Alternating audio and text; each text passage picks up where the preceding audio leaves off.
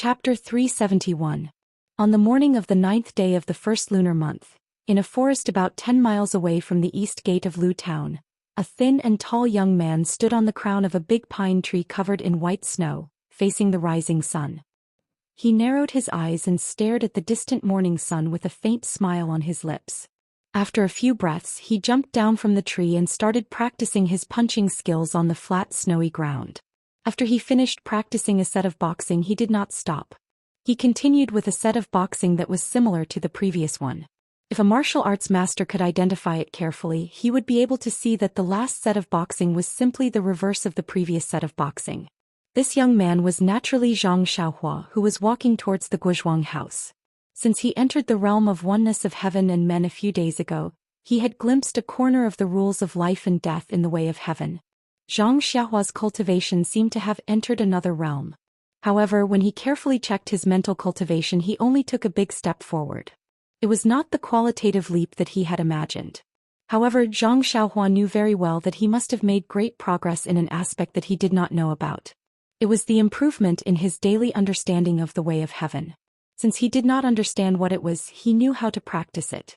That was enough. On the other hand, the death of the stray cat had awakened the direction of upgrading the Fist of the North Star. Therefore, while Zhang Xiaohua continued to understand the way of heaven, he put his mind on the reversal of the Fist of the North Star. After 2 days of pondering and thinking, he finally understood all the 108 moves of the Fist of the North Star. Last night, Zhang Xiaohua tried it before he went to sleep. It was indeed effective. The inexplicable flow appeared from his right foot. With the moves of the Fist of the North Star, it was in the opposite direction from before. It tempered the bones one by one until it reached the bones of his left foot. As a matter of fact, Zhang Xiaohua suppressed his excitement and performed the Big Dipper magical fist technique 18 times. His bones were tempered 18 times. Zhang Xiaohua stopped and summoned the David's deer. He flew up and patted Huan Huan's head. Huan Huan's 4 hooves danced in the air as it flew toward Lu Town. Zhang Xiaohua sat cross-legged on Huan Huan's back.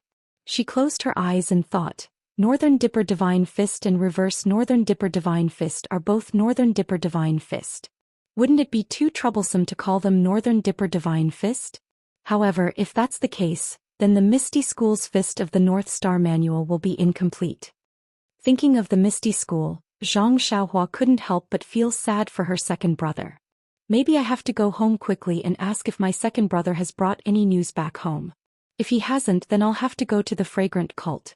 The Fragrant Cult is in the south. Sending Nye Qinyu, there won't be any delay. Zhang Xiaohua looked ahead and thought slowly. Suddenly, the expression in Zhang Xiaohua's eyes changed. It turned out that in the sky not far away to the right, high up in the sky, a pure white cloud had suddenly been blown away. Zhang Xiaohua frowned and immediately released his divine sense. Sure enough, under the white cloud, the originally sparse chi of heaven and earth seemed to have been blown in, becoming denser and denser. Zhang Xiaohua's dragon and phoenix bringing prosperity was instantly equivalent to the chi of heaven and earth phenomenon that he saw when he entered the unity of heaven and man realm a few days ago. Could it be? Zhang Xiaohua was a little confused. Something strange is happening in front? Thus, Zhang Xiaohua urged his mount and quickly moved forward. In her divine sense, the yuan qi of heaven and earth in that direction slowly became denser. When Zhang Xiaohua arrived at Lu Town, she could already see part of the body of the dragon and phoenix. This, Zhang Xiaohua really didn't understand. However, when she arrived at Lu Town, Zhang Xiaohua had to turn east, which was the direction of the yuan qi of heaven and earth. She wasn't afraid of delaying her journey back to the Guozhuang house. Zhang Xiaohua tried to release her divine sense to observe the changes in the yuan qi of heaven and earth while urging the David's deer to rush to the Guozhuang house. At this time, the David's deer Huan Huan also seemed to feel a trace of change in the yuan qi of heaven and earth. It was a little uneasy and was a little bit afraid to go forward. Zhang Xiaohua frowned and gently stroked Huan Huan's neck to comfort her. But the more she went forward, the more anxious Huan Huan became, as if she was extremely afraid of the things in front of her. At this time, Zhang Xiaohua's divine sense had already observed that the yuan qi of heaven and earth had revealed more than half of its body. Isn't the Guozhuang house directly below the yuan qi of heaven and earth? Thinking of the yuan qi of heaven and earth, She naturally thought of the spring water that was rich in the yuan qi of heaven and earth at home. She didn't think too much. The change in the yuan qi must be related to her home. Zhang Xiaohua didn't dare to be negligent. She patted the head of the David's deer and floated up. She went straight to the dead trees in the snow by the roadside and flew straight to the Guozhuang house. The David's deer Huan Huan slowed down and strolled forward slowly. The David's deer could smell the yuan qi on Zhang Xiaohua's body, so Zhang Xiaohua was not afraid that Huan Huan couldn't find her. Zhang Xiaohua's levitation technique was fast and she moved forward in a straight line. Not long after, she could clearly see everything in the Guozhuang house with her divine sense. At this time, Zhang Xiaohua couldn't care less about observing the changes in the yuan qi of heaven and earth. Instead, she looked greedily at her own small courtyard. In the past 5 years, the small courtyard of the Zhang family had changed a lot. The original mud hut had been overturned and changed into a big bluestone house. The low mud wall had disappeared and was replaced by a very high bluestone wall. The low fence gate had also been replaced by the gate of a decent big family. At this time, there seemed to be no one in the small courtyard. There were several bluestone houses of the same size with the same gate. Zhang Kai, Mr. Lu Kai, and an old man who looked familiar to Zhang Xiaohua were anxiously talking about something. What surprised Zhang Xiaohua the most was that the east house of the courtyard was emitting a red light. Zhang Xiaohua's divine sense couldn't penetrate it. At this time, a person came out of the house. Wasn't it the girl she saved in Shizue Mountain, Li Yinfeng? She looked panicked and said something to the old man in the courtyard who Zhang Xiaohua was not familiar with. Then she hurried back to the house. The old man turned around and said something to Zhang Kai and others. At this time, Zhang Xiaohua suddenly remembered that this was Li Yinfeng's father, old shopkeeper Li. What's going on? What's in the room? What? Li Yinfeng, old shopkeeper Li, why are they in my house? Zhang Xiaohua was completely confused. Looking at the dragon and phoenix yuan qi in the sky that couldn't be seen with the naked eye, Zhang Xiaohua forcefully circulated the qi in her body and sped up the levitation technique. A shadow appeared and Zhang Xiaohua flew towards the Guozhuang house. When Zhang Xiaohua was about to reach the Guozhuang house, she saw that there were too many villagers in the village and it was no longer suitable for levitation. Zhang Xiaohua twisted her body, made a hand seal and drilled into the ground. She thought she would get lost, but once she went underground she felt a strong yuan qi fluctuation in front of her. It seemed like she had a direction to guide her. Zhang Xiaohua activated the earth elemental escape and went there. When she got close, Zhang Xiaohua jumped out from the ground. When she looked up, she saw that it was the small courtyard where her father and Mr. Lu were. She was standing behind them. Zhang Xiaohua's eyes were filled with tears. Finally, she didn't go in the wrong direction. At this time, Mr. Lu said, "Lu Kai, go out and see Xiaolong. Why isn't he back yet? It's just looking for a midwife. Why is it taking so long? I think Qian won't be able to hold on for much longer." When these words entered her ears, Zhang Xiaohua suddenly understood. So her little nephew was about to come into the world. At the same time, she released her divine sense. Seeing that the dragon and phoenix in the sky had stopped above her small courtyard, Zhang Xiaohua couldn't help but be shocked. What kind of battle formation was this? Beside them, old shopkeeper Li comforted, "Brother Lu, don't worry. Sister-in-law Zhang and my wife are both inside. Although they aren't specialized midwives, they have a lot of experience. My wife has been vegetarian and praying to Buddha for the past few years. She has also helped a lot of people deliver babies for a living. There won't be too big of a problem." But Mr. Lu only started, but he couldn't finish his words. He could only look at Zhang Kai. Both of them smiled bitterly. "That's right, your wife has helped a lot of people deliver babies, but they were all normal babies. The unborn baby in this house had stayed in his mother's stomach for 5 years. This morning he suddenly had abdominal pain and knew it wasn't good. He could only ask Zhang Xiaolong to go out and look for a midwife." This situation naturally couldn't be directly told to old shopkeeper Li. Lu Kai listened to his father's orders and nodded. "Father, don't worry. A mother relies on her son. Little sister will definitely be fine. I'll go out and take a look. Jin Feng is with Xiaolong, so there won't be too much of a delay." After saying this, he turned around and walked out of the small courtyard. But when he turned around, he saw Zhang Xiaohua, who had just walked behind them. He couldn't help calling out, "Xiaolong, why are you alone? Where's the midwife?" "Xiaolong?" When everyone heard this, they all turned around. Zhang Xiaohua had 3 brothers. Zhang Xiaolong's face was long and thin, while Zhang Xiaohu had a round face. When Zhang Xiaohua was young, she had a 60% resemblance to her second brother. As for Zhang Xiaohua, she was already very tall. Although her face was still the same as when she left home, her face was elongated. Therefore, with a single glance she was 80% similar to Zhang Xiaolong, only she was a lot younger. Lu Kai and old shopkeeper Li first found it strange that Zhang Xiaohua came back alone without a midwife, so they looked behind him. Mr. Lu was also curious, but then he frowned. He was very confused, as if he already felt that this wasn't his usual son-in-law. But who was this strange young man? For a moment he was stunned. Only Zhang Kai turned around and knew that it wasn't Zhang Xiaolong. But he was also confused for a moment, then he was pleasantly surprised. His eyes couldn't hide the excitement as he anxiously took a step forward. Reaching out his hand, he trembled as he probed, "Xiaohua? Are you Xiaohua?" Even though Zhang Xiaohua had just experienced the trials of life and death, she still couldn't resist the affection of father and son in this world. She took a few steps forward and held Zhang Kai's trembling hand with both hands, saying, "Father, it's me. I'm Xiaohua. I'm back." Hearing this, everyone's eyes in the courtyard lit up. Lu Kai and old shopkeeper Li's gaze also attracted from the still-closed courtyard door to this young man who looked very similar to Zhang Xiaolong. Chidian Chinese website welcomes readers to read the latest, fastest and hottest serial works at Chidian Originals. Chapter 372. Zhang Kai's hands tightly grasped Zhang Xiaohua's hands. His right hand rubbed his eyes in disbelief, using the opportunity to wipe away some of the moisture in his eyes.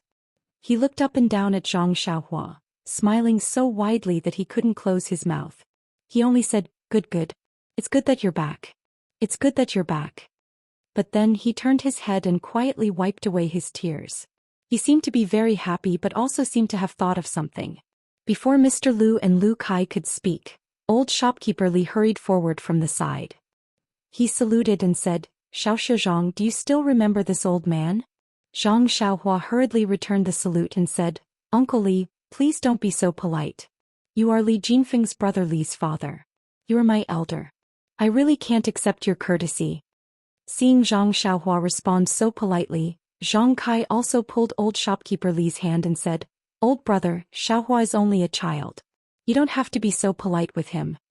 Old shopkeeper Li repeatedly waved his hand and said, "Old brother Zhang, I will never forget the favor of saving my life.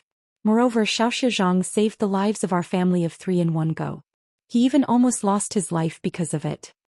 Zhang Xiaohua was greatly embarrassed and said, "Uncle Li, just call me Xiaohua. I really can't stand being called Xiaoxue Zhang." Mr. Lu also smiled at the side and said, Zhang Xiaohua, it's better to call you Xiaohua. Let the people of the Jianghu call you Xiaoxue Zhang." Hearing this, Zhang Xiaohua also hurried forward and saluted. Mr. Lu chuckled and helped him up.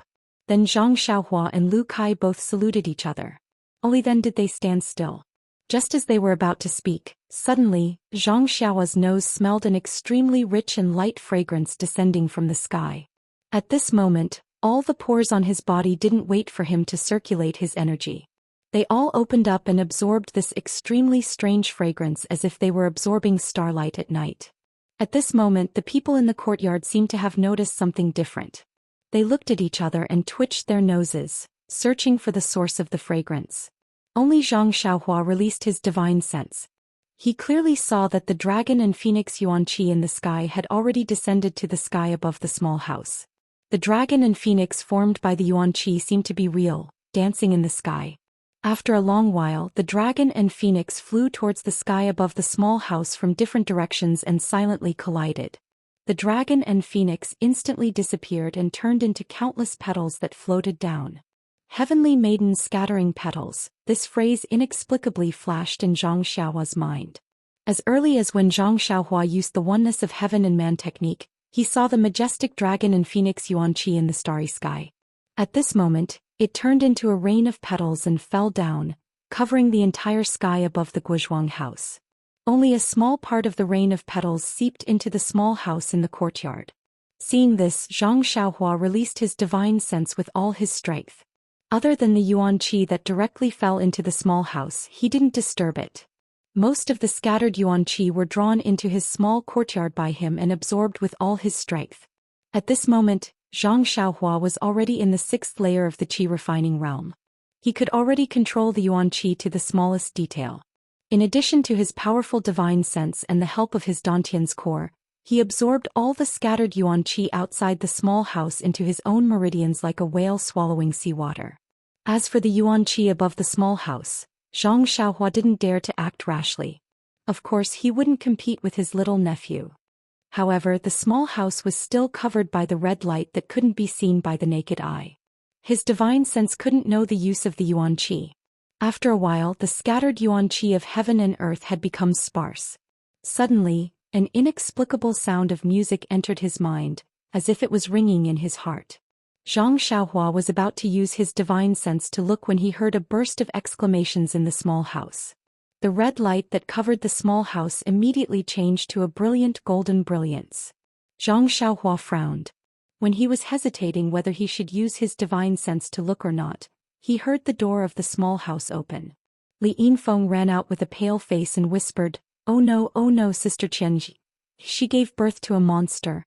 Zhang Xiaohua was stunned at first. Sister Qian, But then he was even more stunned. A monster? It wasn't just Zhang Xiaohua. Everyone in the courtyard was shocked. They all asked, what monster? A big lotus. Qian gave birth to a big lotus. Stru, a big lotus. Everyone was dumbfounded. Lotus? Little Feng are you seeing things? Lu Kai stepped forward and held Li Yinfeng's hand. He asked anxiously. Seeing this, Zhang Xiaohua was stunned. These two were so intimate. Could it be? Sure enough, Li Yinfeng's hand trembled. She couldn't finish the sentence and said, it's true, husband. I really saw it. Mother and Antigua were so scared that they couldn't move. That lotus, it could open and close as if it was blooming. At this time Li Yinfeng also saw Zhang Xiaohua. She shouted, Xiaolong, why don't you go in and take a look? Zhang Xiaohua rubbed her nose. She was very embarrassed. Sister-in-law was giving birth. How could she dare to go in? Seeing this, Mr. Lu didn't have time to explain. He said to Li Yinfeng, Little Feng, you're brave. We can't go in. You should go in and take a look. Don't cause any big trouble. Li Yinfeng was a little puzzled. She looked at Zhang Xiaohua and nodded, okay, father. He was about to go in. At this time, Zhang Xiaohua saw through her divine sense that the door of the small house was shining with a golden light. It was as if something was about to come out. Zhang Xiaohua didn't dare to be careless. She quickly took out the small sword and looked at the door nervously. Sure enough, when the golden light appeared in the small courtyard, Zhang Xiaohua saw her mother holding a big round ball and walking out. The ball was wrapped in a layer of flowing golden light. It was like flowing water that kept flowing. From time to time, it emitted a golden light that couldn't be seen by the naked eye. When Zhang Xiaohua looked with her eyes, she saw that the golden light was imitating the shape of a lotus flower. As the light radiated, it imitated the opening and closing of a lotus flower. At this time Guosufei's face was pale. She bit her lips and her hands were trembling. Step by step she slowly walked to the center of the small courtyard. Except for Zhang Xiaohua, who was still standing on the spot with the small sword in her hand, the others all took a few steps back in fear. Their faces were filled with nervousness and fear. Everyone's retreat naturally made Zhang Xiaohua stand out. Although Guosufei's eyes were blurred and frightened, when she saw Zhang Xiaohua she was pleasantly surprised. She called out, Xiaohua. Although her voice was low, Zhang Xiaohua heard it clearly. She replied with tears in her eyes, Mother, I'm back. Guosufei nodded, hinting her to step back a bit. But Zhang Xiaohua shook her head and said, Mother, it's okay. Then she looked around and said, Mother, put it on this stone table. Guosufei still shook her head, but her eyes were looking at the door of the small courtyard. How could Zhang Xiaohua not know her mother's intention? She walked straight over and said, Mother, it's okay. Let me see. How could Guosufei let her get close? She took a few steps back and said with a trembling voice, Xiaohua, you stay away, stay away. Zhang Xiaohua stopped and said, Mother, you've forgotten. That year I was the one who saw that eldest sister-in-law was pregnant. Guosufei was stunned. Zhang Xiaohua continued, Give this to me. I'll see what's going on. Guosufei asked, Is it really okay? Zhang Xiaohua smiled and said, "It's okay. Mother, it's just my nephew or niece. What's there to be afraid of?" After saying that, she took a few steps forward and took the lotus from Guosufei's hand. Seeing this, Guosufei could only comply. But she still followed behind Zhang Xiaohua, feeling extremely worried. The lotus that the ball turned into was very similar. It also felt like a lotus in her hand. Zhang Xiaohua walked to the side of the stone table and placed the lotus on it. She looked at it with her eyes. It was just like a real lotus. She couldn't see any abnormalities. It was just that the lotus kept opening and closing, which made people feel strange. Zhang Xiaohua immediately released her divine sense and carefully observed the ball. As soon as she released her divine sense, Zhang Xiaohua was shocked. What kind of ball was this? This was clearly a mysterious array formed by countless golden talismans that looked like tadpoles. Those countless golden talismans seemed to be alive. They were colluding together and constantly rotating in the air like flowing water. When Zhang Xiaohua immersed her divine sense into one of the tadpole-like talismans, she was shocked to find that this talisman was also formed by countless talismans. Those tiny talismans were also like tadpoles, intertwined together. Zhang Xiaohua couldn't help but be tongue-tied. This was far beyond her imagination. It was far beyond the array and prohibition that she knew. She could only vaguely feel that the entire ball array seemed to have existed since the beginning. It was not something that could be formed by human strength. It was also not something that could be broken by human strength. As for those tiny talismans, Zhang Xiaohua simply used his divine sense to know that the intricate structure of the talismans was millions of times more powerful than the array formation that she had obtained from Fire Dragon Immortal on the deserted island. Yes, perhaps even more. But this difference was not something that Zhang Xiaohua could understand. What should I do? The child is probably in this array. If I can't break this array, the child will not be able to come out. But this array, I think no one in the world can break it. What is going on? Sister-in-law only drank the spring water that was rich in vitality. I only gave her a small vitality stone. How could it give birth to such a strange thing? Moreover, it is protected by this innate array? That's right, the dragon and phoenix bringing prosperity in the morning, and the heavenly maiden scattering flowers just now, and even the sound of a musical instrument, they were all for this child, right? But since there was a natural phenomenon, the vine should have fallen when the melon ripened, and the vine should have fallen when the time was ripe. Thinking about this, Zhang Xiaohua turned to look at her mother who was standing beside her. Guosufei's expression seemed to have calmed down. Perhaps it was because she saw another son, or perhaps it was because she believed in her son's ability. When the others saw this, they all took a few steps forward. Other than Zhang Kai and Mr. Lu who stood beside Zhang Xiaohua, the others still kept a distance. Zhang Xiaohua sighed. Just as she was about to tell her mother, the golden array happened to turn in a direction. Zhang Xiaohua inadvertently looked at it with her divine sense and could not help but be happy. There are many stories that have yet to be told. The interest of the faction is paramount. This is the rule of survival for every faction in the Jianghu. If there is a faction that selflessly helps the Misty School, that would be strange. Chapter 373. In her divine sense, there was a narrow slit in the flawless, perfectly round and seamless array formed by golden tadpole-like talismans. A strange fragrance came out from that narrow slit. Zhang Xiaohua was overjoyed. Her divine sense immediately probed into the slit. Only then did she discover that the array was only a thin layer, but inside this thin space, there were hundreds of millions of arrays made up of countless tadpole-like talismans. That array was actually made up of hundreds of millions of layers of arrays. However, Zhang Xiaohua was deeply aware that this array was definitely not as simple as adding one layer after another. Inside the spherical array there was dense purple qi, and inside the purple qi was a chubby male baby. His eyes and mouth were tightly closed and he had a solemn look. Zhang Xiaohua didn't have time to think about other things for the time being. She first raised her head and said to Guosufei with a smile, "Mother, congratulations, it's a boy. But wait a moment, I'll see how to get him out." Guosufei was overjoyed. The fear in her eyes disappeared and was replaced by a look of ecstasy. The people around were also happy and wanted to look forward. Zhang Xiaohua waved her hand and said, "Mother, you and father should all step back. I don't want any accidents to happen. I want to take a careful look first and think of a good idea." Guosufei quickly nodded and stepped back with the others, keeping a certain distance. When the others were far away, Zhang Xiaohua carefully looked at the mysterious innate array again. The slit of the sphere seemed to be natural, and the tadpole-like talismans beside the slit seemed to have no connection at all. However, Zhang Xiaohua knew that the slit was definitely not there originally. The original array must be perfectly round without any slit, and the slit must be the inevitable result of the array's operation to a certain stage. Zhang Xiaohua touched her chin with her hand and pondered. She thought that her little nephew was definitely not born at full term. Looking at the size of the slit, it was much earlier.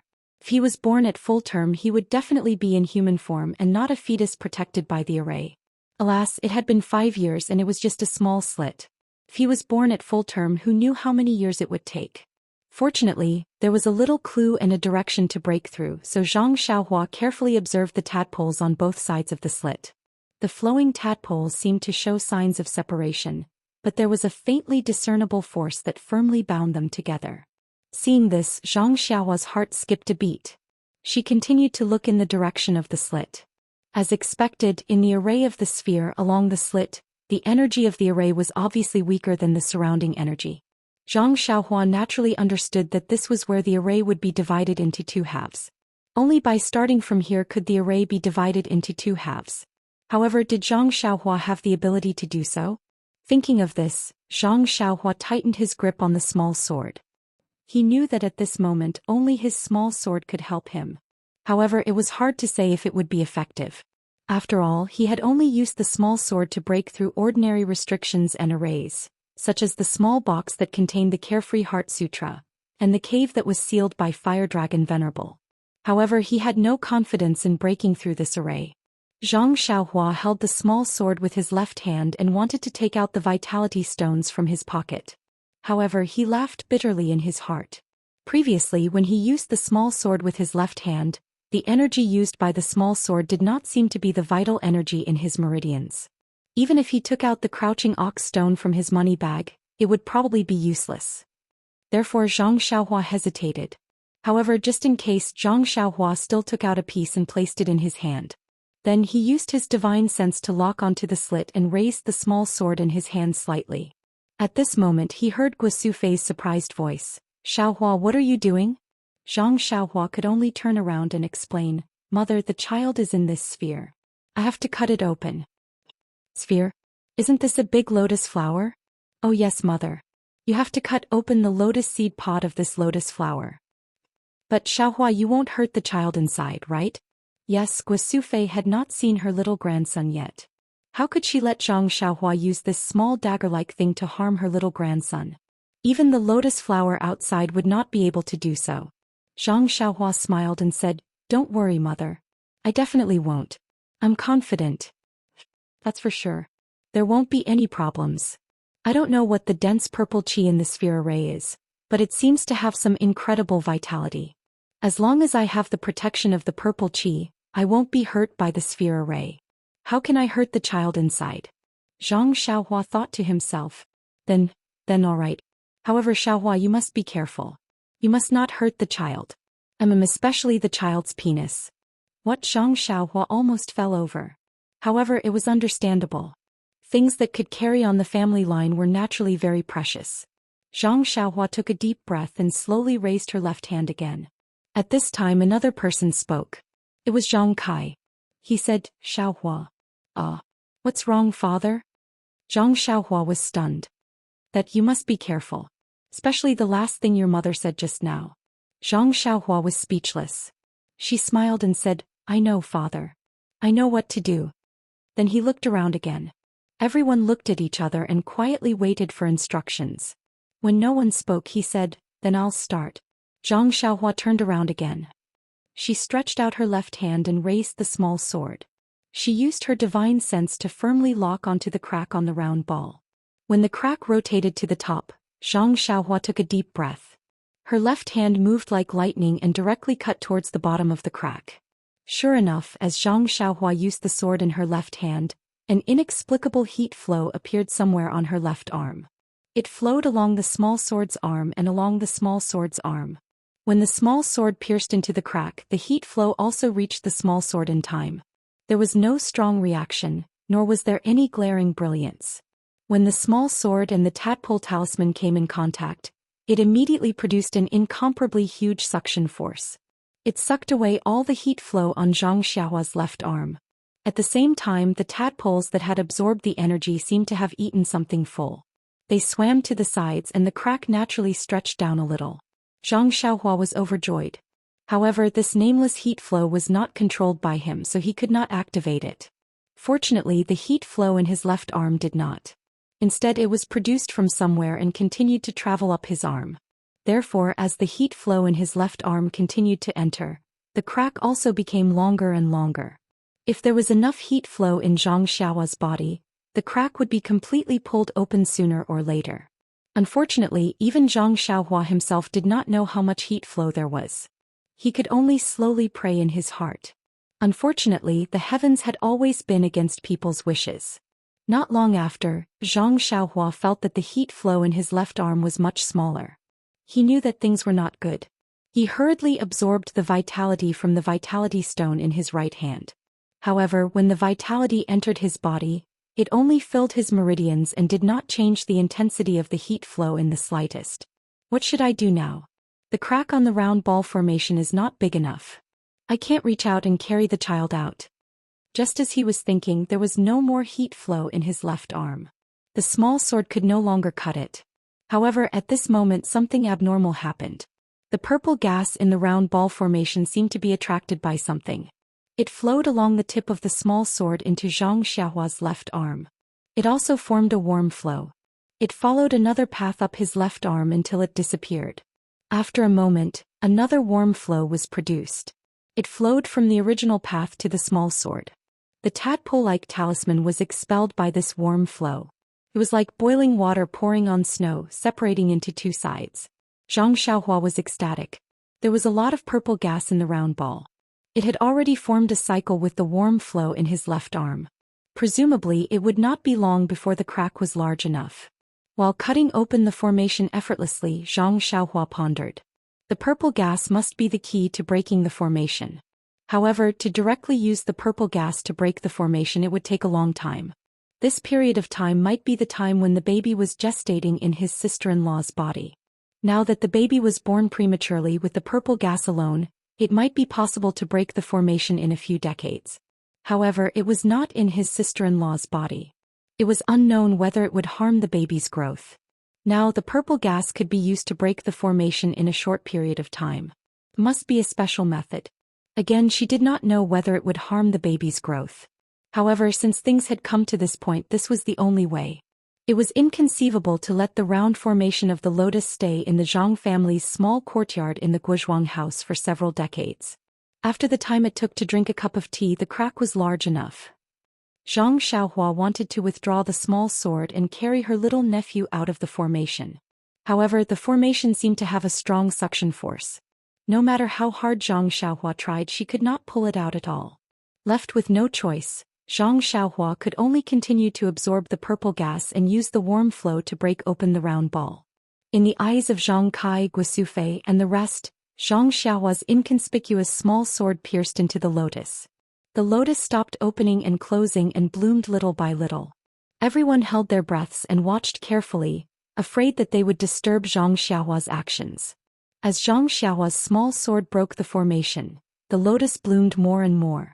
After the time it took to eat a meal, the entire round ball was split into two. In everyone's eyes, the lotus bloomed completely. In an instant, the entire small courtyard was filled with a strange fragrance. At this moment, the baby in the purple gas suddenly opened his eyes. His eyes were looking straight into Zhang Xiaohua's eyes. When their eyes met, Zhang Xiaohua instantly felt like she was being sucked into darkness. Chapter 374. It was just absolute darkness. Not only was he unable to see, even his heart was a ball of darkness. However, in this place where there was no light, Zhang Xiaohua felt very safe. It was as if the surrounding darkness was filled with an extremely familiar yet absolutely unfamiliar existence. Zhang Xiaohua thought carefully. Wasn't this existence the heavenly Tao that he had sensed when he was in the state of the union of heaven and man in Songning Town and outside Pingyang City? Zhang Xiaohua wanted to move his hand, but he did not have any intuition. Zhang Xiaohua wanted to blink, But he did not have any intuition either. It was as if he was just a consciousness without any form. After an unknown period of time, an instant, perhaps 10,000 years or even longer, Zhang Xiaohua did not seem to have any sense of time. At a point extremely far away or extremely near, there was a sudden change. First, it vibrated continuously, emitting a mysterious wave that instantly spread throughout the entire space. That point turned from endless darkness to transparency, then red, orange, yellow, green, cyan, blue, all the way to purple. Every color evolved into a wave that spread throughout the entire space. Finally, the purple wave lasted for the longest time, and the wave was also the most intense. The entire space was actually filled with the same dense purple qi as the spherical array formation. Zhang Xiaohua was greatly shocked. What was going on? Why did he see something? Then an even more puzzling change appeared. After the purple color passed, the entire space stopped vibrating. There was only silence for a moment. All the colors that were mentioned just now appeared at that point, and the entire space was filled with the 7 types of fluctuations. At this moment, that point suddenly lit up and a ray of white light flashed from there. In an instant, the white light filled the entire space, and the chaotic fluctuations in the space changed into a more mysterious vibration at the same time. The sudden appearance of the light made Zhang Xiaohua a little dizzy. He subconsciously wanted to cover it with his hand, but before his feeling could reach his arm, there was a complete change at that point. That invisible point suddenly collapsed, and then, like an explosion, it expanded infinitely in an instant. In the blink of an eye, it exceeded Zhang Xiaohua's perception. The space that was just a single material was immediately filled with light and other inexplicable things. Where did this light come from? Zhang Xiaohua thought to herself. This state of chaos did not last for long. The heavenly Tao that Zhang Xiaohua was familiar with filled the entire space. In the blink of an eye, the space evolved into earth, fire, wind, and thunder. Endless matter and countless miracles were completed in an instant before Zhang Xiaohua's eyes. Following that, countless planets appeared. Each planet emitted boundless starlight. On these planets, life appeared. Some of these life forms lived in a daze, while others had the ability to move mountains and fill seas. Zhang Xiaohua was dumbfounded, completely dumbfounded. Even with his cultivation level of the 6th layer, he couldn't understand what was happening in front of him. What on earth was this? With his limited knowledge, he could only make a hazy guess. Was this life? However, he immediately thought of something. What was death?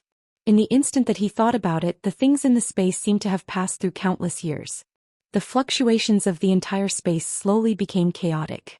Countless planets shrank and collapsed, and then the entire space collapsed. After that, this collapse slowly shrank again, as if it was the reverse of the explosion and expansion just now. It shrank again into a small point, and the light also returned to this point. 7 colors flashed, and then it returned to endless darkness. Was this death? Zhang Xiaohua thought. However, before he could think further, his eyes lit up. The scene in front of him changed, and he returned to the small courtyard of the Guozhuang house. In front of him was still that newborn baby whose bright eyes were staring at Zhang Xiaohua. At this moment, Zhang Xiaohua felt that his spiritual sense could move freely again. He unconsciously released it, and it enveloped the entire stone table. On the stone table, the formation that had already been cut in half was closing up at a speed visible to his spiritual sense. As it closed up, the dense purple qi in the original sphere was also divided into 2 halves, each of which enveloped the baby. The faint purple qi that covered the baby's body also seemed to seep in, shrinking into the baby's skin. Zhang Xiaohua roughly scanned the baby's body with his spiritual sense. He couldn't help but be shocked again. There were actually countless meridians in the baby's body, all of which were absorbing the purple qi outside the body. The meridians that he cultivated from the Carefree Heart Sutra were shockingly among them. At this moment, no matter how stupid Zhang Xiaohua was, he knew that a great opportunity was in front of him. He didn't dare to be careless and immediately scanned the baby's body with his spiritual sense. At this moment, the baby's body also seemed to be transparent, as if there was no obstruction that blocked his spiritual sense. Zhang Xiaohua frantically memorized. In just a few breaths of time, the thin purple qi on the baby's body was completely absorbed. In an instant, the baby's meridians flickered a few times before disappearing. No matter how Zhang Xiaohua scanned, he found nothing. However, a faint smile appeared on Zhang Xiaohua's lips. Just as Zhang Xiaohua was about to withdraw his spiritual sense, the two halves of the formation on the stone table had already closed up, forming two spheres of the same size that emitted a golden brilliance. Just like the complete spherical formation from before, countless tadpole-like glyphs flowed with brilliant light. Just as Zhang Xiaohua's spiritual sense focused on the two spheres, the spheres seemed to sense something and suddenly flew up from the stone table, flying towards Zhang Xiaohua's forehead. However, just as they flew halfway, one of the spheres suddenly changed direction. With a turn, it directly entered the baby's forehead on the stone table. The remaining sphere didn't change at all. When it approached Zhang Xiaohua's forehead, it turned into a ray of golden light and shot into it. The golden light entered Zhang Xiaohua's forehead and went straight into the Naiwen Palace of the Upper Dantian. In the Naiwen Palace, the essence of elixir that Zhang Xiaohua had painstakingly cultivated was slowly rotating. The golden light rotated in the Naiwen Palace and immediately covered the essence of elixir with a layer of golden light. However, the golden light didn't stay in the Naiwen Palace for long. After leaving the Naiwen Palace, it went straight to a mysterious place behind the head. Once it entered, there was no more sound. It wasn't the first time Zhang Xiaohua sensed that mysterious place. Back when he was on the deserted island, when the refining elixir heart with jade blood technique reached its end, Zhang Xiaohua's Naiwen Palace was about to be scorched by the internal fire. However, after the golden light entered, Zhang Xiaohua couldn't find any trace of it. Zhang Xiaohua sensed that the golden light entered a mysterious place behind the head and was very surprised. Before he could think about it, the baby on the stone table changed again. The golden light entered the Naiwen Palace between the eyebrows. In an instant, the baby's body shone with golden light and a golden shadow stood up from the baby's body. It looked like an adult. The adult baby pointed one hand to the sky and the other to the ground. There was a benevolent smile on the corner of his mouth. Zhang Xiaohua was stunned. What did this mean? When the shadow finished laughing, it first expanded and then rapidly shrank. It also entered the Naiwen Palace between the eyebrows and disappeared. At this time, the baby in Zhang Xiaohua's mind didn't have any abnormalities. It was the same as any ordinary person that he saw on a daily basis. There wasn't even the slightest fluctuation of the qi of heaven and earth. However, Zhang Xiaohua stood there in a daze. His mind didn't dare to relax for a moment. Today's encounter was really too magical. Everything was unimaginable. Perhaps, in the next moment, there would be a miracle that had never been seen before. Even if now this baby who was still sleeping soundly with his eyes closed immediately grew up and called him uncle with a smile, or could immediately fly into the sky, he would believe it without hesitation. However, at this moment Zhang Xiaohua suddenly felt that someone was pulling his sleeve. Could it be the hand of Tian Dao? He felt a sweep of his divine sense. How was it the heavenly Dao? It was just his mother carefully tugging at him. Zhang Xiaohua hurriedly retracted his mind and asked, "Mother, what's the matter?" Guosufei was ecstatic and asked with a trembling voice, "Xiaohua, that, is the child well? Can I hold him?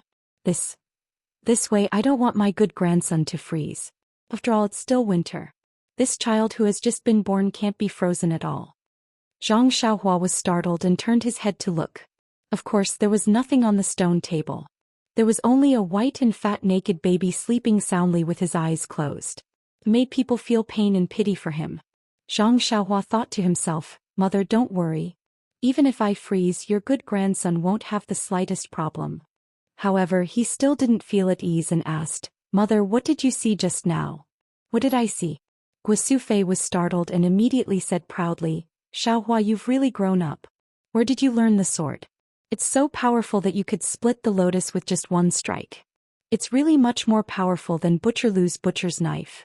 And you just stood there without moving after splitting the lotus. We didn't dare to disturb you, but isn't the child still young? He can't catch a cold.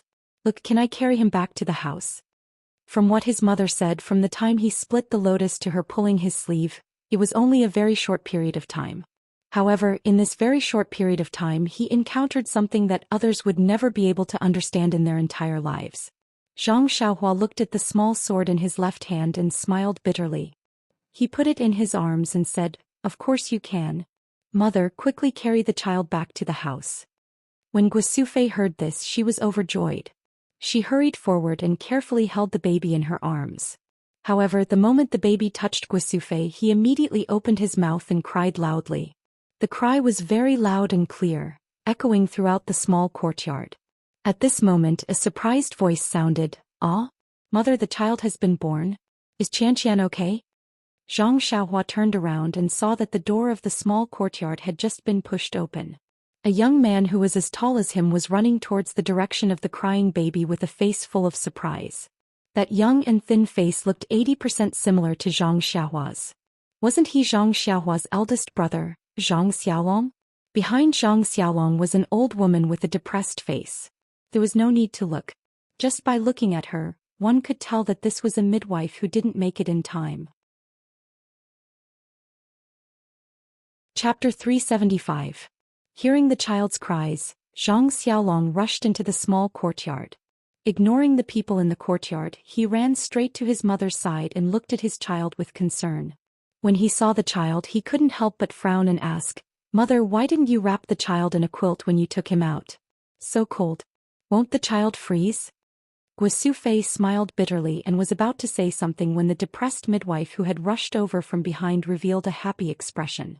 She said in an exaggerated tone, "Io, look at you. You don't have any experience at all. In such a cold day you actually carried the child out without a blanket.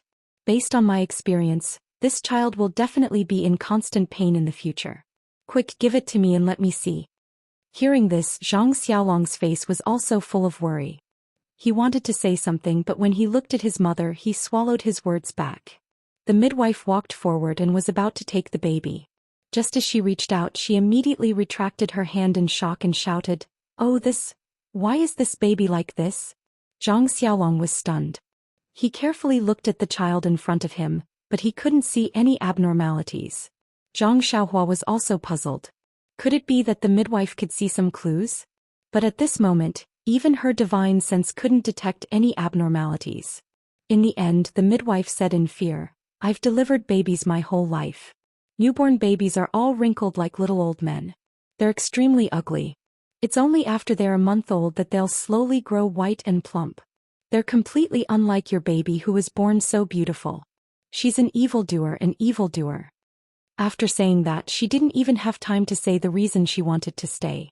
She quickly turned around and ran away, leaving only Zhang Xiaolong behind. He opened his mouth and said, "Granny Li, you haven't received the money." But seeing the speed at which the old granny ran out of the small courtyard, he muttered to himself, "This old granny actually ran so fast. So it turns out that she was dawdling at home, taking a dump and peeing, and only saying that she couldn't walk, it was just to get more money from me." At this time, another figure that Zhang Xiaohua was very familiar with limped into the small courtyard. Wasn't that young Master Li Jinfeng? Li Jinfeng shouted, "Xiaolong, what's going on? Granny Li had brought the child out so quickly? Even so, you should at least leave some food for him. Wouldn't it be extremely rude to just let him go like this?" At this moment, Zhang Xiaolong had no time to explain to him. He hurriedly said to Guisufei, "Mother, quickly carry the child into the house. It's warm inside." Guisufei seemed to wake up from a dream. She quickly ran into the house with the baby in her arms. At this time, Zhang Xiaohua's face was a little gloomy. She reached out and took out the small sword. She frowned and thought for a while. Then she slowly put it back into her clothes. She seemed to have made her own decision. Other people in the small courtyard, such as Zhang Kai and Mr. Lu, looked at what was happening in front of them as if they were watching a play. They had no chance to interrupt. When Guisufei carried the child into the house, they also seemed to wake up from a dream. Zhang Kai asked, "Xiaolong, what's going on now? Why did you take so long to invite Granny Li over?" When Zhang Xiaolong saw his father blaming him, he helplessly replied, "Father, when my own child was born, how could I not be anxious? Young Master Li and I had already arrived at Granny Li's house, but this old thing just kept dawdling. One moment she said her stomach hurt, the next moment she said her feet hurt. I gave her more money, but she still said we were all from the neighboring village, so I didn't need to be polite. I didn't know what she meant until I accidentally said the wrong amount of money, saying it was 3 coins. Li Jinfeng next to him also laughed. "Uncle Zhang, don't blame Xiaolong. You see, when I fell from the donkey, Xiaolong didn't even bother to help me. He only pulled Granny Li and hurried on." Zhang Xiaolong asked apologetically, Young Master Li, I'm really sorry. How are your injuries? Li Jinfeng waved his hand and said, It's fine, it's fine. No matter what, I'm still a rider. This is just a small accident. Zhang Kai wanted to speak again, but Mr. Lu next to him laughed and said, It's really a lucky hit. Old brother Zhang Xiaolong's delay is really wonderful. If that Granny Li came in time, even if Xiaohua came back in time, the strange phenomenon just now would be known by outsiders. Maybe, and that's for sure.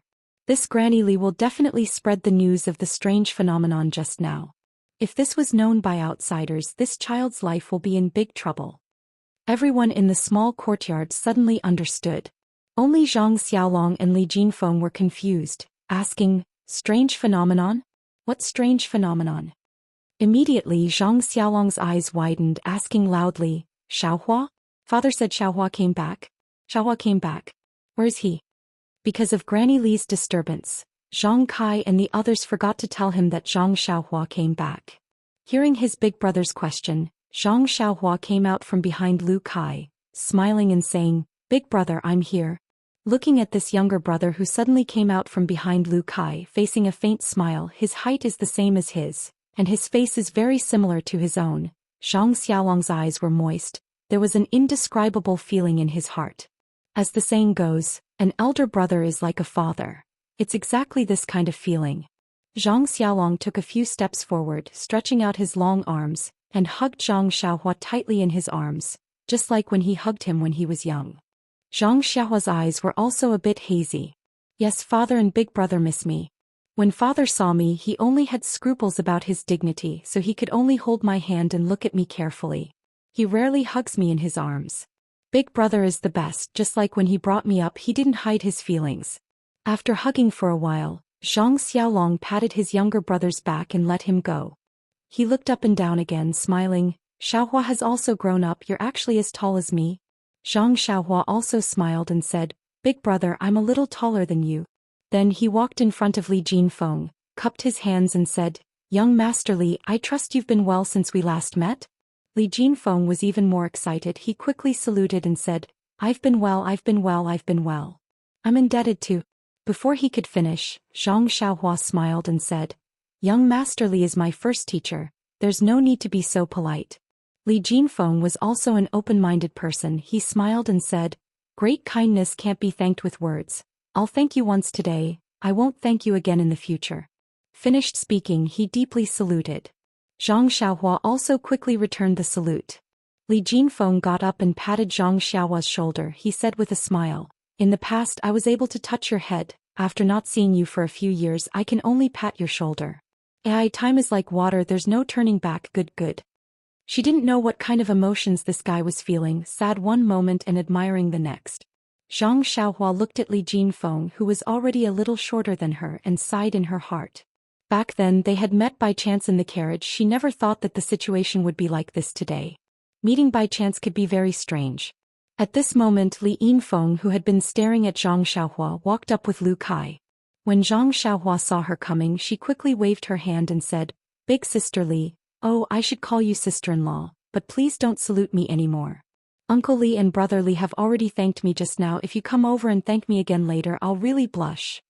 When Li Jinfeng heard this, her face turned a little red.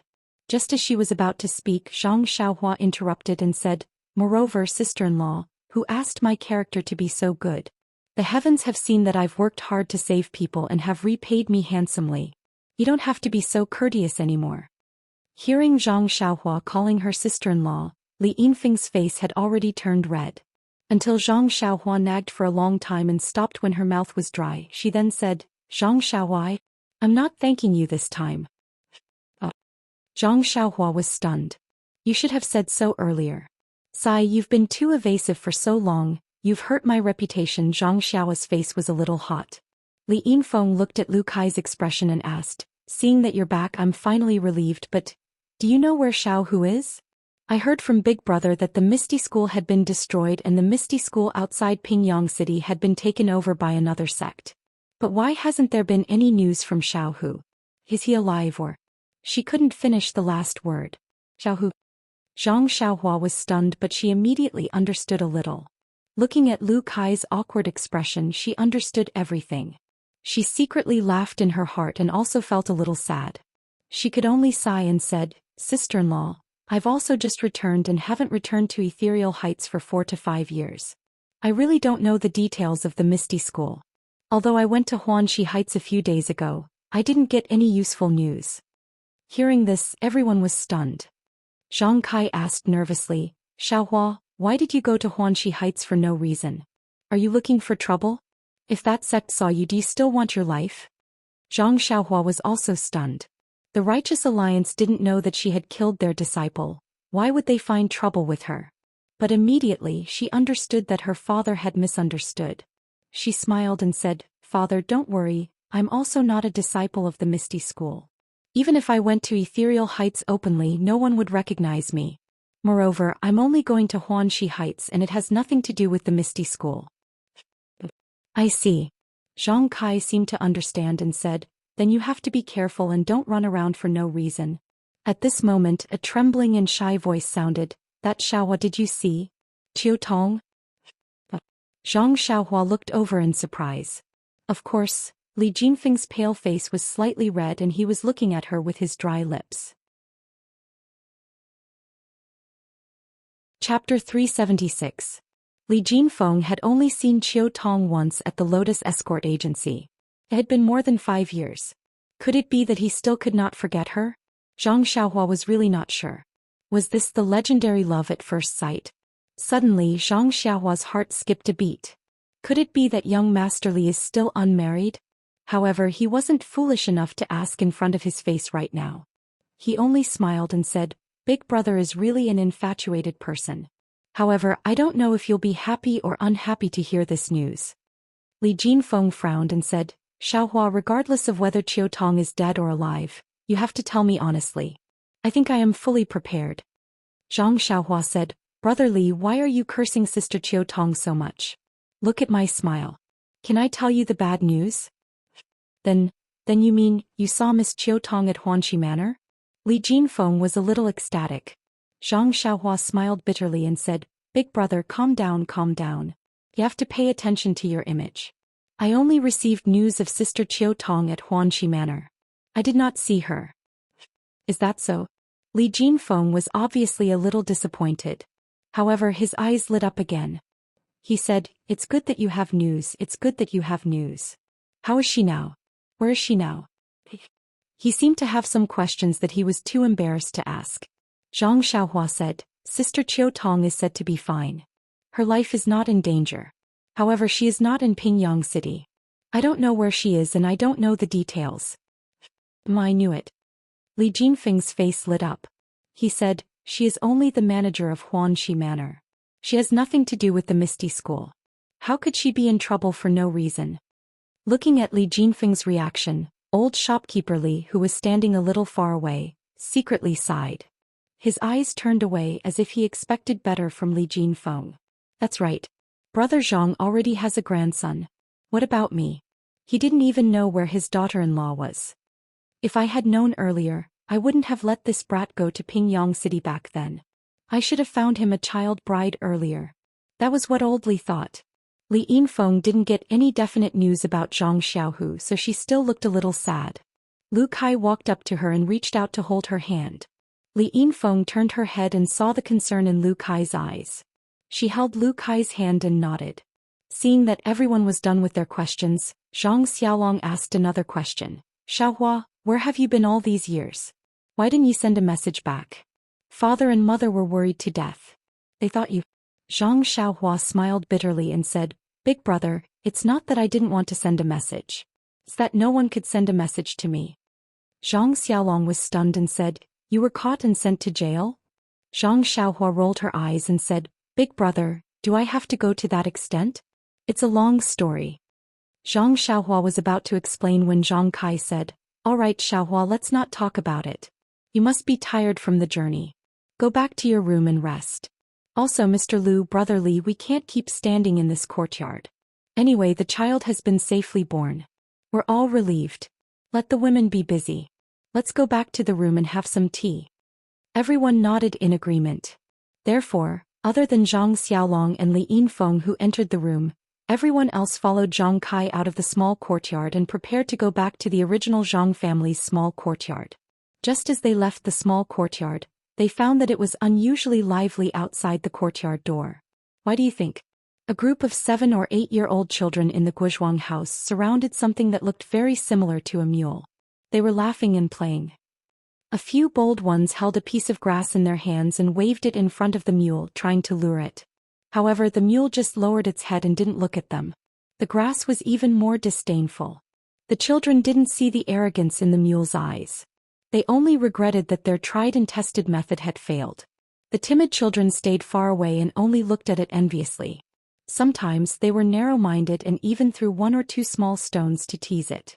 In the distance, there were a few idle people in the village who looked at it from time to time. They seemed to have their own plans. Wasn't this mule Zhang Xiaohua's odd beast mount Huan Huan? This spirit beast really had a good nose. It smelled the entire way and found its way to the door. When he saw the strange thing in front of his door, Zhang Kai was also stunned. He looked at it in a fluster. Mr. Lu was first stunned, then confused. After that, he separated the group of urchins and looked at it from head to toe. He repeatedly exclaimed in surprise, "Could this be the David's David that was written in the book?" He smacked his lips a few times and raised his head to ask, "Whose family's mule is this?" Zhang Xiaohua smiled from behind and said, "Mr. Lu, this is my mount." Seeing this, Mr. Lu slapped his forehead and said with a smile, "I'm going to faint. When I saw this strange thing, I forgot about you. Our Guozhuang house has always had very few people coming. Today, other than you, there shouldn't be any outsiders. Naturally, I thought of you first." "That's right, is this animal an odd beast?" Just as he finished speaking, Huan Huan didn't agree. It hissed and bit Mr. Lu's clothes with its mouth. Mr. Lu was startled. Zhang Xiaohua patted Huan Huan's head and said with a smile, "Mr. Lu, it's an odd beast. I call it Huan Huan. Don't be fooled by its appearance. It's clear in its heart that if you call it Huan Huan, it'll definitely be happy." Mr. Lu was even more surprised. Like a child, he called out in a low voice, "Huan Huan, Huan Huan." Huan Huan seemed to understand and hissed again. However, its head was raised high. Mr. Lu clapped his hands in wonder. Zhang Xiaohua led Huan Huan and followed the crowd back to the Zhang family's small courtyard. She took the long sword from Huan Huan's back and gently placed it by the wall of the small courtyard. Then she also led Huan Huan to the corner of the courtyard and let it do as it pleased. Zhang Xiaohua originally wanted to accompany her father. However, she was chased to the side room by Zhang Kai. She said that she was travel-worn and should rest more. However, Zhang Xiaohua had just broken the innate formation of the round ball and obtained too many things. It was also too inconceivable. He indeed needed to further organize and digest them. Therefore, Zhang Xiaohua didn't insist. However, before she rested, she still went to the back of the room and stood in front of her grandmother's grave for a long time. She kowtowed a few times before returning to the courtyard. She walked to the room on the left and pushed the door open to enter. At this time, the original location of her grandmother's small room had been demolished and rebuilt. The area was much larger, but the furnishings and layout inside were also the same as before. Seeing this, Zhang Xiaohua felt extremely peaceful. She floated onto the Kong bed and sat cross-legged, closing her eyes to meditate. In the small room, Zhang Xiaohua sat there quietly. He was as solemn as a mountain, but his heart wasn't as peaceful as it usually was when he cultivated. To be honest, the birth of his little nephew had shocked him far too much. In the past, when he was still in the Guozhuang house, he felt that knowing martial arts was incomparably powerful. When he learned martial arts and discovered that he cultivated the path of immortality, he felt that the path of immortality was even more admirable. Then, when he reached the 6th layer, he felt that the legendary foundation establishment was incomparably mysterious. However, when he sensed the way of the heavens when he became one with the world, he felt that foundation establishment was nothing more than that. However, in such a short period of time in the eyes of everyone in the small courtyard today, the evolution of the way of the heavens in a single instant or 100 million years in his consciousness had given him a completely new understanding. 100 million years. These weren't just 2 words. When Zhang Xiaohua broke free from his consciousness and saw the people in the small courtyard under the sunlight, he felt as if a lifetime had passed. Yes, he was no longer the Zhang Xiaohua from a moment ago. However, as a 6th layer Qi practitioner, Zhang Xiaohua really didn't know what exactly was different. It was to the extent that the evolution of the way of the heavens had left a deep impression in his mind. His imprint of the way of the heavens that was as bright as the starry sky already had a past, present, and future, but he still couldn't directly obtain any benefits from it. It was as if he had banknotes worth 10,000 taels of gold, but he couldn't find a bank to exchange them for money. If he had to blame something, he could only blame his cultivation for being too low. As a result, although Zhang Xiaohua didn't understand the meaning of what he saw, he still carefully engraved it deeply into his memory. He didn't understand it now, but there would be a time when he would understand it. As long as he had banknotes, he wouldn't have to worry about not finding a place to spend them. Secondly, what shocked Zhang Xiaohua the most was the meridians in his little nephew's body that he saw when he absorbed the dense purple qi. Although Zhang Xiaohua hadn't cultivated the last 12 layers of the Carefree Heart Sutra, he still remembered all the meridians and cultivation techniques. All these meridians added together were only a drop in the ocean in the body of an infant. At that time, Zhang Xiaohua had only tried his best to memorize it. Now that he thought about it, a question surfaced in his mind. Is it because the meridians in little nephew's body are different from normal people's? Or is it because all normal people have this many meridians? It's just that no one has discovered it yet? But based on the fact that every layer of the Carefree Heart Sutra could open up new meridians, everyone should have this many meridians. As long as there was a suitable cultivation technique, all the meridians would be opened up. What kind of cultivation level would that be? Furthermore, from Zhang Xiaohua's memory, those complicated meridians were actually like the circular orbits of the heavenly Tao. No wonder some ancient people said, "One person, one world." Could it be that this was the principle? Thinking of this, Zhang Xiaohua's lips curled into a proud smile. That's right, how could he not smile? Although he didn't know the specific cultivation technique for each meridian, this fellow actually peeked into the secrets of heaven and firmly recorded the countless meridians in his mind. He wouldn't forget it even in this lifetime. As long as he could find the cultivation technique for each meridian, this fellow's immortal path really couldn't be estimated so easily. Then he took stock of the dense purple qi. This thing could only be sensed and couldn't be measured. It was all sucked into that nameless place on his left arm, so who knew where it went? However, it was fine as long as there was a warm current when he wanted to use it. Presumably, his sister-in-law wouldn't give birth to a baby that would require him to take out his little sword. Zhang Xiaohua pondered silently in his heart, but he had long forgotten about the bracelet under his left sleeve. And a wrist guard was more appropriate. There were faint characters on the surface of the wrist guard. Chapter 377. Although Zhang Xiaohua had gained a lot, he realized that he did not understand the most time-consuming and energy-consuming part of the evolution of the heavenly Tao. His meridians that were as bright as stars did not respond to the cultivation method. He did not know the specific effects of the dense purple qi and did not know where it was hidden in his body. All that was left was the golden light formed by the innate formation. Thinking about the formation, Zhang Xiaohua was excited. Yes. Ever since he obtained the immortal fire dragon's jade slip on restriction and formation on the deserted island, he had always been interested in it. During his daily practice, he would always find time to study it. Just now, when his divine sense scanned through one of the talismans, he felt that the essence of the formation was far more profound than what was recorded in the immortal fire dragon's records. With his current cultivation, it was almost impossible for him to understand it. Therefore, when the golden light with half of the dense purple qi shot into the back of his head, he did not panic. This was the same as the meridians and the dense purple qi. As long as it was in his body, there would be a day when he would be able to get it out. And what he wanted to check the most, which was also the most likely to be useful, was the thin layer of golden formation on the essence of herbalism in his Naiwan palace.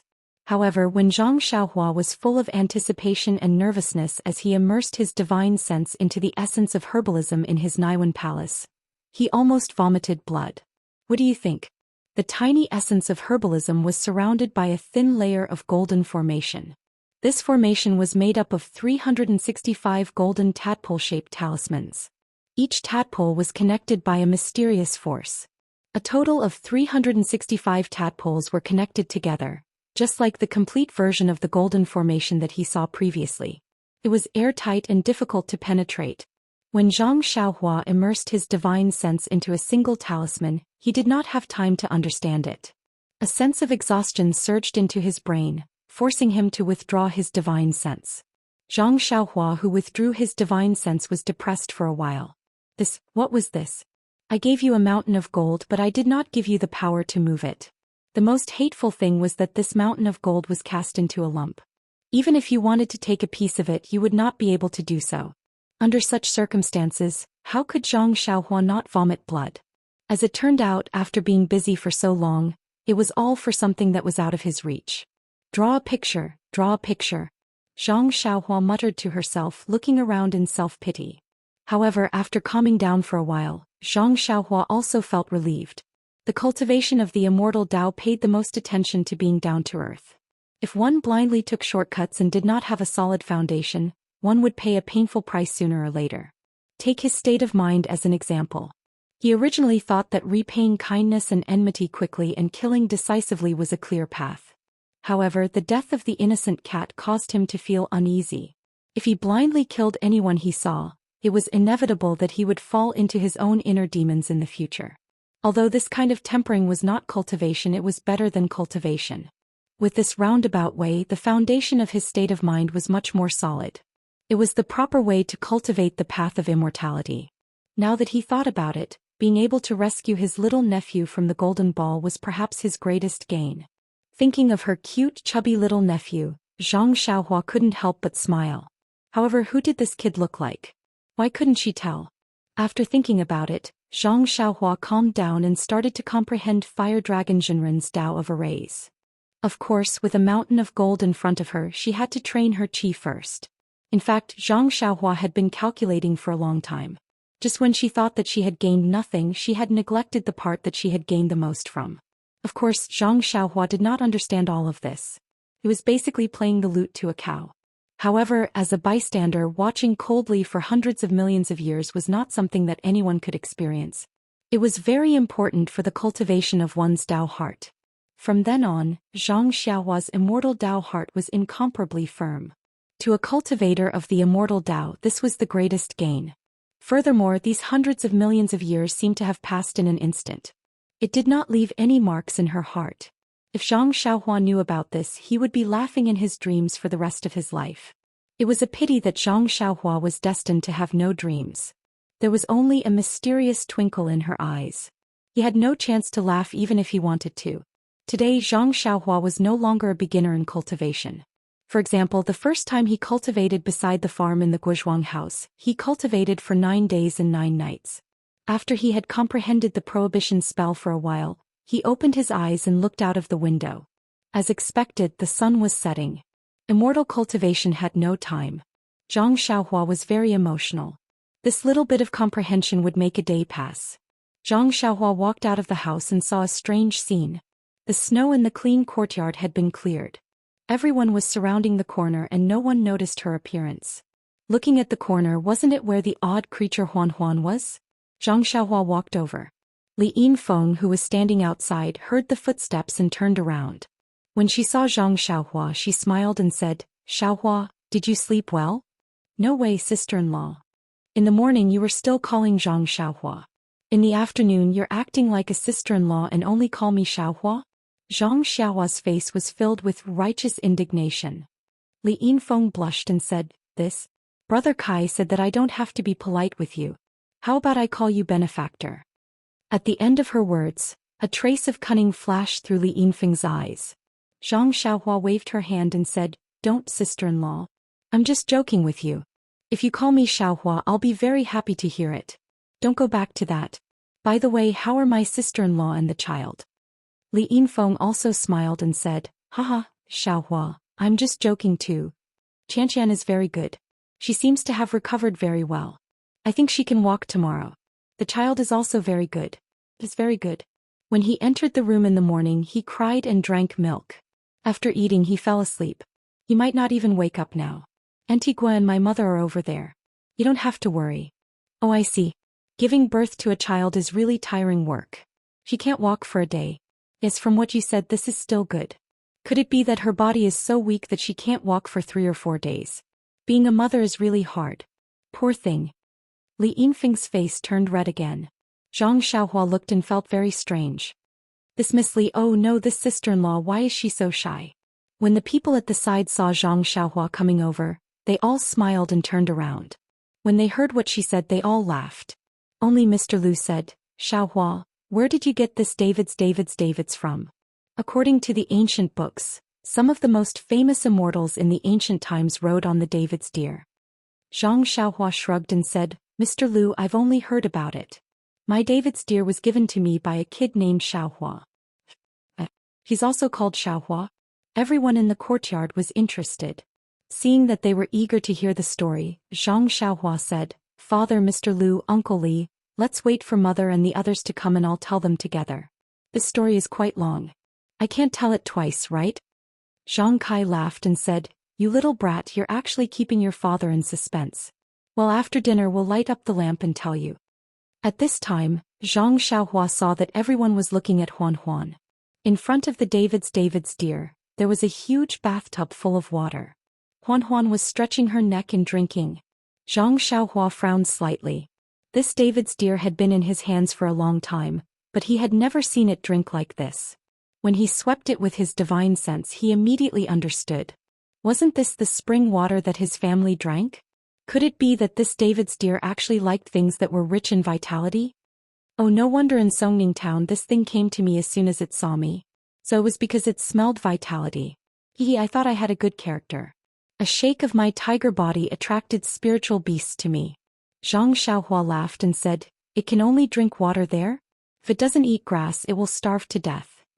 After saying this, he suddenly remembered that Mia Qinyu had said that the David's deer liked to eat grass with dew.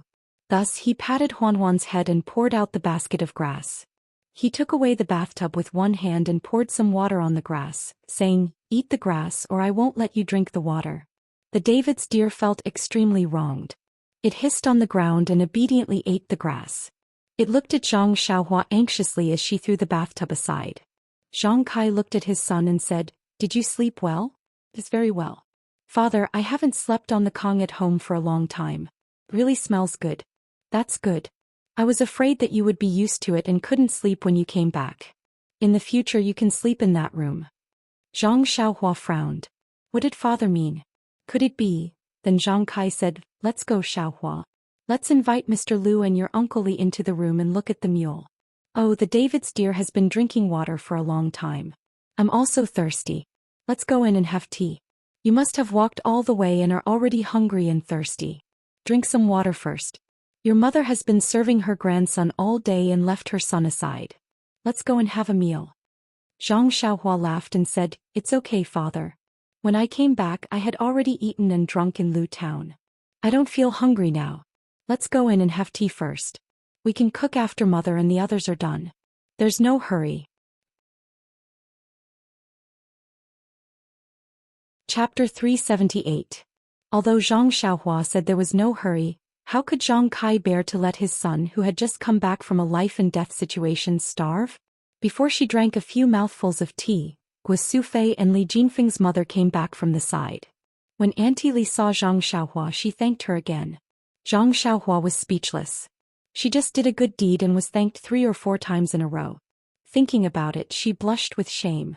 Li Yinfeng was sent to the small courtyard next door to take care of the children. The 2 elders were busy in the kitchen. At this time the Zhang family was no longer the poor Zhang family 5 years ago. Because of the arrival of Lu Kai and his wife and Li Jinfeng's family of 4, the Zhang family had already prepared enough ingredients. Before the sky was completely dark, they had already prepared a table full of sumptuous dishes. The bright central room, the huge table and the hustle and bustle of the house made Zhang Xiaohua feel a little strange, but she also felt very warm. Time can change a lot, but it can't change family and friendship. The only thing that made Zhang Xiaohua jealous was that her mother only hurriedly put the red braised pork in front of her and watched her eat the biggest piece. Then she wiped the tears in her eyes and went to take care of her little grandson who had just been born. Alas, it seems that the focus of this family has shifted from me to that little guy. Zhang Xiaohua thought in loneliness.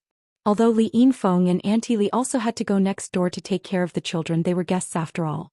Zhang Kai insisted that they eat here first. Not long after, Zhang Xiaolong also came. Although the central room was big, it was still crowded. Lu Kai said with a smile, "Xiaohua, we originally planned to go to my father's backyard to eat, But in order to welcome you we have to suffer. Later you have to drink 2 more cups. Zhang Xiaohua didn't speak. Zhang Kai next to her said, Xiaohua is still a child. Why drink wine? Wu Kai, you can drink more. Zhang Xiaolong said with a smile, Dad, our Xiaohua is no longer a child. Don't you see that she is taller than me? Counting her age, she is already 18 years old. She is still in the prime of her youth. Zhang Kai was speechless for a while. Mr. Lu advised, Old brother Zhang, it's your family's fortune for the child to come back safely after growing up. Don't think too much about it. Tonight you must have a good time, a good time. Let's have a good time. Let's drink. Anyway, they will leave our protection. Even if you worry, they may not be grateful. Zhang Kai also wiped the corners of his eyes and revealed a smile. The wine was brewed by the Zhang family using spring water and their own crops. There was a slight vitality in drinking it. However, the spiciness was not something that Zhang Xiaohua could handle. After drinking 1 cup, he didn't want to drink anymore. He only took tea to deal with it. Everyone knew that it was his first time drinking wine, so they didn't try to persuade him. After all, even if Zhang Xiaohua didn't know the quality of the wine, it couldn't be said that everyone present who had drunk wine before didn't know the quality. If Zhang Xiaohua didn't drink, then others could drink more. Lu Kai had drunk it before, so he wasn't surprised. This was the first time the Li family had drunk this kind of wine. Although it didn't have the mellow fragrance of fine wine, it had a unique flavor in the mouth. Even Auntie Li drank a few cups. During the meal, everyone was happy and tipsy. Although Zhang Xiaohua hadn't eaten for a long time, he ate a lot with Zhang Xiaolong. Zhang Xiaolong also kept picking food and meat for him, scolding him for eating so little and being so thin. Zhang Xiaohua didn't explain and ate everything that his elder brother picked for him. Only then did Zhang Xiaolong feel happy. When Auntie Li was almost done eating, she went to replace Guo Sufei and Li Yinfeng. Zhang Xiaohua also quickly got up. The smell of wine was really unpleasant. Seeing this, Zhang Xiaolong also followed.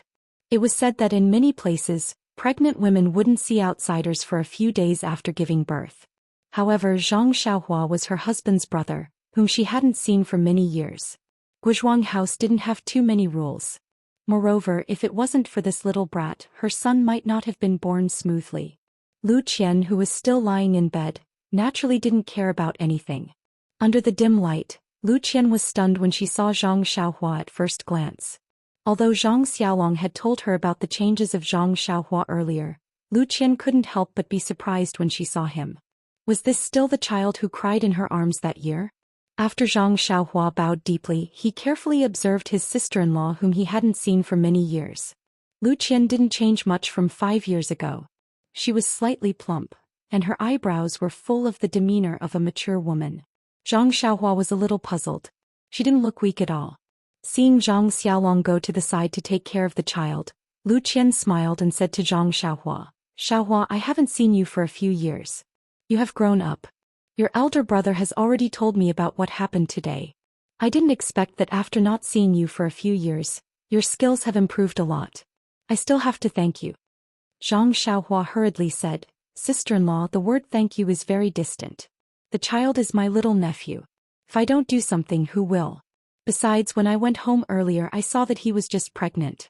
Now that I've just returned home, I saw that he was born. This shows that this child and I are destined to be together. Yes. Lu Qian was quite emotional. When she saw that Li Yinfeng and Auntie Li were not paying attention, she whispered, The small stone you gave me suddenly broke into pieces yesterday and turned into powder. This child was tossing and turning in my stomach and came out today. Zhang Xiaohua said thoughtfully, I see. At this time they heard the baby crying on the Kong next to them. Didn't the little guy wake up? Zhang Xiaolong was about to pick him up, but he was pushed aside by Guo Sufei and said, The child has just been born. His body is still very weak. He can't withstand the rough hands of you men. You stay aside. When Zhang Xiaolong heard this, he just stayed aside and smiled foolishly. Perhaps he wants to drink milk. Mother, carry the child over, Lu Qian said softly. When Zhang Xiaohua saw this, she wanted to leave. However, when she walked past the baby, the white and fat baby's eyes saw Zhang Xiaohua. He stopped crying and stretched out his chubby little hands with difficulty, indicating that he wanted to be carried. Guo Sufei was stunned and said, Didn't you say that the child can't see anything before 6 months? How can he recognize Xiaohua? Xiaolong was beside him just now, but he didn't even open his eyes. Zhang Xiaohua looked at the cute little baby, but she turned her body sideways and prepared to leave. Of course, the child's father didn't even let her carry him. Why should she join in the fun? Of course, Guosufei had no intention of letting Zhang Xiaohua carry him. She also stopped in her tracks and walked towards Lu Qian. However, the baby refused to accept it. He opened his mouth and cried. Guosufei didn't understand. She only thought that the child was hungry and carried him to Lu Qian. Zhang Xiaohua walked to the door and was about to leave when she heard Lu Qian call out, "Xiaohua, wait a moment." Zhang Xiaohua was stunned. Sister-in-law was feeding him milk. Why did she ask him to wait? However, when he heard the rustling of clothes, he didn't dare to turn around. However, the baby's cries didn't stop and he didn't hear the baby drinking milk. After a while, he heard Lu Qian say, "Xiaohua, it seems that this child is really fated to be with you. Carry him." "What?" Guosufei called out. "Xiaohua hasn't carried a child before. If he falls or gets hurt, it won't be good." "Mother, look at the child. He doesn't drink milk at all. His 2 hands and feet are messing around. That's his obedient appearance from before. It must be because he saw Xiaohua just now." This. Guosufei didn't know what to say. Zhang Xiaolong said at the side, "Maybe he wants to smell his father's scent. Come, let father carry him." This guy wanted to carry him just now, but he was stopped by his mother. Now he took the opportunity to enjoy it. Unfortunately, his son didn't give him any face at all.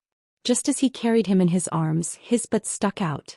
Zhang Xiaolong's chest became hot. It was the child's urine. Zhang Xiaohua's face bloomed.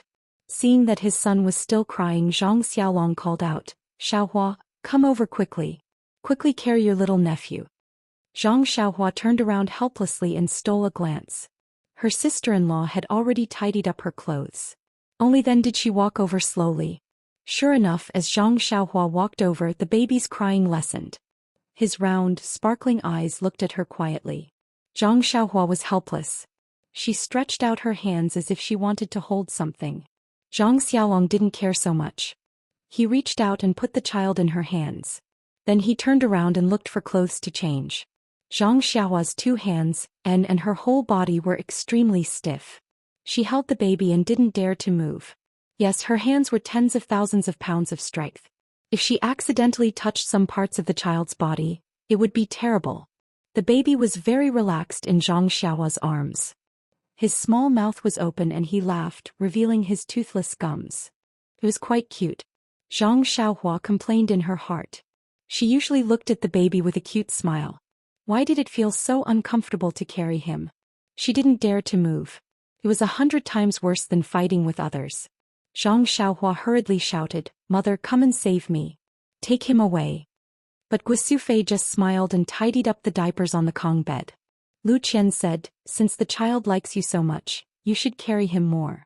In the future he will learn martial arts from you. Now you should cultivate your feelings." Zhang Xiaohua wanted to cry but had no tears. But the baby was very happy. His 2 hands made threatening gestures. One of his chubby little hands reached into Zhang Xiaohua's arms as if he had caught something. His laughter became louder. When he took his hand out of her arms, it was the small vitality stone that Zhang Xiaohua used for cultivation. The baby seemed to have gotten the best toy. One of his little hands kept moving, while the thumb of his other little hand reached into his little mouth and sucked on it with relish. At this time, Guosufei also finished tidying up the things. Seeing that the baby was no longer crying, she smiled and said, "It seems that he is really fated to be with his uncle. In the future we don't need to find someone to take care of the baby. Just leave it to Xiaohua." After saying that, she took the baby and handed it to Lu Qian. She said, "Qian, take care of him for a while." Then she said to Aunt Li, "I'll have to trouble sister to take care of him for a while." Seeing that Zhang Xiaohua was about to leave again, the baby was unwilling. He took out another hand that was full of saliva from his mouth and reached out to Zhang Xiaohua. Zhang Xiaohua's heart moved. She took out another small vitality stone from her arms and stuffed it into the baby's hand. Sure enough, the baby stopped crying and quietly closed his eyes. He seemed to be asleep. Chapter 379. After the meal, Guosufei was not in a hurry to go to Lu Qian. She had not seen her son since he came back in the morning. Of course, she wanted to take this opportunity to see more and ask more questions.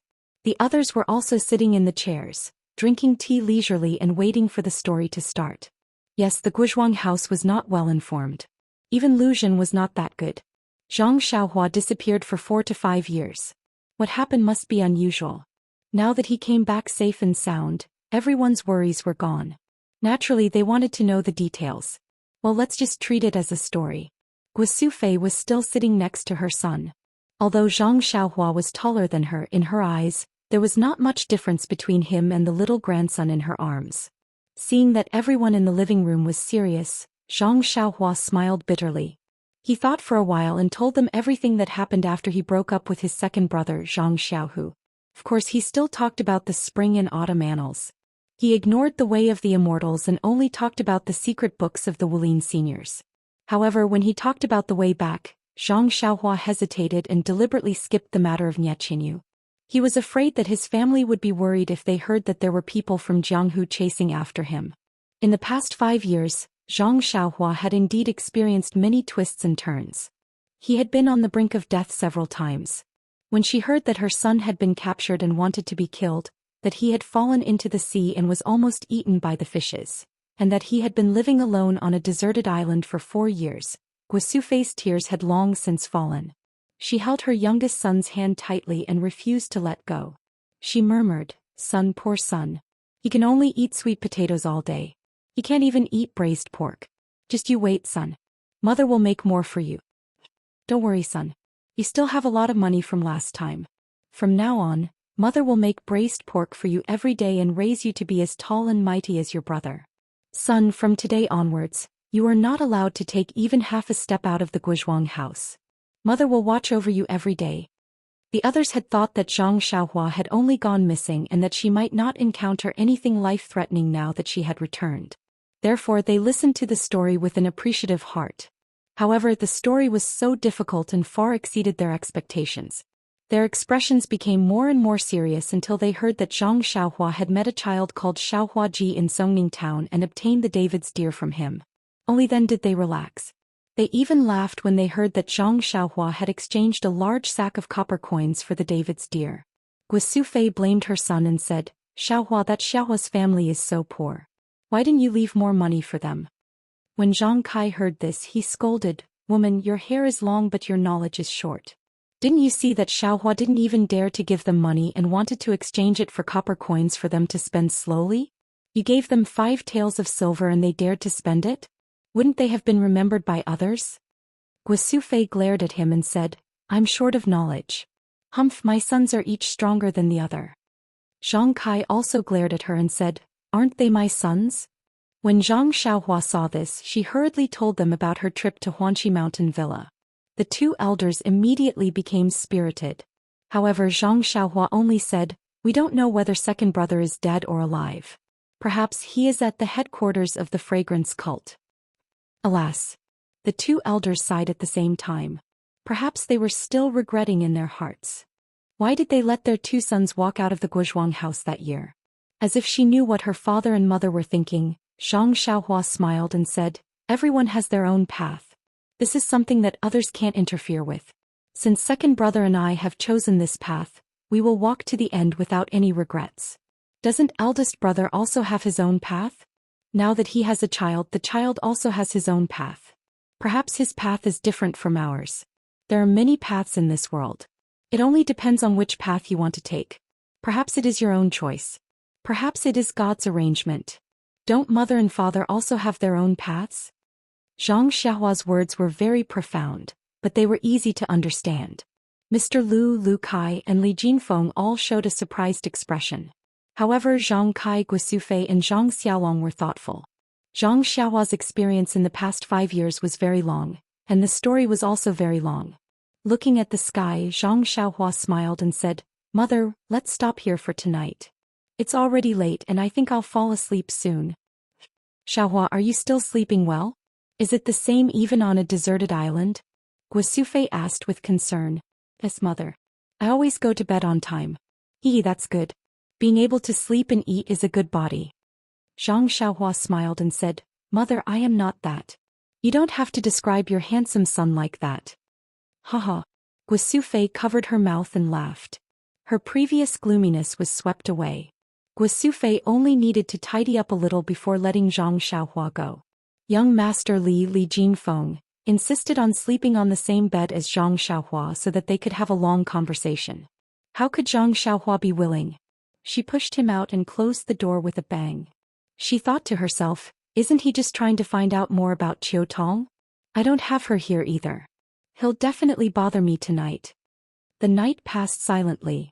The next morning, Zhang Xiaohua went to the bamboo forest behind the courtyard and practiced the Fist of the North Star. The 18 warm currents tempered her bones 18 times before she stopped.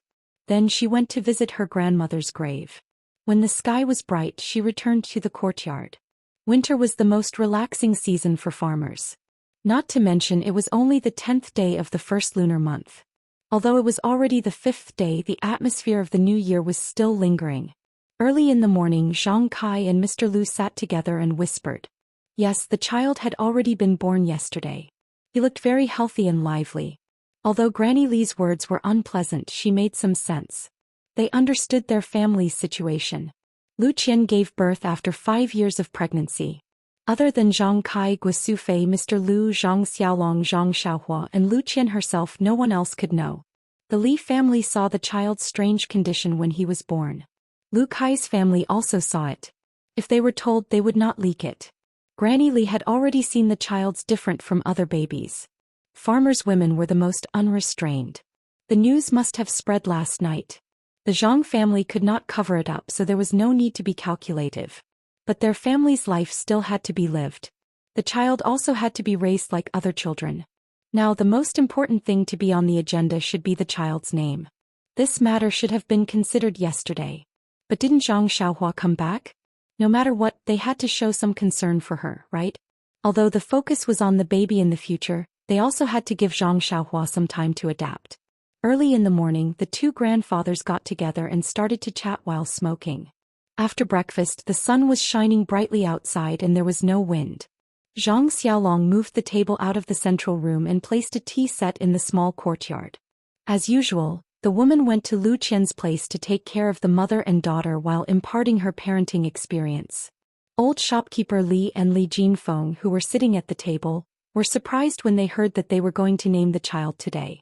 After all, in their impression, the child should only be given a full name after 1 month.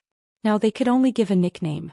However, after Li Jinfeng and the others listened to Mr. Lu's explanation, they realized that every place had its own customs. Lu Town was only a short distance away from the Guozhuang house. In terms of naming the child, there was a lot of difference. Not to mention that the 3 elders were discussing there. Zhang Xiaohua pulled Lu Kai and whispered. Even Zhang Xiaolong, the father, had no right to speak on this matter. How could he, the uncle, say anything? Zhang Xiaohua whispered, Brother Kai, how did you and sister-in-law know each other?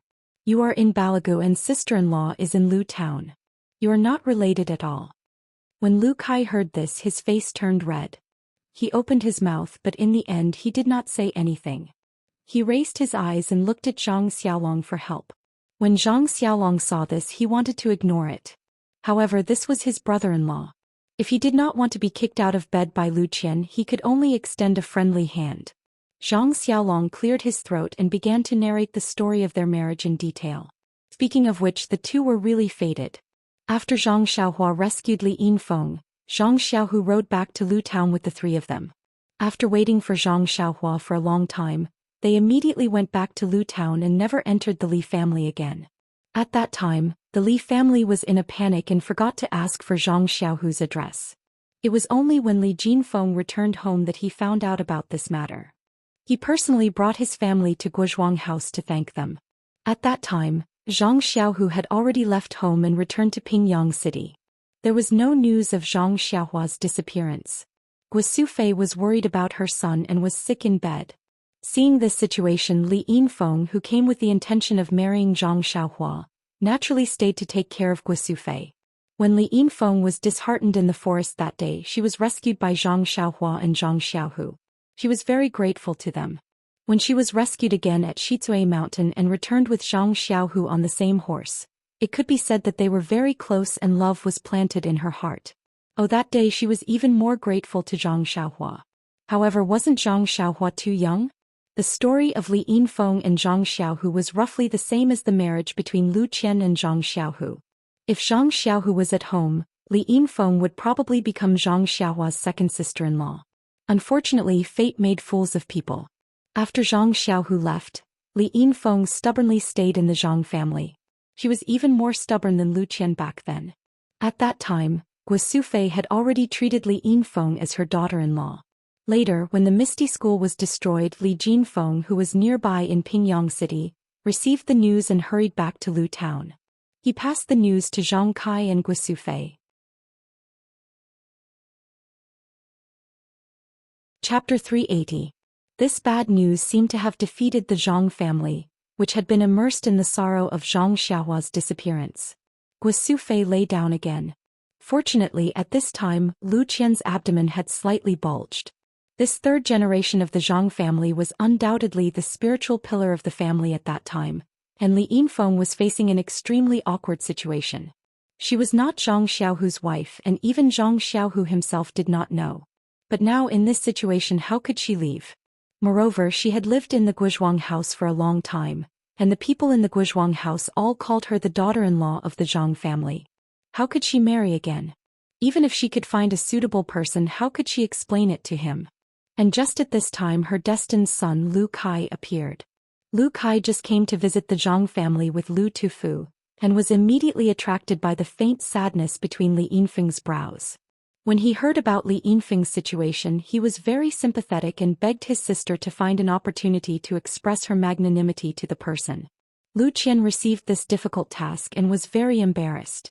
Li Yinfeng was a good girl, pure as ice and jade. She was naturally willing to be her sister-in-law, but after all, she was now using the name of Zhang Xiaolong's second brother's wife.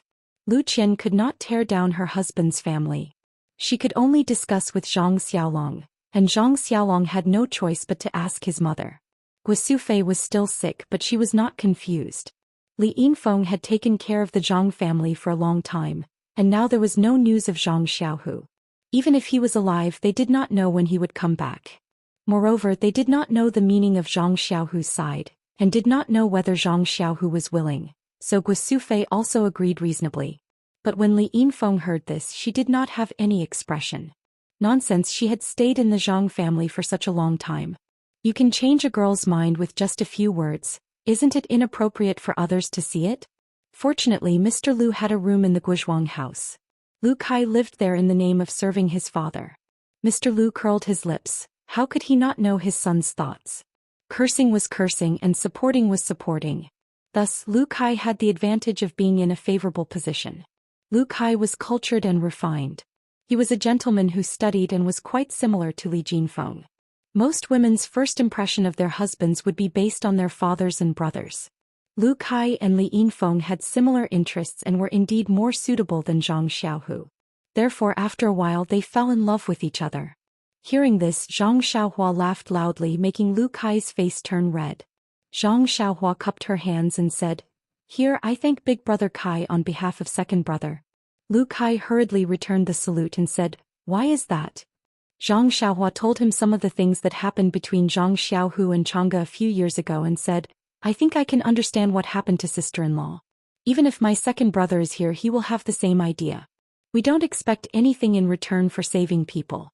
What's more, she's young Master Li's relative. We can't just stand by and watch. If we make sister-in-law misunderstand us and waste her youth, we don't want to see that. Moreover, you see, my second brother already has a wife.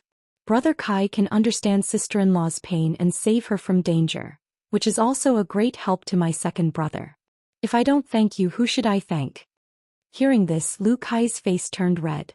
This was a huge knot in his heart. Now that it was solved by Zhang Xiaohua, how could he not feel relieved? He smiled and cupped his hands again, then ran out of the small courtyard. Alas, in Li Jinfeng's words, that speed was ungentlemanly. Not long after, Lu Kai came back with Li Yinfeng, whose face was red. The two of them saluted Zhang Xiaohua again, making Zhang Xiaohua at a loss. She didn't know what they were up to. Li Yinfeng said shyly, "Xiaohua, if you can see Xiaohu, you have to tell him about my feelings. Lu Kai and I are at home praying that he and Chang'e can get married in the end." Get married in the end. Zhang Xiaohua smiled bitterly. The Misty School was destroyed. Second brother and Changjian were nowhere to be found.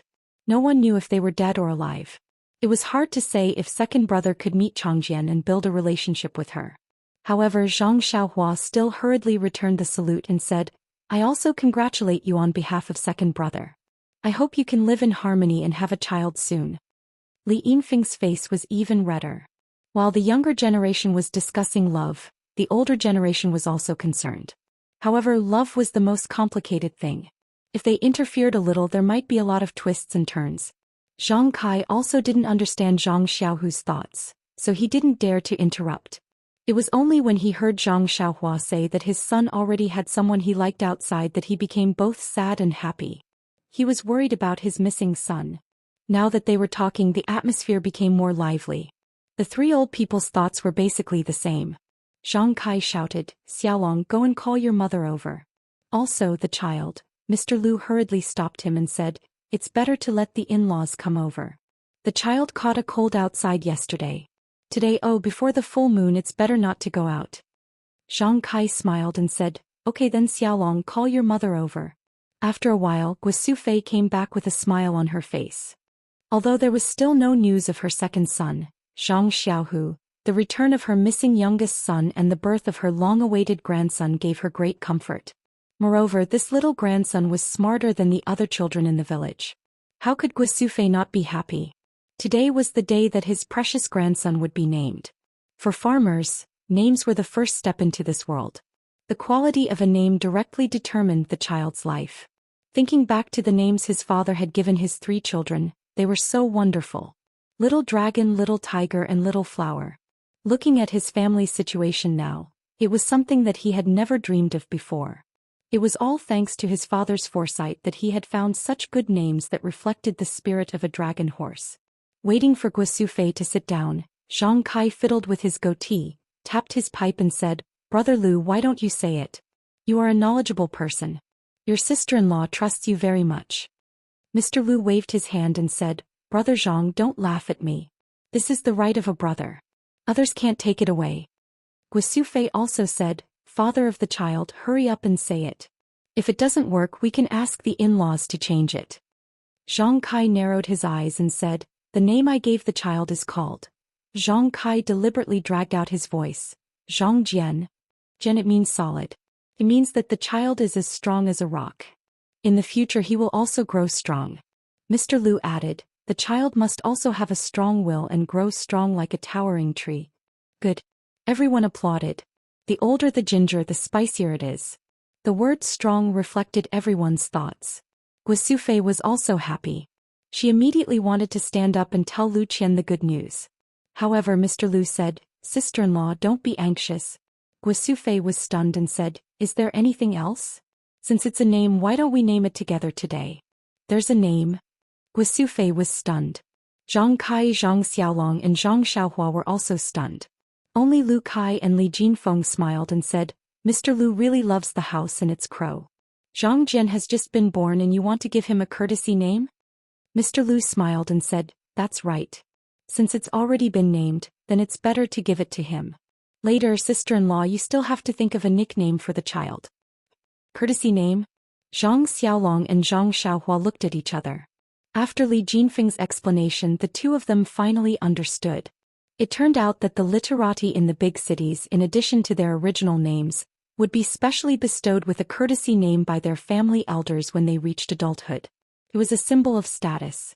Lu Kai and Li Jinfeng did not have a courtesy name.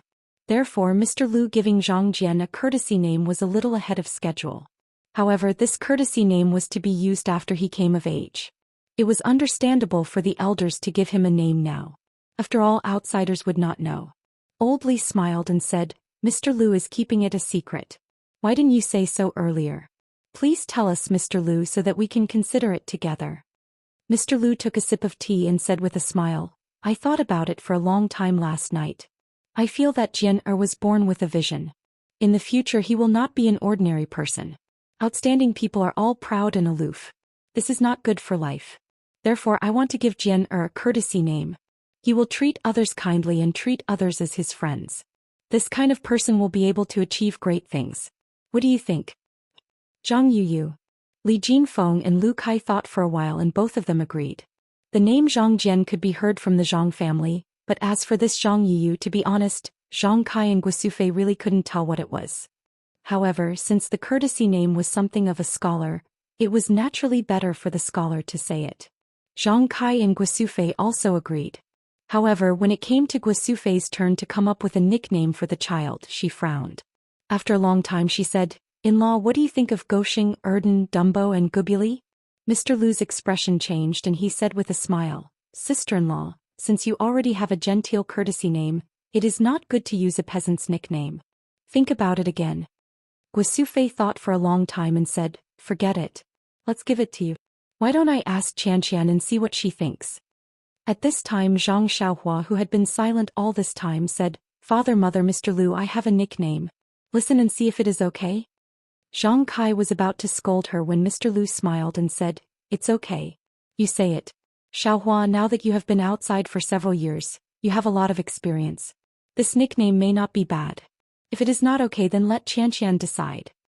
Zhang Xiaohua thought for a while and said, "Let's give Jian a nickname, Byron. What do you think?"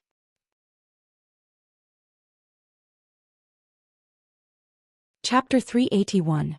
Byron. Guosufei was not the only one who was surprised. Everyone present frowned. Yes, it was understandable that Guosufei had nicknamed Jianchen, Goshing or Dumbo. That was what farmers called him. But Byron was not even close to a nickname. It was not as good as Yao Yao or Huan Huan. Seeing this, Zhang Xiaohua said with a smile, "Mr. Lu has just said that Jian will be an extraordinary person in the future. But now this news has been known by Granny Li. Maybe tomorrow the rumor will spread to the Guozhuang house.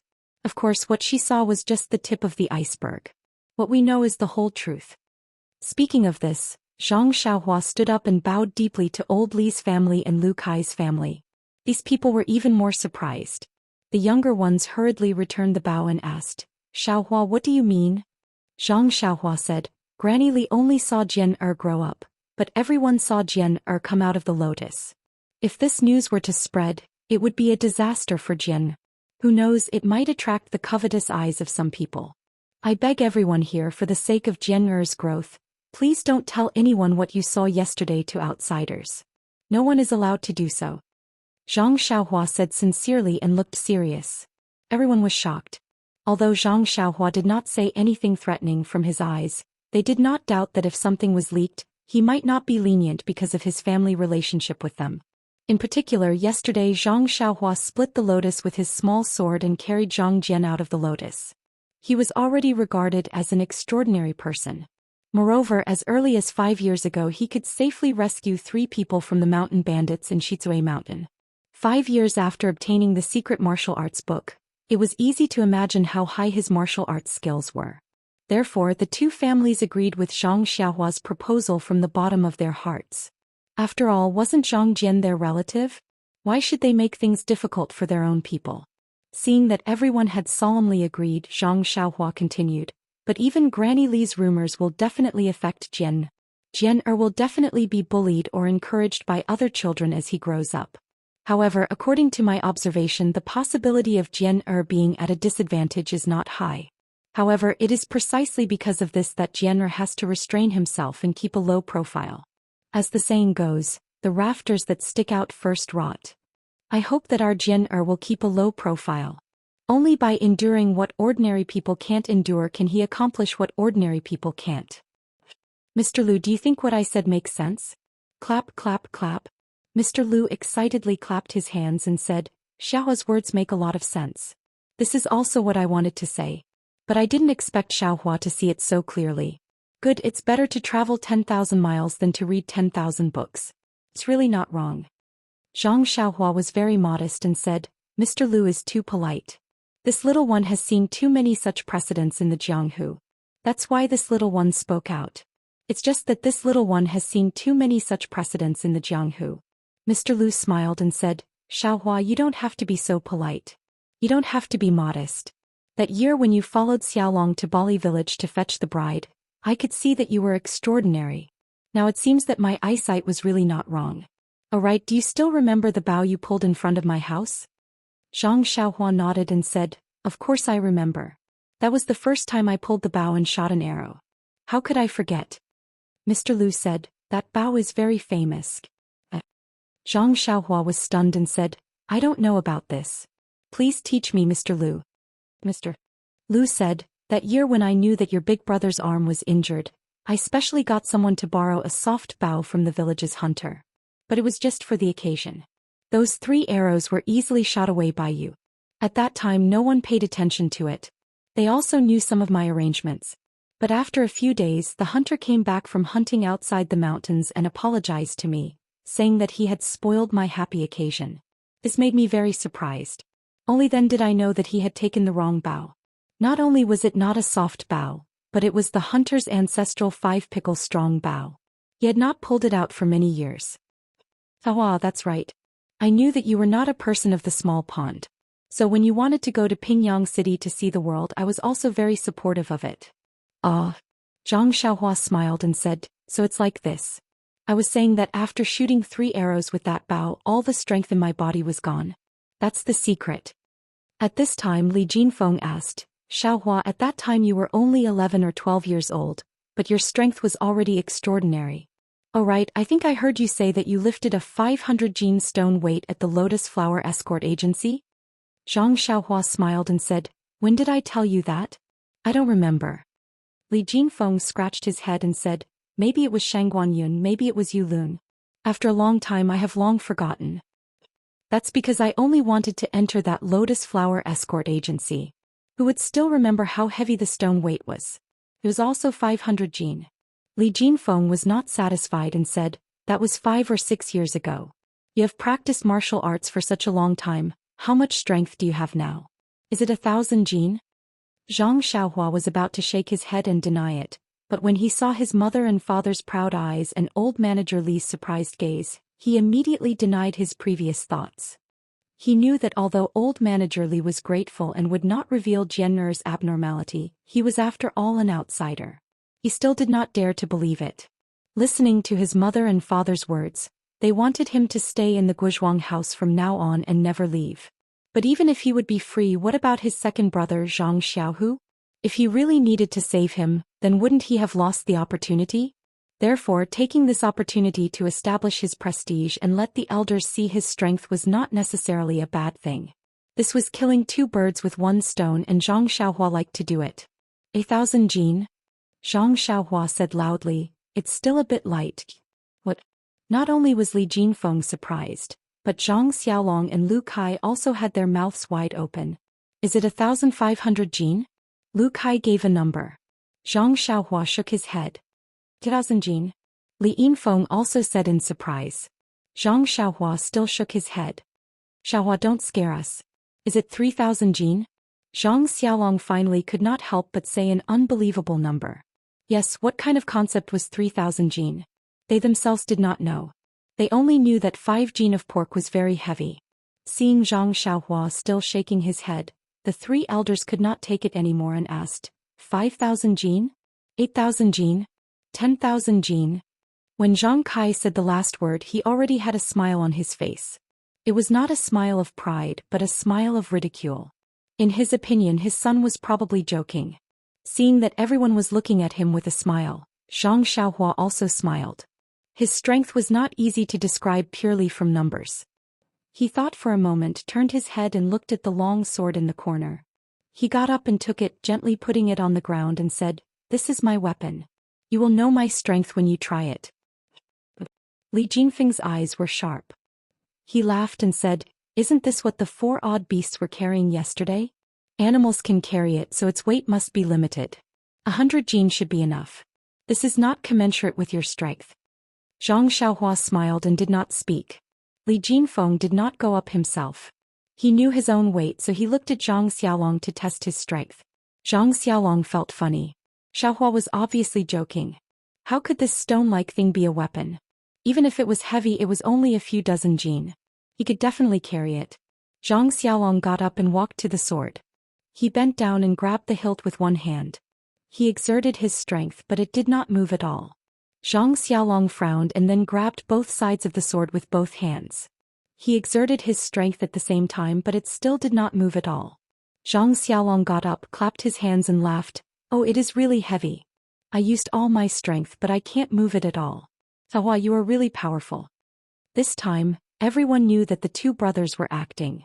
Lu Kai also laughed and said, Xiaohua is so powerful. I also want to try. Lu Kai also did the same as Zhang Xiaolong. He did not move at all. He got up and praised Zhang Xiaohua with a smile. Li Jinfeng could not sit still anymore. He also did the same. Then with a strange expression he also praised without restraint like the previous two. Now even Li Yinfeng could not sit still anymore. She wanted to go up and try. Guosufei advised, Yinfeng, don't learn from them. They're all playing with you. Can't you see? Zhang Kai also laughed and said, Yes, Yinfeng. Sit here. If you don't go up, you see who else they are going to trick? Anyway, I am not going up to try. Mr. Lu and old manager Li also laughed. At the same time they said, We have eaten more salt than you have rice. Can't we see what you are up to? After the three of them finished laughing, the younger generation also laughed. They really did not expect that the old men's hearts were not old. They actually played this trick on them. Li Jinfeng laughed until tears were coming out of his eyes. He said breathlessly, Little sister, father, we really can't move at all. What? This time it was the four old men's turn to look at each other. So it was not a joke. Zhang Kai couldn't sit still any longer. That was because Mr. Lu was a frail scholar, and old manager Li often used an abacus. Only he still had some strength, especially after drinking spring water for so many years. He still felt very good about himself. Zhang Kai walked to the side of the long sword and carefully sized it up. He directly used both hands to hold it. He did not dare to use the strength of his whole body. If it was really not heavy, wouldn't he fall down? Let the younger generation laugh at him. Zhang Kai used 20% of his strength. That stone stick did not move an inch. Zhang Kai used 50% of his strength. That stone stick still did not move. Until the end, Zhang Kai used all his strength. That stone stick still did not move. Chapter 382. Zhang Kai clapped his hands. Just like Li Jinfeng, he smiled and said, Xiaohua, you are really naughty. You want us to carry such a heavy thing. Who can lift it? Looking at Zhang Kai's appearance, if Mr. Lu and old shopkeeper Li didn't know Zhang Kai very well, they might have thought that he was lying to them. Guosufei asked doubtfully, Xiaohua, how heavy is this small thing? No one can lift it at all. Zhang Xiaohua walked in front and picked it up with one hand. She waved it lightly and said, Mother, to be honest, I don't know how heavy it is. After all, I haven't seen such a heavy thing. Oh, everyone suddenly understood. What she said was true. Who had nothing better to do? What's the use of weighing so many things? Seeing this, Zhang Xiaolong's eyes lit up and said, Xiaohua, it's great that you're back. You're so strong. In the future we won't need cows to plow the fields anymore. Bang! Zhang Xiaohua fell to the ground. After a while she got up and said, Big brother, you can't do this. You can't let me do anything. Plow the fields for cows. You're wasting resources. Then go help people dig wells. Your strength is equivalent to 10 people. Zhang Xiaolong was very economical. After everyone chatted for a while, Guosufei and Li Yinfeng went to the small courtyard next door and told Lu Qian the names of the 3 babies. Lu Qian was very happy when she heard it. Needless to say, the names and courtesy names were carefully chosen by the elders. She had some experience with Zhang Xiaohua's miracle. Everyone knew that she was pregnant for 10 months, but she was pregnant for 5 years before she gave birth. Zhang Xiaohua already knew about this situation 5 years ago. Moreover, Zhang Xiaohua even gave her a small stone. When the stone turned into powder, her son was born. Could it be explained with the word coincidence? Today Zhang Xiaohua actually gave her son a pet name. It was exactly what she wanted. The name Byron was really extraordinary. How could Lu Qian not be happy? She picked up her son who was sleeping soundly next to her. Zhang Jian, Zhang Yiyu and Zhang Byron called him one by one. Hearing this, the child opened his eyes in a daze and babbled nonsense. Li Jinfeng's family of 3 went to Guozhuang House to pay a New Year's greeting to the Zhang family because of the new year. Lu Kai and his wife came together because Li Yinfeng went back to her parents' home. Anyway, they had to come. As soon as the 2 groups of people arrived at Guozhuang House, they encountered Lu Qian giving birth, so they stayed to help. Now the child was born smoothly and the New Year's greeting was over. Li Jinfeng's family of 3 naturally had to go back to Lu town. However, Zhang Kai was happy and said, "Brother, if you're not busy with the affairs in town, you can go back later. It won't be too late to leave after the 15th day of the first lunar month. Anyway, Guozhuang House has a place to stay." Shopkeeper Li's business in Lu town had been doing well in recent years. He thought that there would be nothing to do during the new year. So, after a little hesitation, he agreed to Zhang Kai's suggestion. In fact, if Zhang Xiaohua didn't come back, shopkeeper Li might not have hesitated. She had just given birth and was very busy. Wouldn't it be troublesome if his family stayed here? Although he didn't know exactly what kind of person Zhang Xiaohua was now, 5 years ago, she could go into the tiger's den and come out unscathed. 5 years later, Zhang Xiaohua must be even more incredible. Mr. Lu and Zhang Kai didn't hang around in Lu town, so they didn't have much impression of the outside world. Shopkeeper Li knew what kind of person Zhang Xiaohua would be if she was in Lu town. Moreover, according to Zhang Kai and Guosufei's meaning, his youngest son wouldn't be allowed to travel far in the future. Since he couldn't travel far, where could he go? He couldn't really farm in the Guozhuang house, so Zhang Xiaohua's only choice was Lu town. Therefore, shopkeeper Li's little abacus was very clear. As long as he had a good relationship with Zhang Xiaohua, his family should be able to do whatever they wanted in Lu town in the future. Therefore, Zhang Kai's politeness at this time was like handing a pillow to a thirsty person. Shopkeeper Li hesitated for a moment and immediately accepted it. Lu Kai and Li Yinfeng didn't need to be mentioned. They directly lived in Mr. Lu's house. On one hand they served their father and on the other hand they took care of their sister. Time flew by. In the blink of an eye, it was the 15th day of the first lunar month. In the past few days, Zhang Xiaohua didn't go anywhere. She just wandered around the Guozhuang house, paying New Year's greetings here and sending gifts there. It was true that this farmer's house was simple, but it wasn't necessarily pure. In the past, Guosufei was the only girl in the Guozhuang house, and she was bullied both openly and secretly. Zhang Kai married into the family and gave birth to 3 fat boys. In the eyes of the farmers they were 3 strong men. Therefore there were fewer bullies. However, just when the family's life was getting better, Zhang Xiaohua and Zhang Xiaohu disappeared. At first, people thought that they had gone to other places to live and maybe they would be successful in the future. Well, when Zhang Xiaohua and Zhang Xiaohu came back for the first time, people in the Guozhuang house envied them for a while. Many people had never seen such a tall red horse before. However, the 2 left in a hurry and didn't come back for many years. Therefore many rumors spread. Li Yinfeng's arrival indirectly made the idlers in the Guozhuang house a little apprehensive. But later Li Yinfeng married Lu Kai. Although the Zhang family kept their mouths shut, this fact couldn't be covered up. In addition, Guosufei fell ill twice. How could the people in the Guozhuang house not know that something had happened to the Zhang family? In addition, Zhang Xiaohu and Zhang Xiaohua had brought home 3,000 to 4,000 taels of silver. Although they did not spend extravagantly, it was still needed to improve their lives. The original small courtyard was renovated and a new courtyard was built next to it. The idle men in the village were jealous and rumors began to spread. Some said that the money was exchanged with the lives of the 2 sons, some said that the 2 sons had committed robbery, and some said that the rumors were unpleasant to hear. Fortunately, the Zhang family had always had a good reputation in the village, and many people leaned towards the former. The eyes of the people were really sharp. This rumor was really infinitely close to the truth. The Zhang family couldn't deny it. In fact, there was nothing to explain. In particular, due to Granny Li's adding fuel to the fire, there were already some rumors about Zhang Jian's birth. Although Zhang Xiaohua was just 18 years old, he had licked the blood of blades in the Jianghu. He had a good understanding of the human heart. The evolution of the way of heaven had given him endless training, and he had already clearly seen the undercurrents behind the simple farmers. Therefore, during this period of time he had spent a lot of time hanging out with the idlers in the Guozhuang house. From time to time he would show off his Jianghu experience, talk about the bloodshed of revenge, and when he was full of enthusiasm he would pick up a stone or millstone with one hand to show off his strength.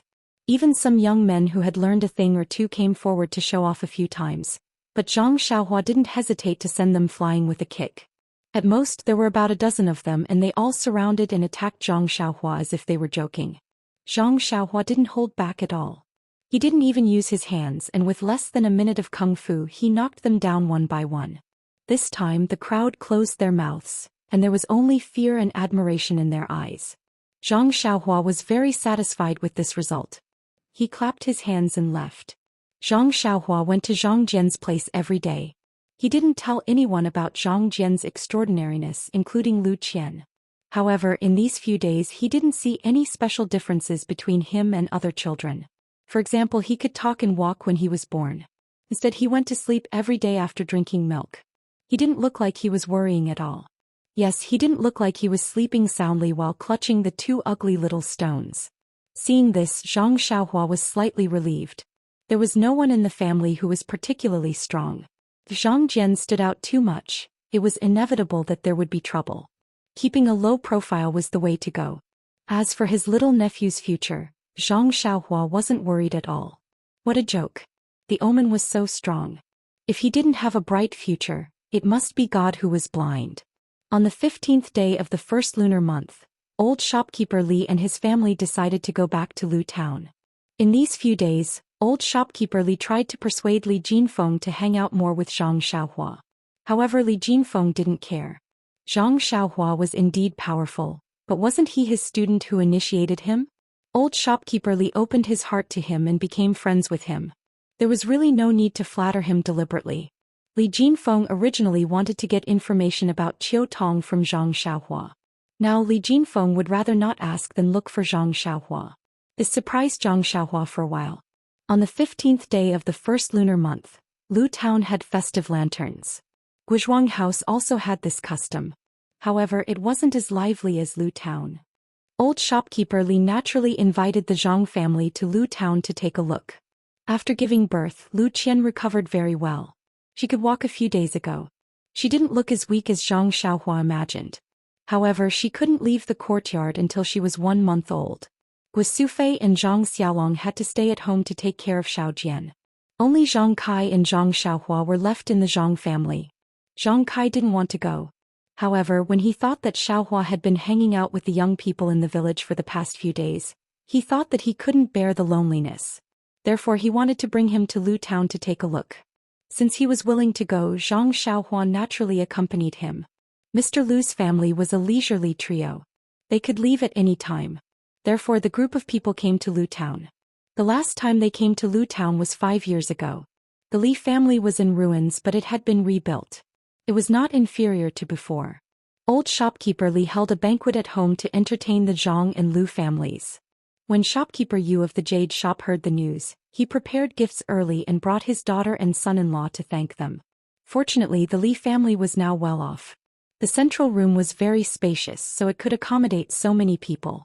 The banquet was very enjoyable until night fell. Before the sky turned dark, the sound of gongs and drums could be heard outside.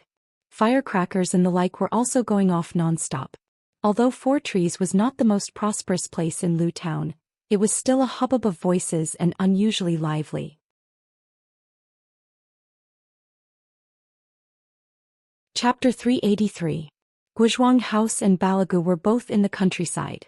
Ever since Li Yinfeng married into Balagu, she had not seen such a lively 15th day of the first lunar month for several years.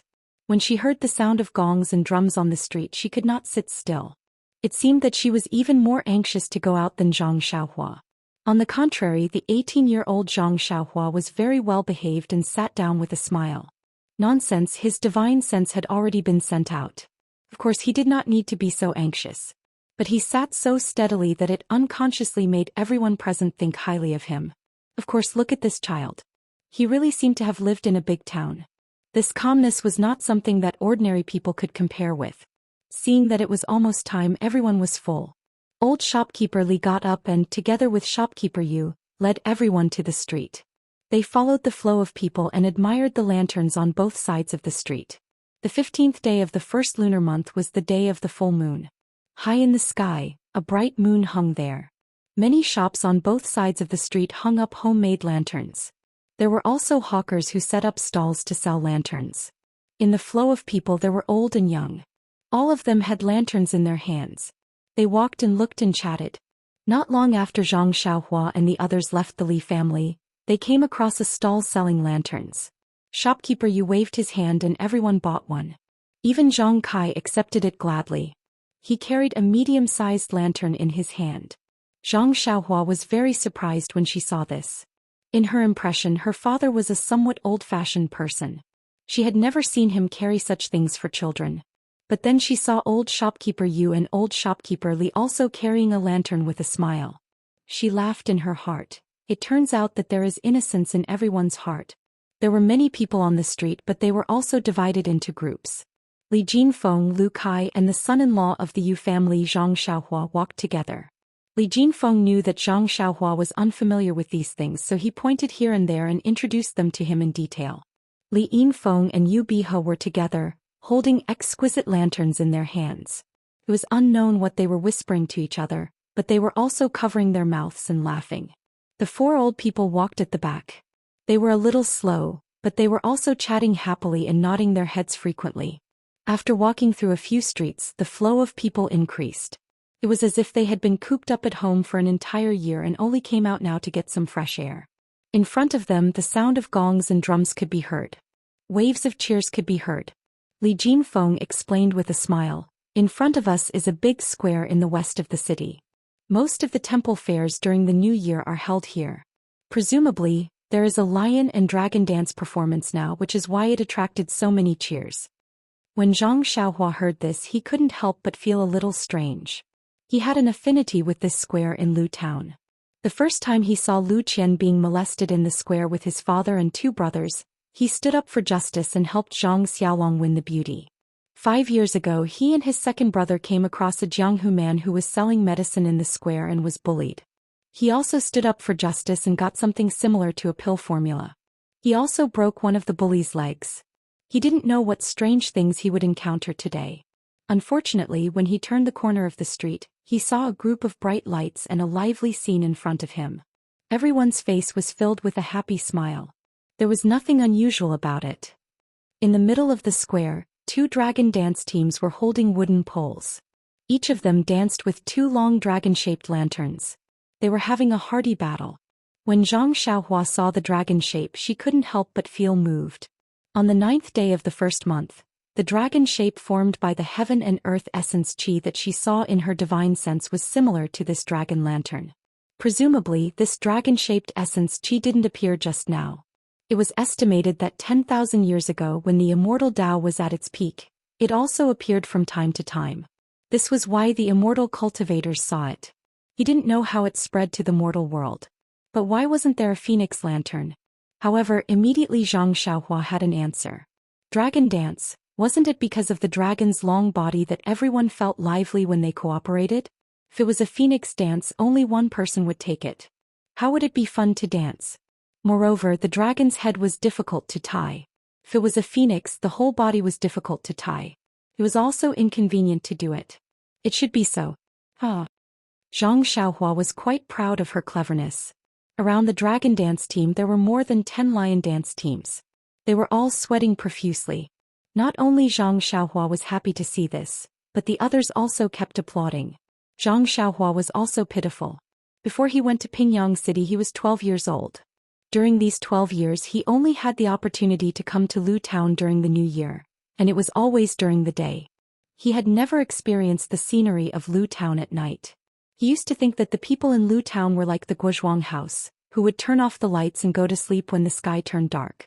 Even on the 15th and 16th of the first month, he just took Xiaohua's lantern for a stroll in the village. Until today, he realized that the nightlife of the people in this town was really rich and colorful. Don't you have any intention of helping her? In fact, when the second mother said that her daughter had been taken away, Zhang Xiaohua had already released his divine sense. He had already seen the black-clothed man with the little girl under his armpit. However, there were many people in the square now. The black-clothed man's qinggong didn't seem to be very good. Zhang Xiaohua wasn't in a hurry to chase after him. He only wanted to find an opportunity to relieve himself or play some sort of squeezing before going to rescue the girl. But now that his father had pointed it out in front of him, he was in a bit of a dilemma.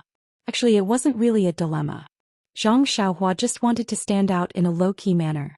But these people in front of him who didn't know that he was an expert. If not for this, Zhang Kai wouldn't have pointed at him and scolded him. Thus Zhang Xiaohua smiled and said, "Father, don't be angry. Your good son will go now. What do you think?" Go where? The cucumbers are already cold. What's the use of you going now? Zhang Kai looked at this unfilial son and was still fuming. Zhang Xiaohua touched his nose and was a bit speechless. What was wrong with his father? It was said that the greater the power, the greater the responsibility. But this power didn't belong to his father.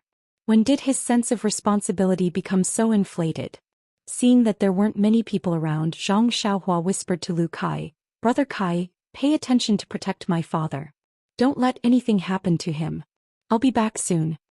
Lu Kai's face was nervous and said, "Xiaohua, where are you going? Giving such a difficult task to me, I feel burdened in my heart." Zhang Xiaohua rolled his eyes and said, "I'm going to the side alley to relieve myself." Sigh, everyone collapsed.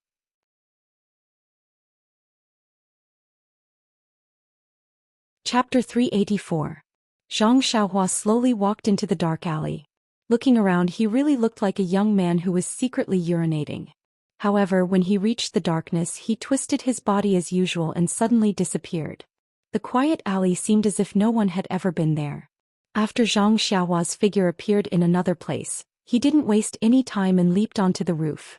His feet didn't touch the ground as he chased after a certain place. Yes, it was indeed a roof that didn't touch the ground. Zhang Xiaohua's divine sense was indeed useful. However, there was also a drawback. It was like a person standing at a very high place overlooking Lu Town. Everything was in his eyes, but everything was clear and there was no distinction of importance. Just like just now, when Zhang Xiaohua heard Wu Nyang's narration, he released his divine sense to search. However, Lu Town was so big. Although Zhang Xiaohua's divine sense could barely cover it, if the black figure didn't leave hurriedly on the roof, he might not be able to track him down. At this time, after a delay, the black figure had gone far away. It seemed that he had escaped the range of Zhang Xiaohua's divine sense. Zhang Xiaohua didn't dare to be negligent. A 7-year-old girl was at the age of flower buds. If something happened to her, her life would be over. Zhang Xiaohua chased after the black figure with all his might. At the same time, he carefully recalled the records of the divine sense in the Carefree Heart Sutra. He wanted to find the technique of using the divine sense in order to overcome the shortcoming of using the divine sense crudely. Half a cup of tea's time passed. Zhang Xiaohua didn't find the answer he was looking for from the Carefree Heart Sutra. This Carefree Heart Sutra was just a basic cultivation method. It only talked about the methods of drawing qi into the body and refining qi. For other magical powers, it only explained the things to pay attention to, but there wasn't the slightest bit of technique to use. Presumably, there wasn't a unified standard for the use of the divine sense. Perhaps each family had their own secret method, so this sutra didn't have any records. While Zhang Xiaohua was pondering, a black shadow jumped out from another place in her divine sense. It was also holding a black object under its armpit and running in another direction. Zhang Xiaohua was startled, but she immediately understood. No wonder she couldn't find him after chasing him all the way. She thought she had made a mistake and didn't see that the black-clothed man's qigong was extremely brilliant. It turned out that this guy actually had some foresight. He first hid for a moment, then changed directions to avoid being tracked. Fortunately, this bastard's patience was not enough. If he had waited for her to chase him out of the city before he came out, she would have suffered unspeakable hardships and lost face in front of her father for nothing. Thinking of this, Zhang Xiaohua was a little angry. She didn't do anything in the air, but she immediately changed direction and floated towards that guy like a ghost. Maybe it was because Zhang Xiaohua was extremely afraid of death, or maybe it was because Zhang Xiaohua was extremely talented in qigong. In short, his levitation technique and escape technique would rapidly improve after a period of time. Under his deliberate use in the night, his figure actually showed signs of blurring. It wouldn't be an exaggeration to say that he was as fast as the wind. Although the black-clothed man was very careful and tried his best to escape, Zhang Xiaohua also didn't have the intention of letting a long line to catch a big fish. So in the next moment she had already caught up to that guy's back. Thinking that Zhang Xiaohua was using levitation technique, the tip of her feet basically didn't stop on the roof to borrow strength. After understanding the principle of breaking the dantian and abolishing the cultivation of internal strength, Zhang Xiaohua also laughed. The person who could think of such a vicious method was also a genius. If the dantian was broken by the internal strength, there would be no chance to repair it. It was really killing without spilling blood. It was even more sinister than using a small sword to cut the throat. After thinking about it, Zhang Xiaohua looked at the sky. It was already late. Presumably her father and the others were also waiting anxiously. Then she picked up the sack and used the levitation technique to run to the place where she came from. Not long after, she had already arrived at the corner of the square. At this time the gongs and drums in the square were still playing. The dragon and lion dance had not stopped. She saw that outside the small alley that Fifth Mother ran out from just now, there was still a group of people standing. Among them there were 2 yamen runners who were holding 2 lanterns in their hands. They had an impatient expression as they listened to Fifth Mother's crying and complaining. Beside Fifth Mother, there was a rather down-and-out middle-aged scholar. He squatted there, hugging his head and sighing from time to time. Sometimes he even slapped his own mouth and muttered something. As for her father and the others, they were also standing at the side, watching from afar. They were still looking around as if they were looking for her traces.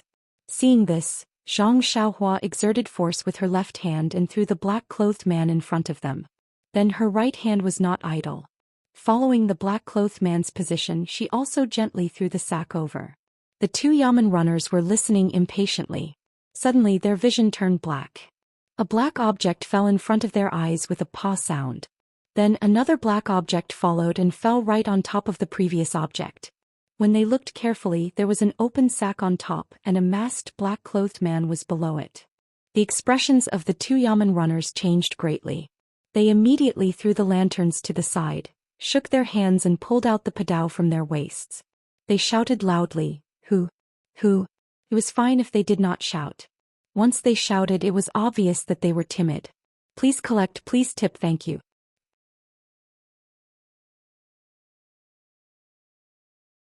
When he opened his eyes and looked around, he did not quite understand what had just happened. However, what had just happened was not important. What was important was how to escape from here. In front of him, there were only 2 people who wanted to go forward but didn't dare to.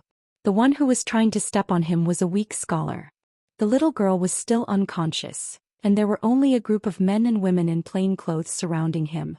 These people were just like ants in his eyes. Why would he care about them? The man in black understood his situation. He grabbed the scholar's foot and was about to throw him away with his strength. At this time he found that he couldn't mobilize his genuine qi. Then he checked his genuine qi and his face immediately turned pale. His inner strength was abolished. What should he do?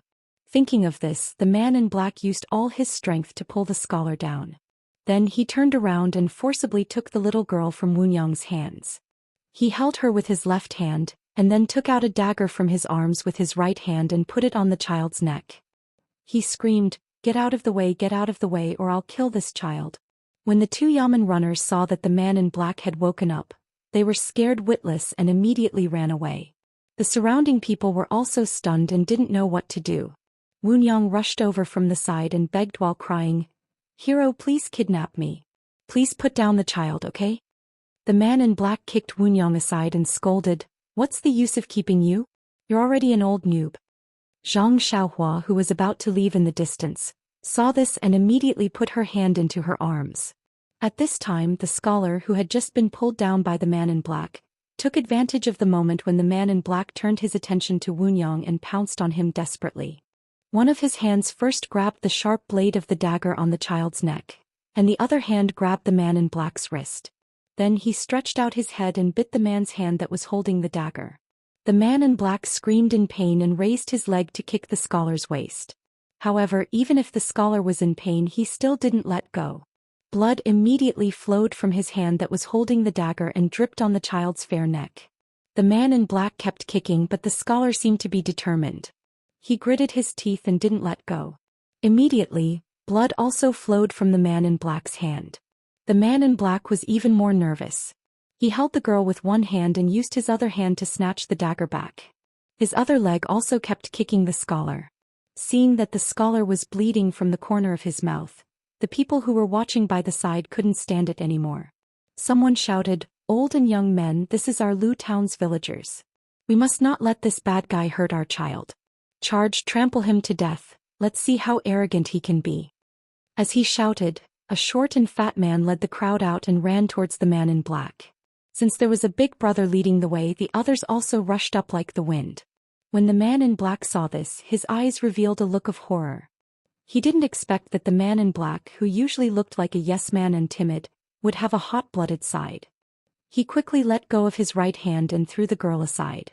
At this time, the scholar was also exhausted and could no longer hold on to the man's wrist. His hand loosened and the man in black broke free. The man in black no longer cared about anything else and hurriedly tried to find a way to escape. Unfortunately, he was already surrounded in the span of a few breaths. Seeing this scene, Zhang Xiaohua didn't take out her small sword.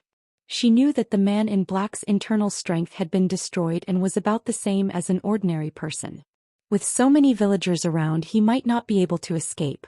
When the man in black saw that the crowd had surrounded him, he waved the dagger in his hand up and down and said fiercely, "Whoever dares to come up, I'll take his life." After saying that, he walked in a direction. The people in front of him immediately hid outside in fear. It was okay to make a scene, but they couldn't hurt their own lives. When the man in black saw this, he was overjoyed. Just as he was about to rush out, he heard a person in front of him shout, "We can't let him escape. If he comes back to snatch girls in the future, what should we do? Come on, burn this evil man to death." After saying that, a lantern flew out of thin air and smashed onto the man in black. With a ting sound, the lantern was ignited and the man in black's clothes were immediately set ablaze. When the crowd saw this, their eyes lit up and the lanterns in their hands were thrown at the man. In an instant, countless lanterns gathered together and burned. The man in black immediately became a burning fireball.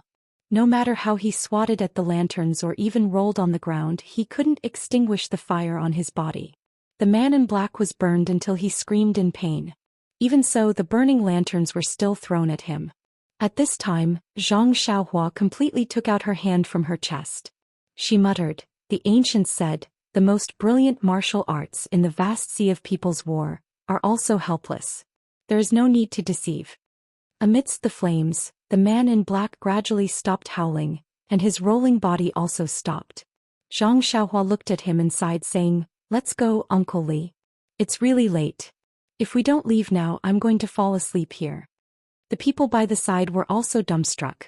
They really didn't expect that the man in black would end up like this. He was burned alive.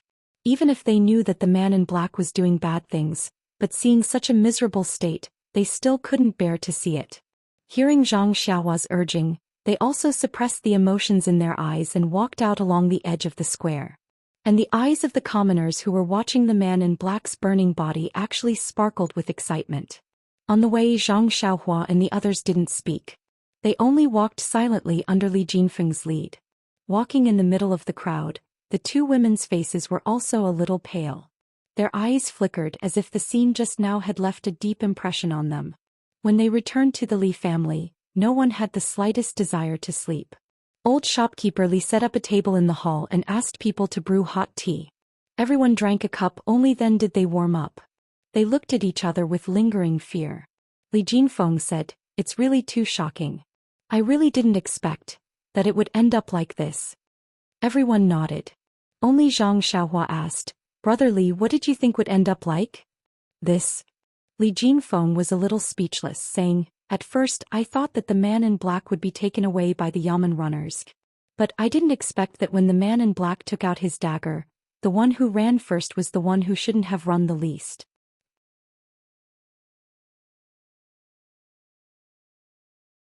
Chapter 386. Yes, Li Jinfeng was speechless. The government that he had high hopes for had given him the most disappointing answer. What else could he say? But Li Jinfeng's lips were still trembling slightly. "But to burn that person to death, it's really cruel," Lu Kai added. Seeing that the younger generation in the hall were all discussing, the four old men sitting at the head of the table were silent. Zhang Kai was a little better. Although he was older, he only lived in Guzhuang House. The hatred of the villagers was all in the open. Most of them were rumors and gossip. It was rare for someone to actually do something like this. He had also never seen so many people vent their anger on one person and burn him to death. For a moment he was not used to it. Old shopkeeper Li and old shopkeeper Yu were not the same. They lived in Lu Town and had seen many petty thieves. In their business dealings, it was not uncommon to see despicable methods. Especially last time when old shopkeeper Li's family was almost wiped out by the mountain bandits. His mentality had already changed slightly. Towards such evildoers, They were afraid that they would not be able to get rid of them completely. Old shopkeeper Yu was the same. Of course, even if the two of them wanted the black-clothed man to receive the punishment he deserved, they had never thought that it would end like this today. However, they had forgotten what this deserved punishment actually was. The two of them looked at Zhang Kai's expression and were about to speak when they heard Zhang Xiaohua cough and clear his throat, as if he wanted to speak. Thus the two of them immediately looked at each other and then at Zhang Xiaohua. In fact, the young man in front of them was the main character of tonight. They knew very well that if Zhang Xiaohua did not use the excuse of going to the toilet to escape and capture the black-clothed man from afar, how could there be a family reunion and a follow-up story? However, since Zhang Xiaohua did not explicitly say that he was the one who captured the black-clothed man, even if they asked now, Zhang Xiaohua might not admit it. Everyone in the hall had the same thought, so when they heard Zhang Xiaohua cough, they immediately quieted down. They all looked at him with longing eyes, wanting to know what this expert wanted to say. Zhang Xiaohua cleared her throat and said, "Daddy, I'll sleep with you later. You don't have to worry about me after you put me on the Kong." Plang, plang, plang. Some of them fell to the ground and some of them dropped their teacups. No one had thought that Zhang Xiaohua would say something like that. Zhang Xiaohua looked innocently at the people who were shocked by her and said with a smile, "Actually, I know that everyone is shocked by the fate of the man in black tonight. But if you think about it carefully, you might be able to find a reasonable explanation. Xiaohua, don't talk nonsense. Everyone here is older than you. Who doesn't have as much experience as you? Who is it your turn to speak?" If it was martial arts, Zhang Kai would not object. But when he saw that Zhang Xiaohua wanted to speak frankly, he felt that his son was exaggerating. Who in front of him wasn't a learned person. Only he and his son came from the countryside. If they didn't speak well, wouldn't they be laughed at? At this time Mr. Liu, who had been silent for a long time, waved his hand and said, "Brother Zhang, age has always been the appearance. If we talk about experience, everyone may not have the experience that Xiaohua has. At such a young age she entered the Jianghu that we have never entered. Now it has been 6 years. I think she must have a lot of feelings. Share it with us so that we won't be suspicious of her." Li Jinfeng also said with a smile, "Xiaohua, just say it. Uncle is just protecting you. I'm afraid you'll mess it up." Zhang Xiaohua looked at Zhang Kai and saw that he didn't have any expression. "Mr. Liu, it's because you can get the pleasure from bullying the powerless strong that you didn't have before. Or maybe it's because you were bullied by the strong in the past. Today you treated the black-clothed man as an illusion and did such a shocking action. Of course, it's also because of Zai Zai's experience that made people angry. That's why." As she said that, Zhang Xiaohua's voice became softer and softer. Then she sat there and didn't say anything else. Seeing that everyone in the hall had a serious expression, frowning and thinking while waiting for Zhang Xiaohua to speak, Zhang Kai awkwardly coughed and said, "That Xiaohua is a bit tired and has already fallen asleep. Let's stop here tonight." Cough cough. At this time Mr. Liu suddenly understood and said with a smile, "Hee 5 years ago I saw Xiaohua sleeping soundly. Today I saw it again." Lu Kai Yu and Jin Feng sent Xiaohua to the guest room. The others who didn't know what was going on all sighed in their hearts. Strange people, no wonder they reserved a place to sleep before talking. Sure enough. However, Mr. Liu's arrangement was a waste. Zhang Xiaohua's body was very light. Although she was already 18 years old and taller than Lu Kai could carry her on his shoulder without any effort. Lu Kai wasn't too surprised. He had already heard Lu Qian muttering about it. Only Li Jinfeng was surprised when he heard it. He didn't think that his younger sister's husband had such a good physique. It seemed like his younger sister was blessed. It was already past midnight. Although everyone didn't feel sleepy, they still needed to rest. As for who could sleep, only each person knew. The next day it was already the 16th of the first month. Since they had already seen the lanterns, Lu Town didn't have anything to miss. Zhang Xiaohua followed her father, Mr. Liu, and the others to buy some things on the streets of Lu Town. They brought some gifts back to the Guozhuang house. However, when they were shopping, Zhang Kai was a little reluctant. From time to time he would whisper to Zhang Xiaohua, "It's just the new year. Since the new year has already passed, don't waste any more money. The family doesn't have much income and the money is used up. Seeing that Jian is already born, raising a child in this era is very tiring. He still has to go to school in the future, so it's better to use the money in the right way. Some things are better bought at the Guozhuang house." Zhang Xiaohua naturally understood her father's feelings and didn't say much. She just followed Zhang Kai's wishes and bought some things. Mr. Lu was a little better. It was obvious that the in-laws didn't buy much and she couldn't steal the limelight too much. In the end, everyone also bought some gifts for Jian. It was far from the extravagant shopping scene that Zhang Xiaohua had imagined. When they returned to the Guozhuang house, everything in the house was the same as before. However, Zhang Xiaohua couldn't follow them as usual. There were still 2 little girls in Pingyang City who needed her to send them back to Carefree City. Moreover, her second brother Zhang Xiaohu, whose whereabouts were unknown. If she couldn't find out where her second brother was, her cultivation would be in vain. After lunch, Zhang Xiaohua first stayed in front of her grandmother's grave for a while. Then she went to the bamboo forest behind her small courtyard. She roughly looked around and then returned to the central room. At this time Mr. Lu had already returned to his own house to rest. Only Zhang Kai was dozing off in the central room.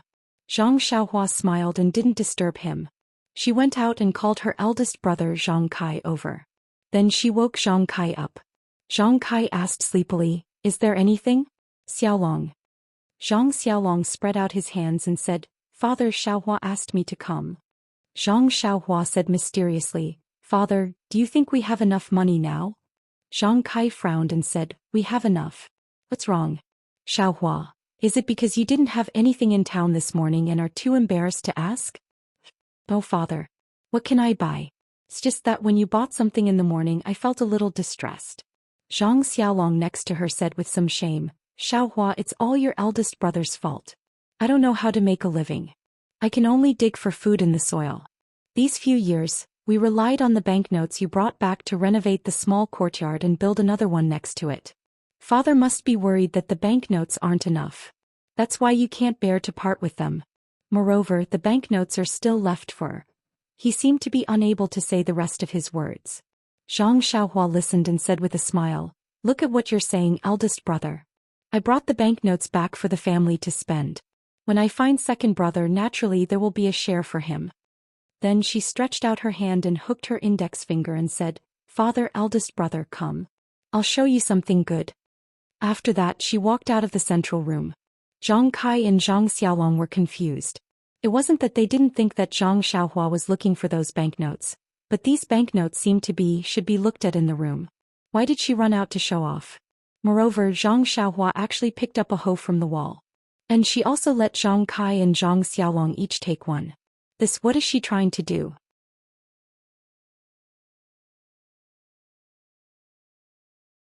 Sure enough, no matter how Zhang Xiaolong looked, there were only 2 small stones, some scattered silver, a few banknotes.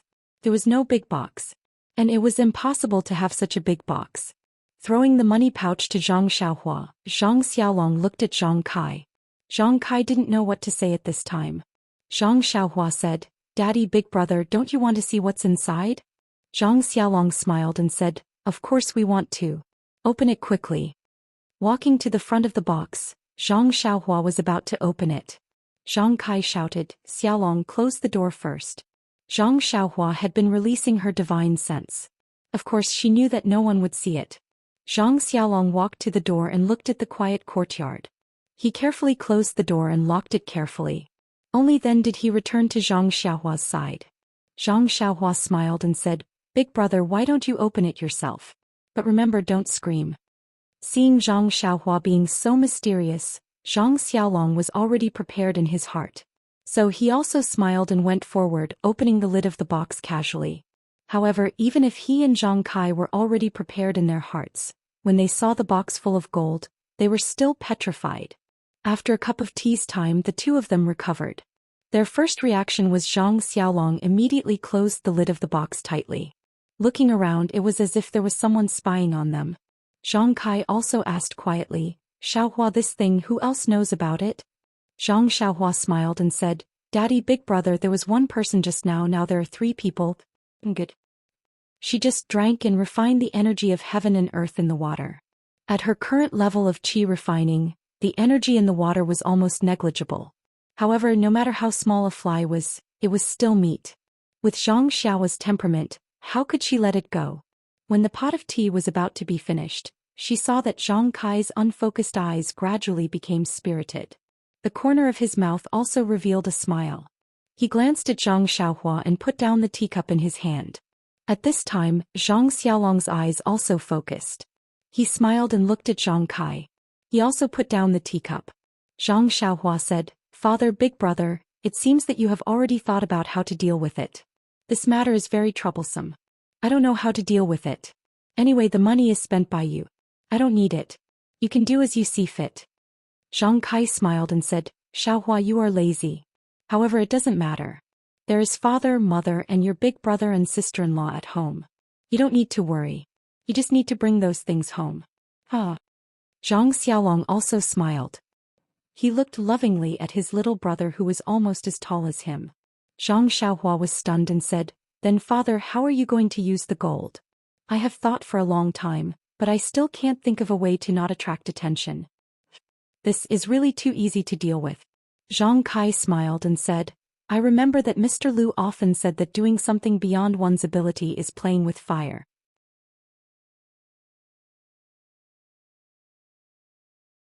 Chapter 388. He remembered that Xu Zihong said that Zhang Xiaohua was ungrateful. This knot in her heart should be untied here. Zhang Xiaohua was stunned and asked, "Father, why don't I understand what you're saying?" Zhang Kai smiled and said, "What I mean is that if we don't use this huge amount of wealth, we won't attract attention, right?" Zhang Xiaohua felt dizzy and said, "Since father doesn't want to spend this money, why should I take it out?"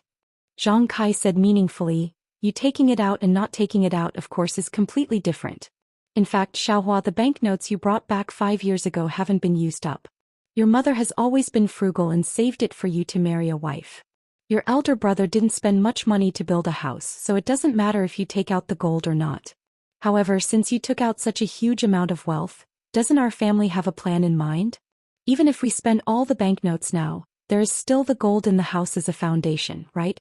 Tell me, is there any difference between this and not taking it out? Moreover, our family's current situation has already made some people jealous. If we go further, it will be easier to get into trouble.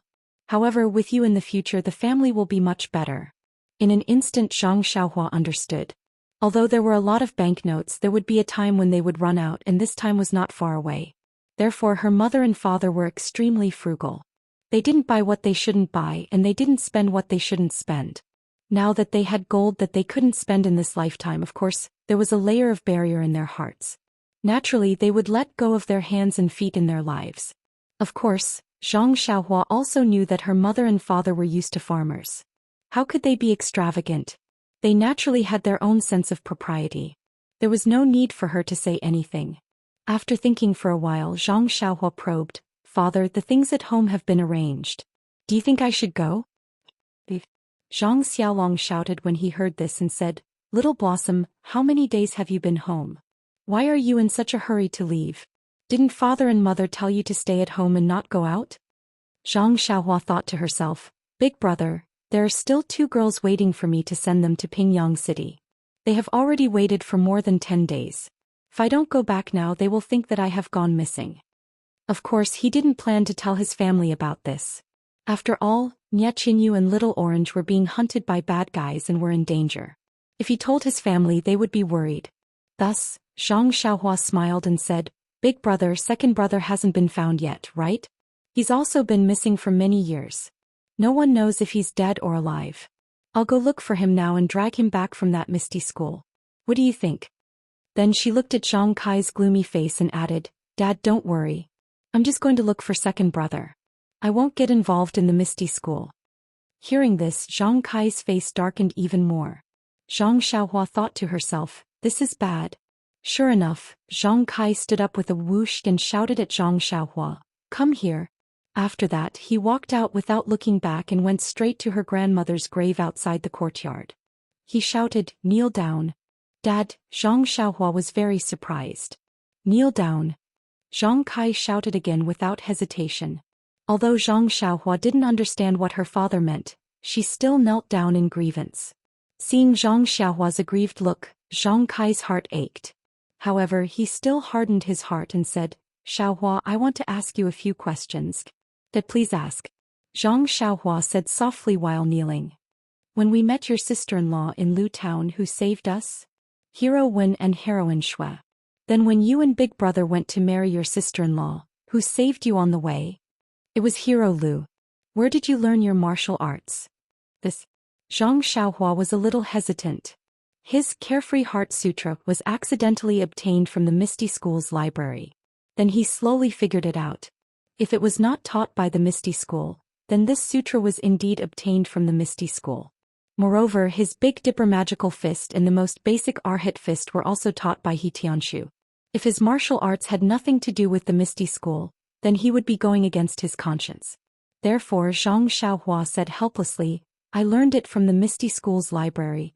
When you first arrived in Pingyang City and went to that manor, was it the Misty School's property? Did they give you a job? It was undeniable that Huanxi Manor was the property of the Misty School. In other words, it was the Misty School that indirectly gave Zhang Xiaohua his first job. Zhang Xiaohua nodded helplessly. Did your second brother join the Misty School and gain the favor of the sect master to become her direct disciple? This was exchanged with my life. Zhang Xiaohua explained anxiously. However, Zhang Kai did not listen. He only asked, you're just saying yes or no? Yes. Alright, then ask yourself in front of your grandmother. Can you cut ties with the Misty School? Regardless of whether the Misty School admits it or not, shouldn't you be the first to admit that it was the Misty School that helped you? Now that the Misty School is in trouble and I heard that it was destroyed, don't you have any thoughts about it? You even dare to say if it wasn't for second brother Sun, what does the Misty School have to do with me? Ask your grandmother in the netherworld and see how she will answer you. These words struck Zhang Xiaohua's head like a bolt of lightning. With its swoosh, Zhang Xiaohua broke out in a cold sweat. Even the bean-sized beads of sweat dripped from the top of his head. Yes, even if I'm not a disciple of the Misty School may not acknowledge me as a disciple. However, can I cut ties with the Misty School? Seeing his son like this, Zhang Kai's expression softened. He said, Xiaohua, be grateful. Remember, you must be grateful. Our family is poor and you left early. These 5 years, Father knows that your life has been difficult and dangerous. Father didn't fulfill his responsibility as a father and didn't teach you properly. This isn't your fault, it's all Father's fault. Our family has received a lot of kindness from the Misty School. They say that a drop of water should be repaid with a gushing spring. You must remember, we must repay the Misty School's kindness. Zhang Xiaohua cried in shame. He said, I know, Father. I will definitely repay the Misty School's kindness. Father, when I first came back from the deserted island and heard about the Misty School, I wanted to avenge gang leader O and the others. However, I don't know why, but along the way I feel more and more bored. I just want to cultivate quietly and don't want to be entangled by these mundane matters. Now that I think about it, I don't even know what I said just now. Maybe I just said it casually. Yes, since you said it casually, then you must have such thoughts in your heart. I don't know about your cultivation of martial arts, but Sai, let me talk about what happened yesterday.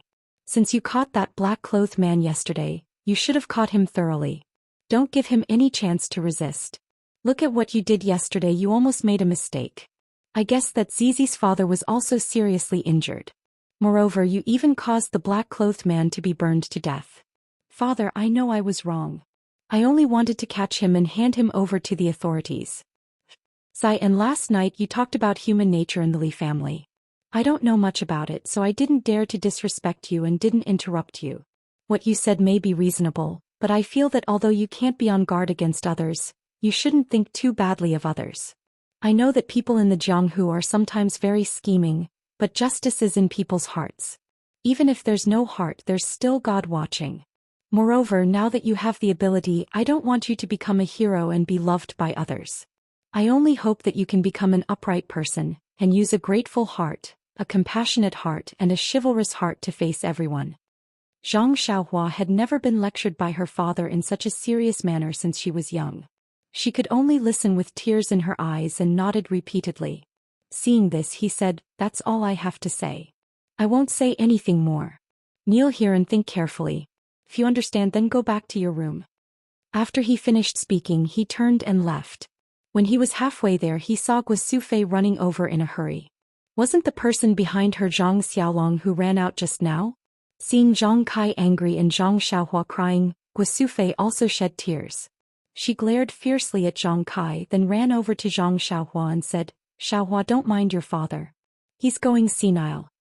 Zhang Xiaohua wiped away her tears and said, no mother, father is right. I was wrong. Please let me accompany grandmother and think about it carefully. Guosufei said, Xiaohua, be good. So cold outside. If you want to think about it, you should go inside and think about it. Zhang Xiaohua laughed and said, Mother, I'm already 18. You should call Jian'er good. Guosufei said, you're already 18 and you're still crying? Zhang Xiaohua wiped her tears again in embarrassment and said, don't cry, Mother. Father hasn't scolded me for a long time. I'm just touched. Really, it's not cold outside. Please go back to your room. If you're here, I won't be able to think. Won't it be even more of a waste of time? Seeing that Zhang Xiaohua refused to leave, Guosufei could only remind her, think about it carefully. Hurry up and think. I'll go and cook for you. When it's ready, I'll call you. After saying that, she was still worried. She turned around and hurried away. When her mother was far away, Zhang Xiaohua finally calmed down and carefully sorted out her thoughts. In fact, Zhang Xiaohua had always had a very good impression of the Misty School sect leader Wen Wenhai, Lu Mingyue, Xueqing, He Tianshu and the others. She was even more grateful to Peng. However, when she found out about the secret of the Immortal Tao and discovered that her Carefree Heart Sutra was an item of the Immortal Tao, she knew that the Misty School was an Immortal Tao sect. When she thought about how Peng had mysteriously asked her to copy the manual of her Big Dipper mystical fist, she was puzzled.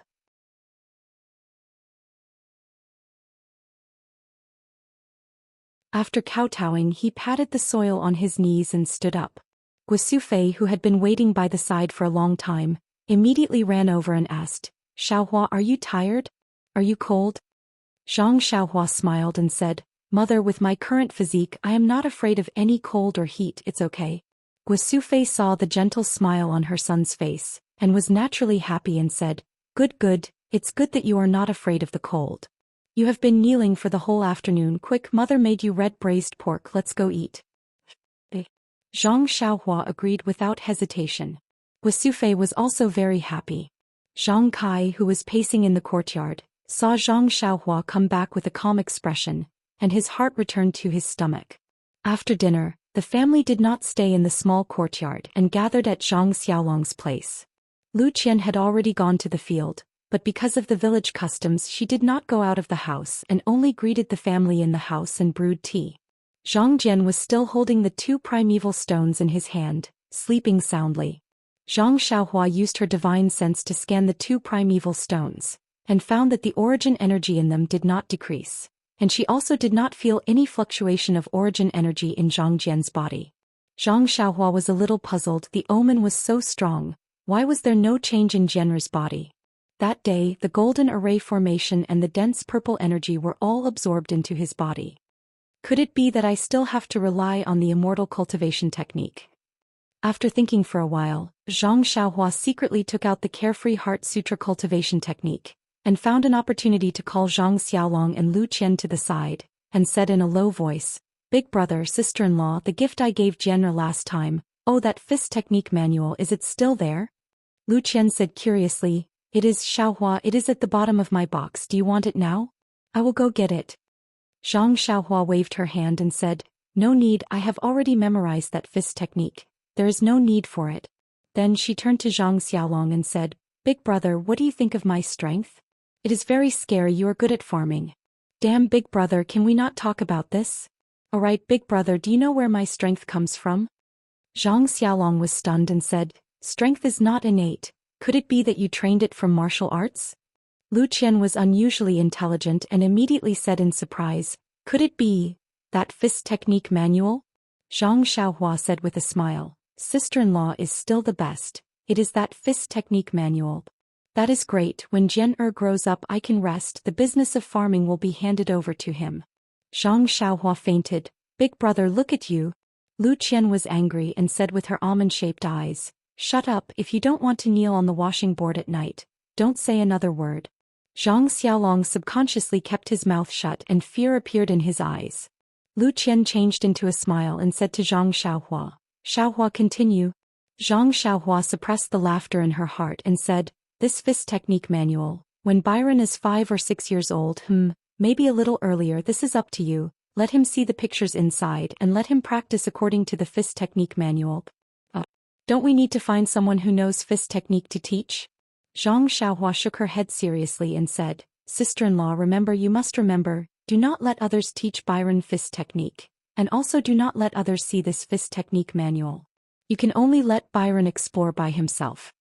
Lu Qian saw this and with a serious face she nodded repeatedly. Also, sister-in-law, this fist technique, according to my experience at the beginning, the limit is 9, and after 9 times, it is complete at most 9 times 81 times a day. Any more than that is useless. After a certain level of practice, you will enter the second level with 8 as the limit and so on until you can practice once 9 times a day. Lu Qian was stunned and asked doubtfully, then what does it mean to practice to a certain level? Is it proficiency or time? Zhang Xiaohua smiled and said, this when the time comes Byron will naturally know. It is useless to talk about it now. The cultivation method of immortals was unimaginable. Even if she explained it to Lu Qian now, it would be difficult for her to understand, so she might as well not say it. Also, when you practice to the point where you only need to practice 9 times a day and there is no improvement, you need to practice this fist technique in reverse, then you will gain something. However, for this reverse practice I do not have a fist technique manual, sister-in-law. You can let Byron practice these 108 moves in reverse according to his own understanding, or according to this fist technique manual. Thinking of the fist technique manual, Zhang Xiaohua naturally thought of Zhang Qingyue, the real man who resolutely committed suicide on the ethereal peak. Sighing, looking at Lu Qian who did not quite understand, Zhang Xiaohua explained, this is different from memorizing, it is to practice the moves in the fist technique manual completely in reverse. At this moment, Zhang Xiaolong raised his hand, opened his mouth as if he wanted to say something.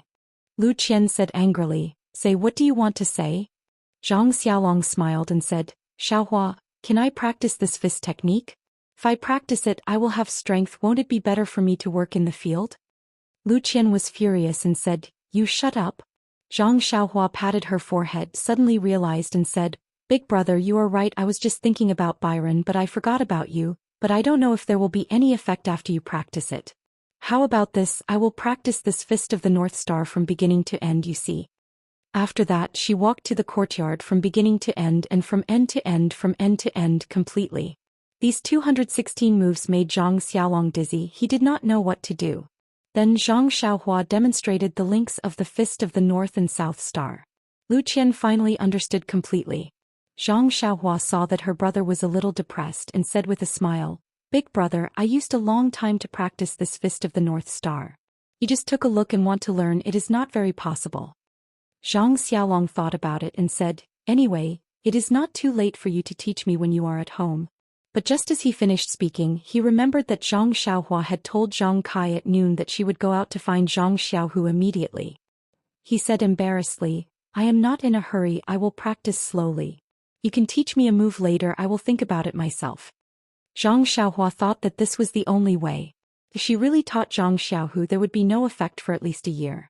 But first there was no news from Zhang Xiaohu and her family was not at ease. Second, Enchanting was still waiting in Pingyang City. She did not want to involve her family in the dispute of the pugilistic world, so naturally she could not bring them over. Moreover, Enchanting's family was also waiting anxiously.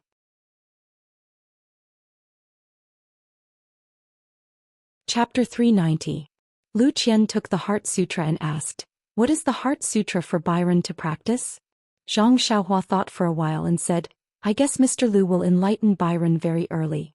When he is 5 or 6 years old he will be able to understand the text inside. At that time let him read and practice. Lu Qian said in surprise, he can only learn it when he is 6 years old. Then why are you in a hurry to give this to me? When the time comes you can come back and teach him. Besides, I read in the biography that practicing internal strength is very particular. If there is no master to guide him, it is easy for something to happen. I think it is better to let you teach him. With that, Lu Qian was about to return the Heart Sutra to Zhang Xiaohua. Zhang Xiaohua smiled and said, sister-in-law, practicing internal strength is easy to cause trouble, but you see, I also practice it myself. Am I not fine? Besides, sister-in-law, you must believe me. Byron will definitely have no problem. Lu Qian was skeptical but she still carefully put away the Heart Sutra. She asked worriedly, If Byron doesn't understand, can he ask my father? Zhang Xiaohua thought for a while and said, if you don't understand the text, you can naturally ask. If you don't understand the content, don't ask. It is best not to let others know about this book. Remember. Lu Qian listened with a heavy tone, so she could only nod cautiously. Zhang Xiaohua was also bold. He relied on his own exploration to reach his current level. He thought that everyone could practice by themselves, so he easily gave the Heart Sutra to his sister-in-law and let his little nephew explore by himself. He was a shopkeeper who didn't do anything. If Byron cultivated, he was only 5 or 6 years old. How could he understand the content of the book? However, was Zhang Byron an ordinary person? After explaining the matter of Byron, Zhang Xiaohua saw that his father and mother were playing with Byron. He took Zhang Xiaolong to the courtyard and began to teach Zhang Xiaolong the Big Dipper magical fist. Only after Zhang Xiaolong taught him did he realize how he Tianshu felt back then. That's right. Zhang Xiaolong could have hit it this way and hit it from this angle, but Zhang Xiaolong hit it wrong.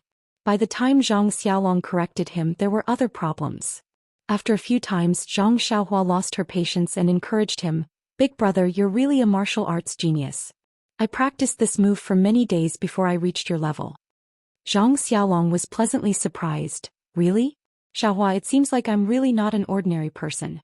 If I had known earlier, I would have followed you to Pingyang City." "Yeah, that's right, big brother. If you go, I reckon that the Misty School won't be destroyed. You might not be able to defeat the enemy, but you can at least learn the essence of the Misty School. Then you can start a family in the Guozhuang house and inherit the legacy of the Misty School." "Yes, Xiaohua, you're right. I'm really a pearl that has been covered in dust. So, big brother, if you have time, you should look at the martial arts manual yourself. I'm afraid that I might lead you astray and delay your progress." "I see. All right, Xiaohua, then I can only reluctantly practice on my own." After settling Zhang Xiaolong, Zhang Xiaohua went back into the house to look for her mother. Zhang Kai and Guosufei were still on the Kong bed, watching Zhang Byron sleep soundly. Just now, Byron woke up for a while and played with the two elders for a while before going back to sleep. At this moment, the two of them were whispering to each other. Seeing Zhang Xiaohua enter the house, Guosufei laughed softly and said, "Xiaohua, I heard from your father that you did something good in Lu Town last night?" When Zhang Xiaohua heard this, she blushed a little and said, "I wanted to do something good, but I didn't do it thoroughly and left a little tail. Today I heard from father that I know I was wrong." Guosufei said, "It's good that you know you were wrong. When helping someone, you have to help them to the end. If you give up halfway, it's better not to help." Zhang Xiaohua smiled and said, "That's right. Mother is right. I have something to tell mother." "What is it? You're still so mysterious." Guosufei saw that Zhang Xiaohua was so serious about this matter. She also felt strange and said, "Isn't it because you like a girl from some family? Mother still has some money here. It shouldn't be a problem to find a wife for you." Zhang Xiaohua was a little bashful and said, "Mother, let's go out and talk. Byron just fell asleep. I'm afraid we'll wake him up." Seeing this, Guosufei felt that her sense of smell was even more sensitive. However, in her heart she muttered, "I just went out for a day and already found someone I like. Could it be that I was cheated?" Zhang Kai actually knew Zhang Xiaohua's feelings and also encouraged Guosufei to go to the central room. Sitting on a chair, Guosufei laughed and asked, "Xiaohua, you're not young anymore. It's the right time. Tell me, which family's girl do you like?" Zhang Xiaohua smiled and said, "Boy also doesn't know where that girl is. I can't tell you right now." "You sly girl, then why did you call mother here?" Guosufei only thought that Zhang Xiaohua was thin-skinned and didn't think much of it. Zhang Xiaohua looked at her father and said, "Mother, I already told father this afternoon that I want to find a time to leave the Guozhuang house in the next 2 days. After I go out to look for second brother, I'll go back to the Guozhuang house with him." Hearing this, Guosufei's face immediately changed and said, "No, you left the Guozhuang house when you were 12 years old. Until you turned 18 this year, you only came back once. That time you also left without saying goodbye.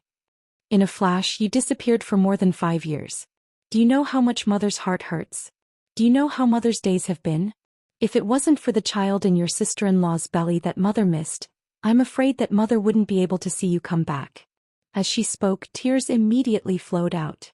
She looked at Zhang Xiaohua with eager eyes. The affection of licking her child was obvious. When Zhang Xiaohua came back this time, Guosufei was far less emotional than the last time. First, she had a younger son who was worried about her, so she didn't have much free time. Second, she was somewhat confused between reality and dreams. She was afraid that this was just a beautiful dream of the past, so she didn't dare to overdo it. Today, before she could completely adapt to the reality of her son's return, Zhang Xiaohua once again asked to leave her. How could she bear to do it? She still wanted her younger son to be happy at her knees and find a lovely wife, so that she could sing the husband and wife songs under her eyes. Seeing this, Zhang Xiaohua walked forward and sat on the chair next to her mother. She smiled and said, "Mother, I know what you mean. Boy is indeed unfilial and has made you worry at home. However, this time is different from before." "What's the difference?" Guosufei asked curiously.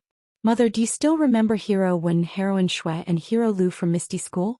"Of course I remember. Although Mother is a woman and has never seen them, you are indebted to them for saving your lives. Mother will certainly remember this kindness in her heart."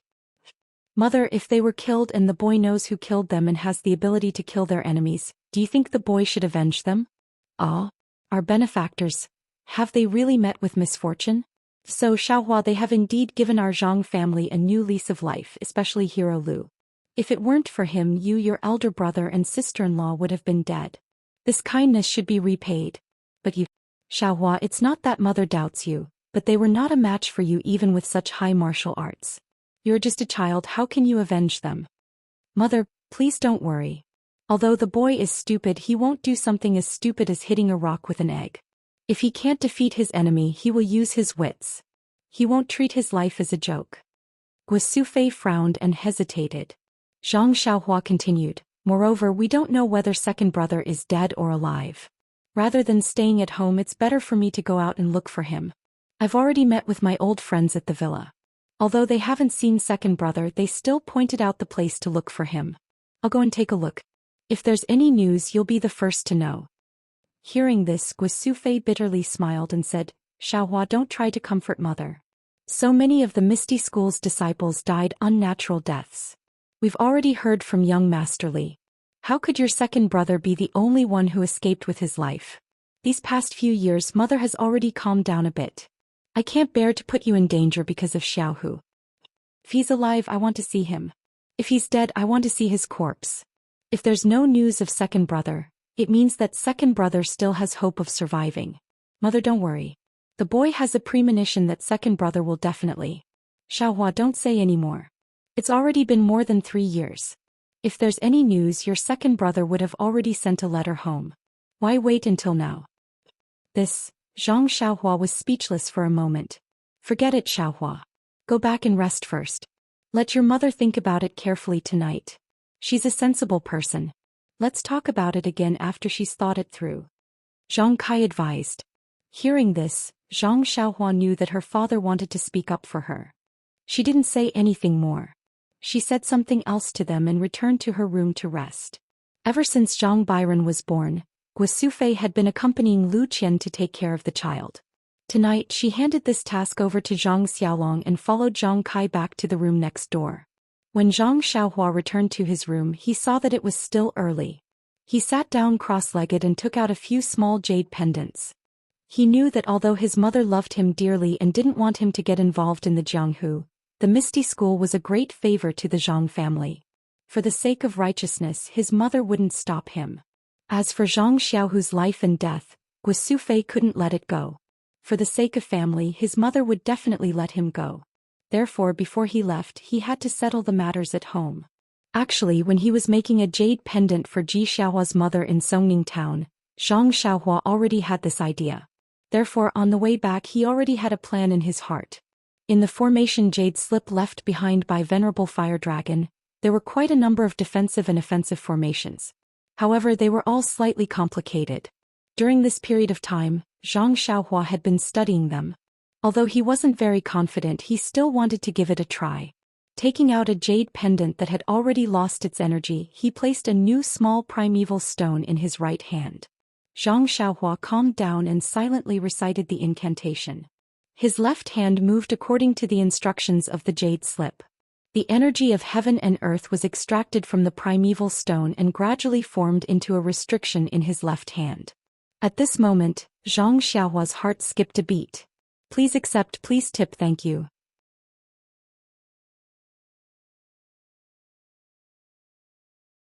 Chapter 391. Zhang Xiaohua had already learned a little about embedding a miniature formation into a jade pendant on the deserted island. He had also thoroughly comprehended it on the ship back on land.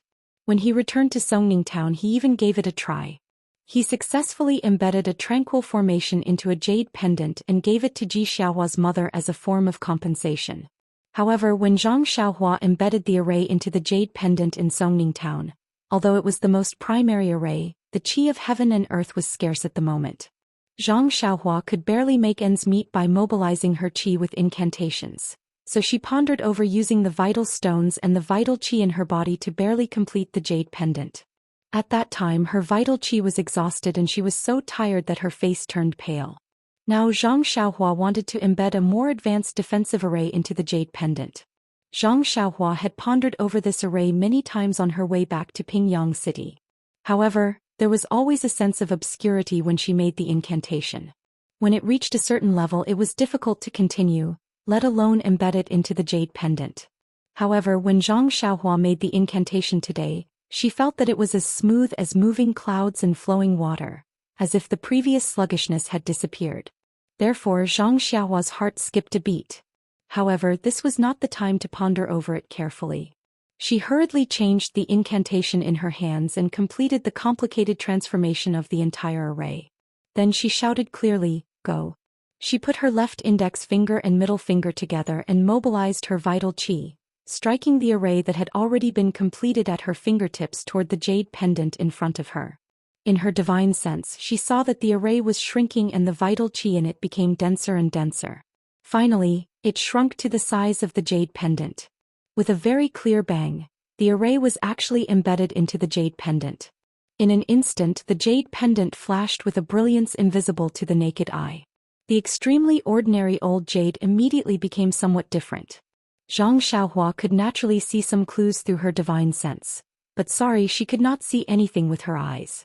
But just when Zhang Xiaohua was feeling satisfied and wanted to be proud, she suddenly felt that the yuan qi in the jade pendant was somewhat chaotic. With a light ping sound, the jade pendant in her hand immediately turned into a pile of powder. Zhang Xiaohua frowned. She thought about it carefully for a while before relaxing slightly. She took out another jade pendant from her bosom and continued to make it. He still had a lot of such jade pendants in his money bag.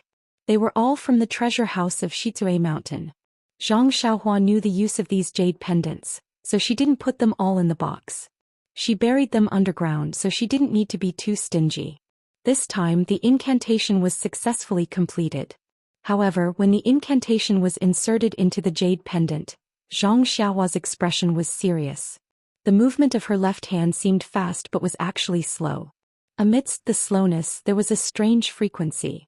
With another bang, the incantation was successfully inserted into the jade pendant. However, this time the jade pendant did not undergo any special changes. The only difference was that the color of the jade had become denser. Zhang Xiaohua didn't need to look carefully with her divine awareness. She had already felt that she had succeeded this time. Putting the successfully made jade talisman on the Kong, Zhang Xiaohua closed her eyes and pondered. However, when she began to cultivate, she found that her heart sutra cultivation method had actually made some slight progress. Zhang Xiaohua was overjoyed. Could it be that she could cultivate this talisman? This was a good way to kill two birds with one stone. Waking up the next day, Zhang Xiaohua finished practicing the Big Dipper magical fist in the bamboo forest. When he returned to the courtyard, Guo Sufei had already woken up to prepare dinner. Looking at her mother's slightly swollen and bloodshot eyes, Zhang Xiaohua's heart ached. Mother obviously did not sleep well last night. This boy is unfilial. However, if I can't find second brother, then I will be even more unfilial. I hope mother can understand me. When I am done, I will definitely accompany mother and father. I forgot that I still have to help mother and father find some longevity prescriptions. According to Venerable Huolong's records, there are some pills that can extend one's life. However, although he is knowledgeable, he is not proficient in this aspect. Cultivating the immortal Tao can extend one's life. However, mother and father are obviously not suitable for it. I don't even know if big brother and sister-in-law can do it. I am just a beginner and do not know how to guide others. Let's talk about this later. Guisufei saw Zhang Xiaohua enter the courtyard and forced a smile. Xiaohua, you went out to practice martial arts. Zhang Xiaohua respectfully said, yes, mother. Music does not leave the mouth and fist does not leave the hands. This martial arts needs to be practiced frequently. Seeing her mother wiping her eyes and going back to work, Zhang Xiaohua picked up the bucket and said, Mother, I am going to get some water. It has been a long time since I worked for you. Guisufei said, no need. Xiaohua, you have a good rest. Let your big brother do this work. Zhang Xiaohua was not willing to comply. She took the rope and the bucket and went out. Because it was winter, the fields were filled with snow. Zhang Xiaohua returned for a few days and did not go to the fields that were still under her name. This time she used the excuse of fetching water to take a good look. The fields were now under Zhang Xiaohua's care. Looking at the neat ridges exposed from the snow and the fine soil in the fields, Zhang Xiaohua knew that her big brother was very meticulous in farming. Sighing, Zhang Xiaohua turned and went down the hill. Although this field was very good, it was destined that it would not belong to her. The snow at the bottom of the hill was very deep. The black well was exposed. Standing next to the well, Zhang Xiaohua was somewhat hesitant. How should she deal with the well water? Based on Zhang Xiaohua's attitude 2 days ago, he had already placed a restriction on the spring water. As long as the Zhang family came to take it, no one else would be given a single drop. But now Zhang Xiaohua's attitude had changed. The spring water was sweet and rich in the qi of heaven and earth. It was the best gift from the heavens. Since it was a gift from the heavens, it must not be used by a particular family. If he placed a restriction on it, it would only be used by himself. What was the difference between him and the bullies in Lu Town who took other people's things for their own use? What's more, the essence of heaven was the most dependent on fate. If she monopolized it, presumably it would shorten her life and break her fortune. Because of this spring water, her family had already produced Zhang Byron. It was already a blessing for the generation. Why should she be greedy? Thinking of this, Zhang Xiaohua was relieved. She fetched the well water, carried it with her hand and walked back to the village. How could she still think about who drank the well water and who didn't? Now that Zhang Xiaohua is benevolent and kind, he thinks of the greater good. In fact, it is precisely because of this that it makes sense. I don't think you have the level of a martial arts master. How can I let you demonstrate? At this time Zhang Xiaolong walked in. Zhang Xiaohua smiled and said, I don't need to know martial arts. How about this, let big brother tie me up. Zhang Xiaolong was shocked and said, Mother, Xiaohua is still young. If she has done anything wrong, just say it. Why do you have to hang her up and beat her?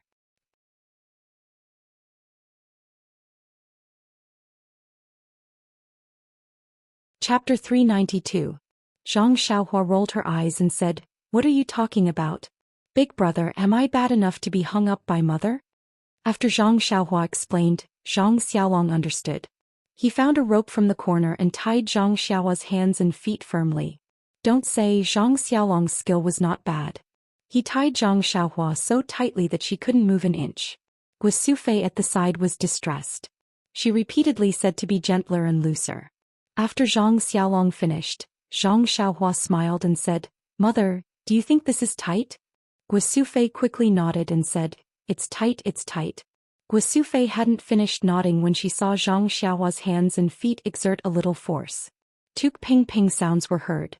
The ropes that Zhang Xiaolong used a lot of effort to tie Zhang Xiaohua's hands and feet broke like withered grass. Zhang Xiaohua stood up and said, How is it? Mother, even if I'm caught, I can still escape. Guisufei was stunned. She knew that her son was strong, but she didn't expect it to be so frightening.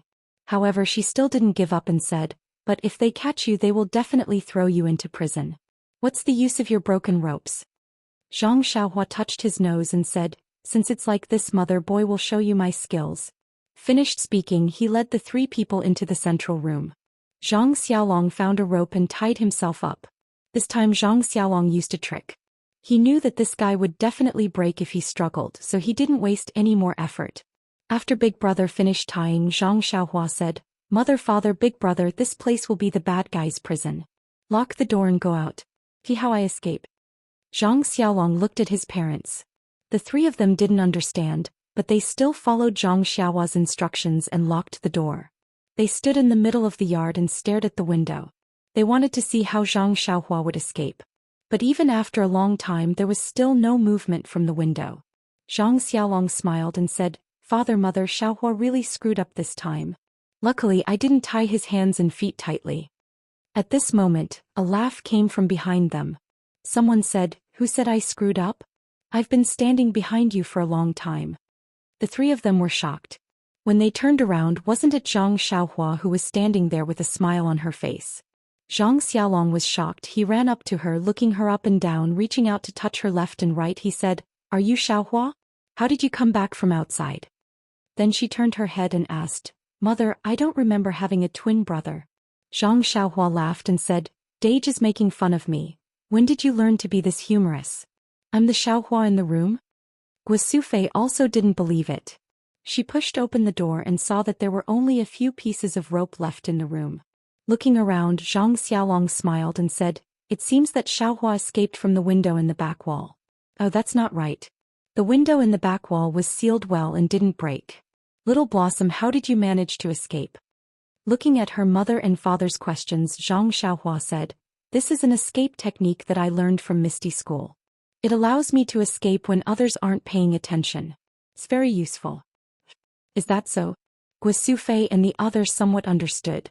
Since Zhang Xiaohua was able to escape when her hands and feet were tied up, then Guosufei really didn't have any other opinions. Even if Zhang Xiaohua couldn't beat the other party, she couldn't escape at that time.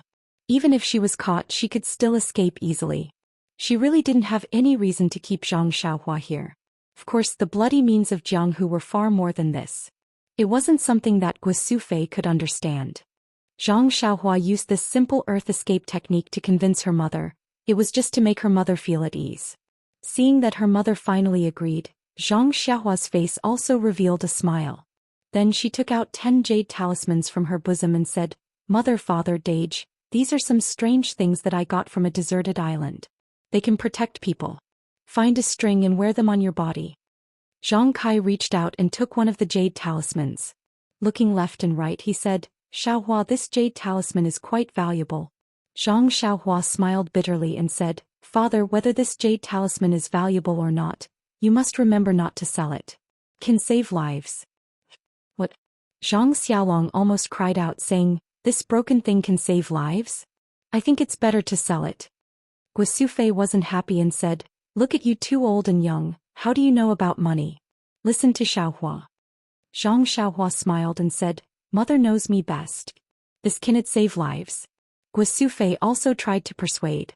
Zhang Xiaohua hung a jade talisman on her body and said with a smile, "Dage, take that hoe and hit me hard." "No. Absolutely not." Before Zhang Xiaohua finished her words, Guosufei immediately objected. "Oh, then how about this, Dage? I'll put this jade talisman on the ground. You take the hoe and hit the jade talisman hard. What do you think?" "No need, Xiaohua, this jade talisman is worth at least a few silver coins. It's such a pity."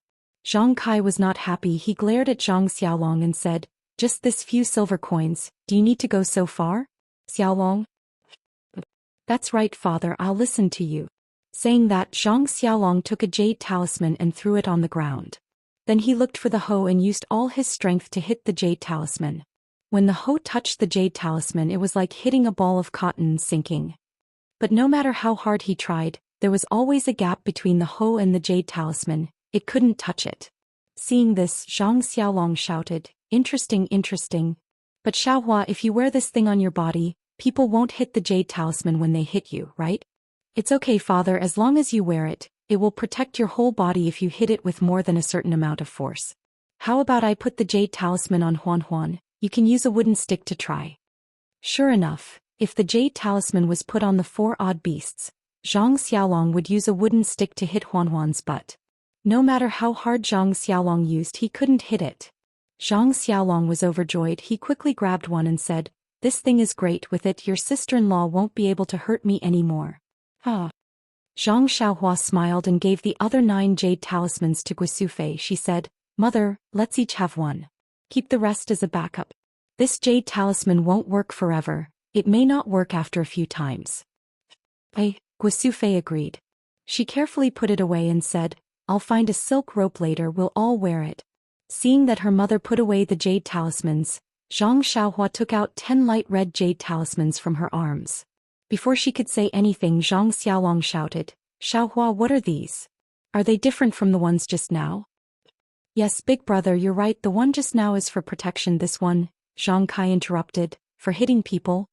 Zhang Xiaohua smiled and said, Father is really smart, no wonder the three of us are so smart, it's all thanks to you. Guo Fei smiled and said, don't flatter your father said so many good things to you last night, it's all thanks to your mouth. Zhang Xiaohua smiled and said, Father is good, mother is good, hee, please wait a moment. After saying that, Zhang Xiaohua moved a large rock from outside the yard. It was about the size of the Zhang family's dining table. Only Zhang Xiaohua had the strength to move it. If it were Zhang Xiaolong, it would take at least 5 people. Seeing Zhang Xiaohua move such a large stone, the three of them didn't understand. What does this have to do with hitting people? After the stone was placed in the middle of the courtyard, Zhang Xiaohua said, Father, mother, big brother, you all stand behind me and watch how I use this jade talisman. The three of them didn't dare to be careless and stood behind Zhang Xiaohua. They saw Zhang Xiaohua pick up a jade talisman and throw it at the stone with all her strength. With a kachi sound, the jade talisman broke into pieces and a red light flashed from the jade talisman. It was a red flame, but the flame was different from the usual flames seen in the Zhang family. When the flame touched the stone, it actually burned. After a cup of tea's time, more than half of the huge stone was burned. This strange scene made the three of them even more stunned. Yes, this was the first time they saw a flame that could burn a stone. Zhang Xiaohua turned around and handed over the remaining few jade talismans. Zhang Xiaolong stretched out his hand but didn't dare to take them. He asked with some fear, Xiaohua, isn't this thing too dangerous? If we were to accidentally trip and fall onto the jade talisman while holding it, wouldn't we burn ourselves in an instant? Zhang Xiaohua smiled and casually threw another jade talisman on the stone. This time it didn't break. Zhang Xiaohua reached out and picked it up. She put it in someone's pocket and said with a smile, this jade talisman needs to be thrown with all your strength to be effective. If you are a little bit weaker, it won't break. Moreover, if Big Brother is carrying the jade talisman just now, the 2 jade talismans will meet and perish together. Of course, there won't be any danger. Oh. So it's like this. Only then did Zhang Xiaolong boldly reach out to take the remaining jade talismans.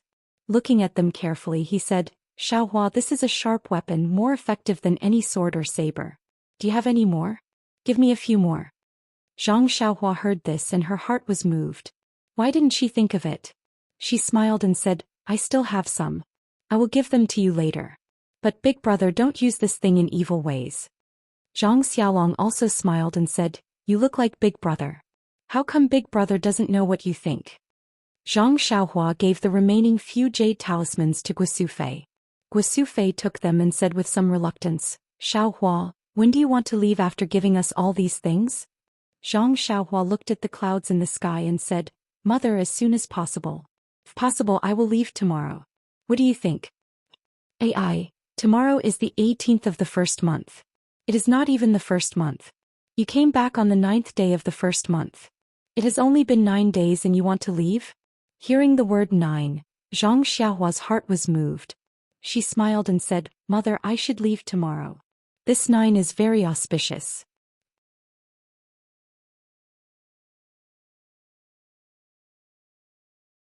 Chapter 393. AI, what new book? Hehe. AI, Guo Fei sighed deeply. No matter how auspicious it is, as long as you leave, Mother will not be happy. Zhang Xiaohua smiled. Mother, don't worry, as long as there is news about second brother, I will immediately send someone to bring the news back. You just have to wait to make braised pork to reward me. Guo Fei forced a smile and wiped her tears. Yes, Little Blossom was her son and Little Tiger was her son too. They were both her flesh and blood. There was no reason to stop her from looking for her second son just because she felt sorry for her youngest son. Seeing this, Zhang Kai changed the topic. Today, Xiaohua, stay at home, don't go anywhere, accompany your mother. Oh right, child's mother, bring the good things Xiaohua brought for Chanqian to see. Okay, we will go now.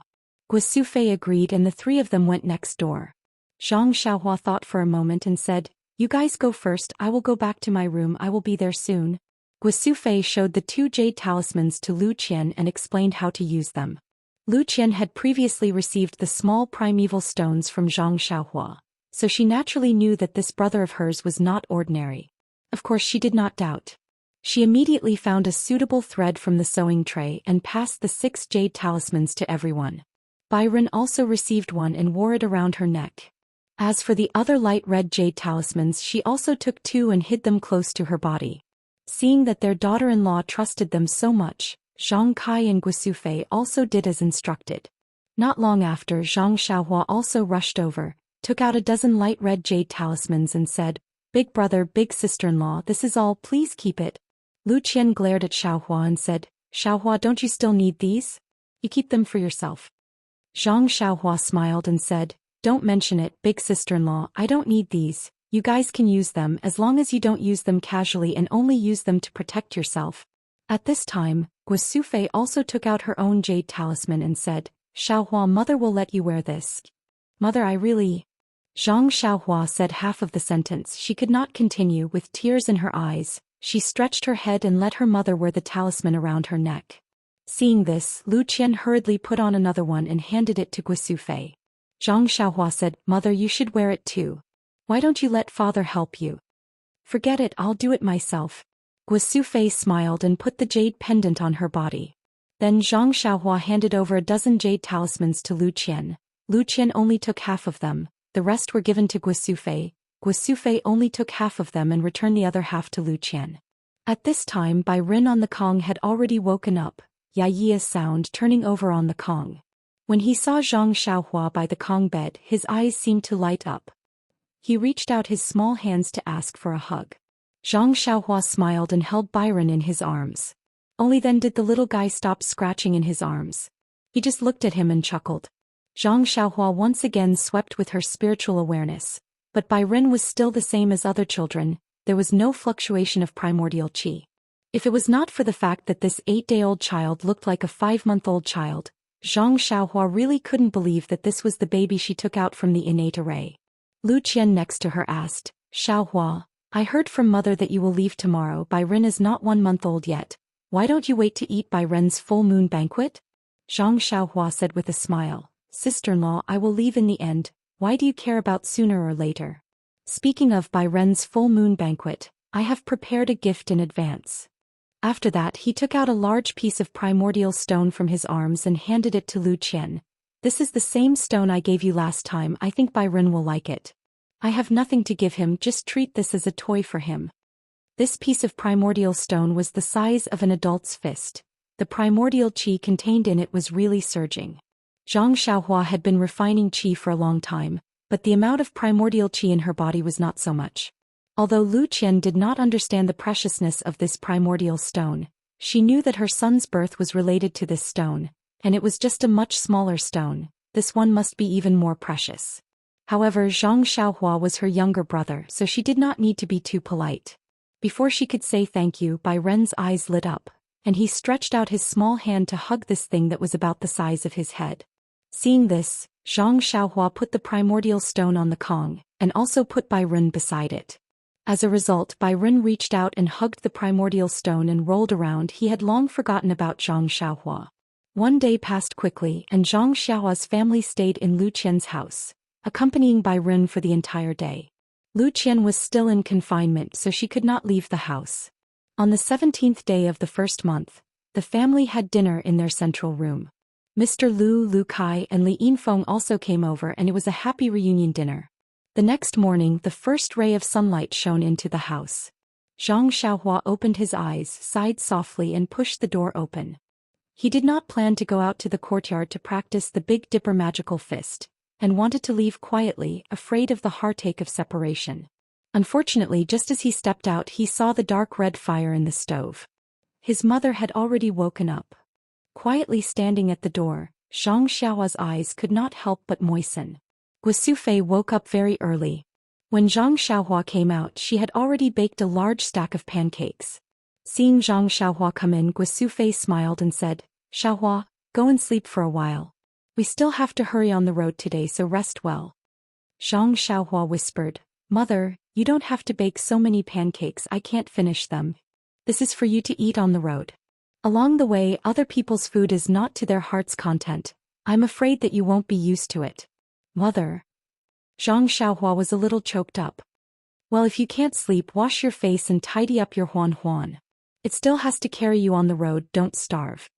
Zhang Xiaohua responded and went. It seems that Zhang Xiaohua's idea of quietly leaving had completely failed. Not long after, Mr. Lu Kai and Li Yinfeng also came over. After eating, a group of people sent Zhang Xiaohua out like stars surrounding the moon. Only Lu Qian and Bai Ren didn't go out of the house. Zhang Xiaohua specially went to say goodbye to her sister-in-law. Bai Ren, this boy, was still sleeping soundly. Zhang Xiaohua couldn't help but hug and kiss his chubby little face. There were many people in the village who woke up early. Seeing that only the third son of the Zhang family was going out again, they all stopped and carefully gave their blessings. Zhang Xiaohua was ashamed. She thought that people were too bad before. At this time, she carefully smiled and greeted the people who were familiar with her. At the entrance of the village, there was no need to mention the reluctance and attachment. This time was different from before. Although they were reluctant to part at the beginning, they knew that there was no danger to their lives. At worst, they could just pat their butts and come back. This time they knew that the road ahead was dangerous. Although Zhang Xiaohua showed a few skills yesterday and dispelled most of the old people's doubts, how could they bear to see their son take risks? Guisufei's face was still full of tears. Although Zhang Xiaohua was sad, she was after all 18 years old. She was not like the youth of the past who only had tears in her eyes. After saying a few words to her mother, father, and the others, she floated onto the deer. She patted Huanhuan's bald horn and the deer lifted its legs and moved forward. After a few steps, Zhang Xiaohua couldn't help but look back. Everyone raised their hands. Only her mother covered her mouth with one hand and put the other hand in front of her face with difficulty, slightly waving it. Zhang Xiao's hand also seemed to be weighed down by tens of thousands of pounds. It was extremely difficult for her to wave it. The tears that had been in her eyes all this time finally couldn't help but flow down the corner of her eyes. Thinking that her mother would definitely be sad if she was sad, Zhang Xiaohua forced a smile. Then she resolutely turned her head and let the sparkling tears fall to the ground. Huan also seemed to understand Zhang Xiaohua's intentions. With a low whistle, it flipped its 4 hooves and galloped towards Lu Town. After turning the corner at the foot of the mountain, the Guozhuang house was hidden by the mountain. The mountain could block one's vision, but it couldn't hide one's longing heart. Zhang Xiaohua had already released her divine perception long ago. From afar she could see her grieving family members. This kind of parting was always so sad that it made one's heart turn cold. When Zhang Xiaohua neared Pingyang City, his emotions gradually calmed down. The Guozhuang house was a peaceful harbor that he would always look forward to. However, it was not the stage of his life. Zhang Xiaohua already knew that ever since he obtained the Carefree Heart Sutra and entered the cultivation of the immortal Tao, his life had become very different from that of ordinary people.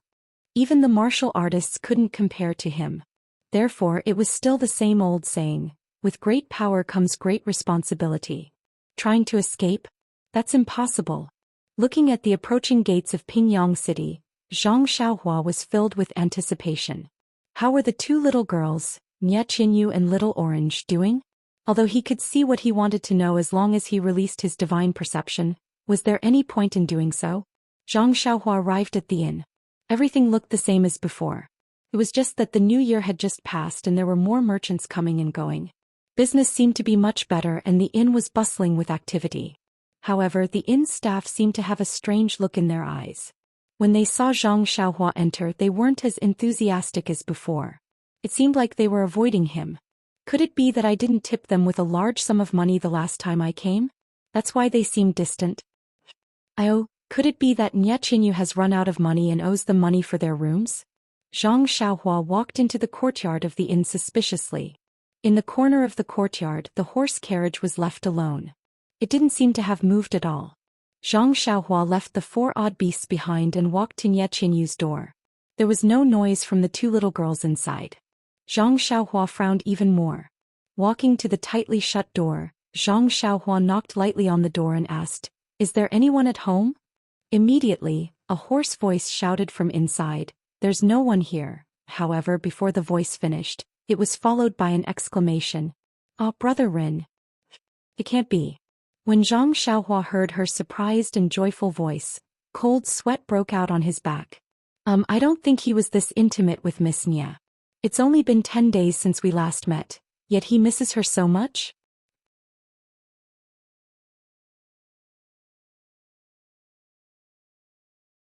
Chapter 394. Although Nie Qinyu was only 12 years old, she was still a young girl. Cough cough, she had already grown up and her body was filled with the unique fragrance of a girl. Her movements were like a swallow returning to the forest, but this really put Zhang Xiaohua in a difficult position. Should I step aside and let her pass? Wouldn't that be letting Miss Nie eat dirt? However, if I don't step aside, won't I be taking advantage of her? Although Zhang Xiaohua did not release his divine perception, Nie Qinyu's movements still allowed Zhang Xiaohua to make sufficient movements to avoid her. However, after thinking about it, Zhang Xiaohua still stood there bravely and fearlessly. He only felt a soft and delicate body in his arms and a sweet smell entered his nose. Then a delicate arm wrapped around Zhang Xiaohua's waist. Zhang Xiaohua swayed and almost fell to the ground. His body, which had been tempered by the heavenly thunder and refined by the qi of heaven and earth, had never received such treatment before. All of a sudden he seemed to feel uncomfortable.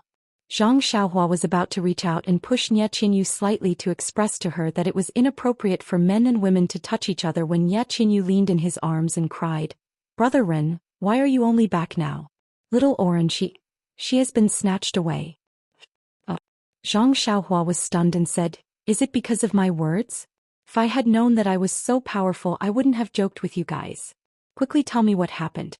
Don't tell me that the bullies of Pingyang City want to force Little Orange to be his second concubine? Or did the bandits outside the city want to kidnap her to be their mistress?" No matter what Zhang Xiaohua said, Nie Qinyu seemed to be frightened and refused to let go. She lay in Zhang Xiaohua's arms and cried non-stop. Although Zhang Xiaohua couldn't see Nie Qinyu buried in her arms, she could imagine the scene of Nie Qinyu sobbing in the rain. Zhang Xiaohua couldn't help but pout. This child doesn't have parents to love her. He's so pitiful. After about 15 minutes, Nie Qinyu seemed to be tired from crying and realized her impoliteness.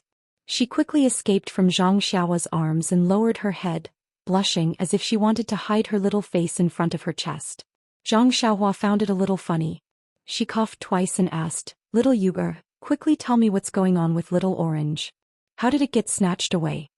Hearing this, Nie Qinyu quickly looked up and was about to say something, but she saw that Zhang Xiaohua's chest was wet. Wasn't that her tears just now? She immediately lowered her head in fear. Zhang Xiaohua walked forward and patted her head. "Little Yuer, sit down first and tell me slowly. I'm back, so leave this to me." Zhang Xiaohua's action of patting her head was a little reckless. He was used to being patted by his parents, eldest brother and second brother at home, so he naturally thought it was a gesture of comfort. However, Nie Qinyu was a girl, so it was inappropriate to pat her head. Even if it was some other part of her body, it was a big taboo to pat her head without permission. Fortunately, before Nie Qinyu could dodge, her head was patted by Zhang Xiaohua's sneaky hand. Nie Qinyu looked up a little unhappily. When she saw Zhang Xiaohua's calm smile, she felt a lot more at ease. She felt that the hand patting her head was 1,000 times warmer and made her feel safe. Nie Qinyu obediently sat on the edge of the bed and recounted everything that had happened after Zhang Xiaohua left. It turned out that ever since Zhang Xiaohua left in the snow on the 6th day of the first lunar month, although Nie Qinyu and Little Orange were angry at Zhang Xiaohua's joke, the two girls felt isolated in this unfamiliar Pingyang city. Therefore they almost never went out. They only strolled in the courtyard when the sky cleared up. There were a few words on the stall, seeking future and marriage. Nie Qinyu's mind was preoccupied with the idea of placing the lanterns at night and didn't notice at all. However, Little Orange saw it and couldn't move her feet. She insisted on dragging Miss to take a look at the stall and said, "Helping Miss find marriage." How could Nie Qinyu not understand Little Orange's intention? Hence, the two of them went forward to perform a divination. The blind man asked for their birth characters and gave them 2 divination signs. One was above average, which fulfilled Little Orange's wish. The other was below average, which ruined Nie Qinyu's good mood. Nie Qinyu pouted and tipped them a few coins. As she walked, she said, "Not allowed, not allowed. It's too unlucky." However, when it was time to place the lanterns at night, her face was still gloomy. Little Orange carefully placed the lanterns for Mississippi. She even specially said that the water god was definitely more powerful than the blind man. Only then did Nie Qinyu feel slightly relieved. However, just as they turned the corner and returned to the inn, a man in black suddenly flew down from the wall beside them.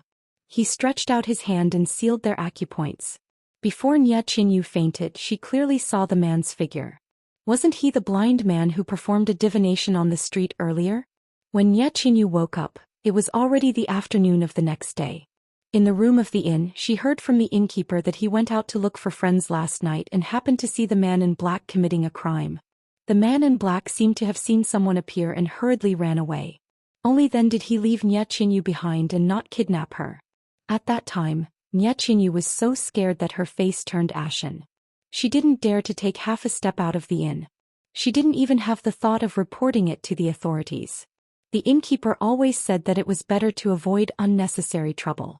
If the victim didn't report it, then what did it have to do with him? Therefore he kept it a secret. After hearing this, Zhang Xiaohua finally understood the way the innkeeper looked at her. Of course, she was missing but didn't dare to report it to the authorities. The innkeeper thought that she was a human trafficker. Zhang Xiaohua touched her chin and thought for a moment. Suddenly, her eyes lit up and she asked, "Little Yuge, is Little Orange's birthday on the 7th day of the 7th month?" Nye Qinyu was shocked and said, "How did you know?" Immediately, her face turned ashen and she said, "She even told you this?" Zhang Xiaohua was stunned and said, "When did Little Orange tell me? Why didn't I know?"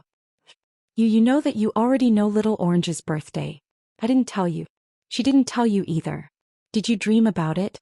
Zhang Xiaohua didn't know whether to laugh or cry. She laughed and told her what happened in Lu Town. Nye Qinyu then laughed through her tears and said, "I thought you were blind." "Blind?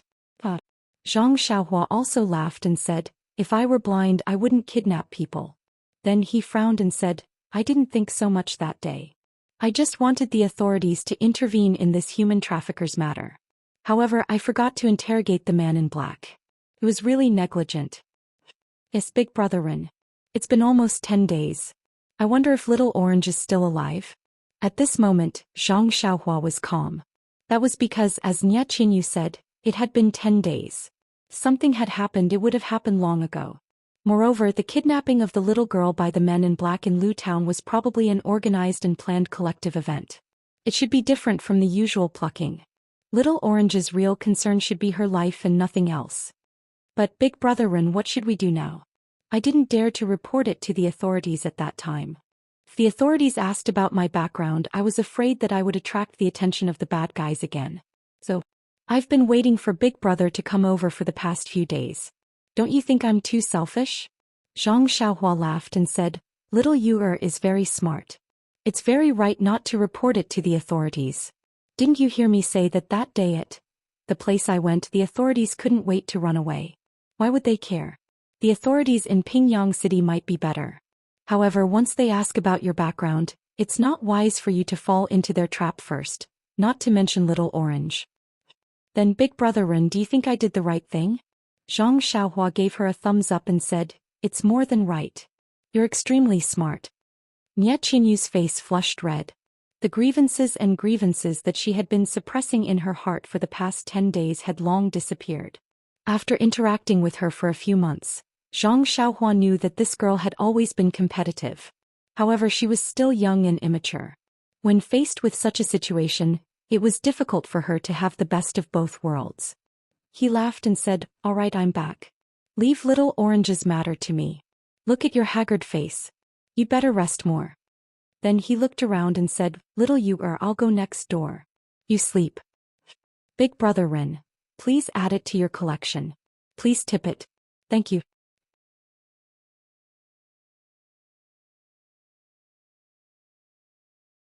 Chapter 395. Brother Rin.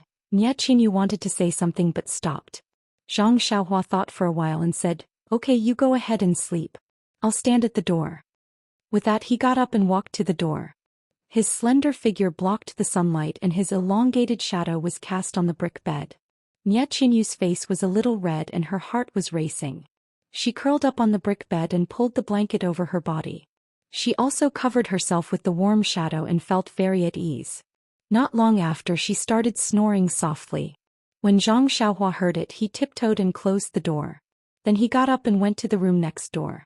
The target of the men in black was Little Orange, the girl who was born on the 7th day of the 7th month. Nye Qinyu was not in any danger at all.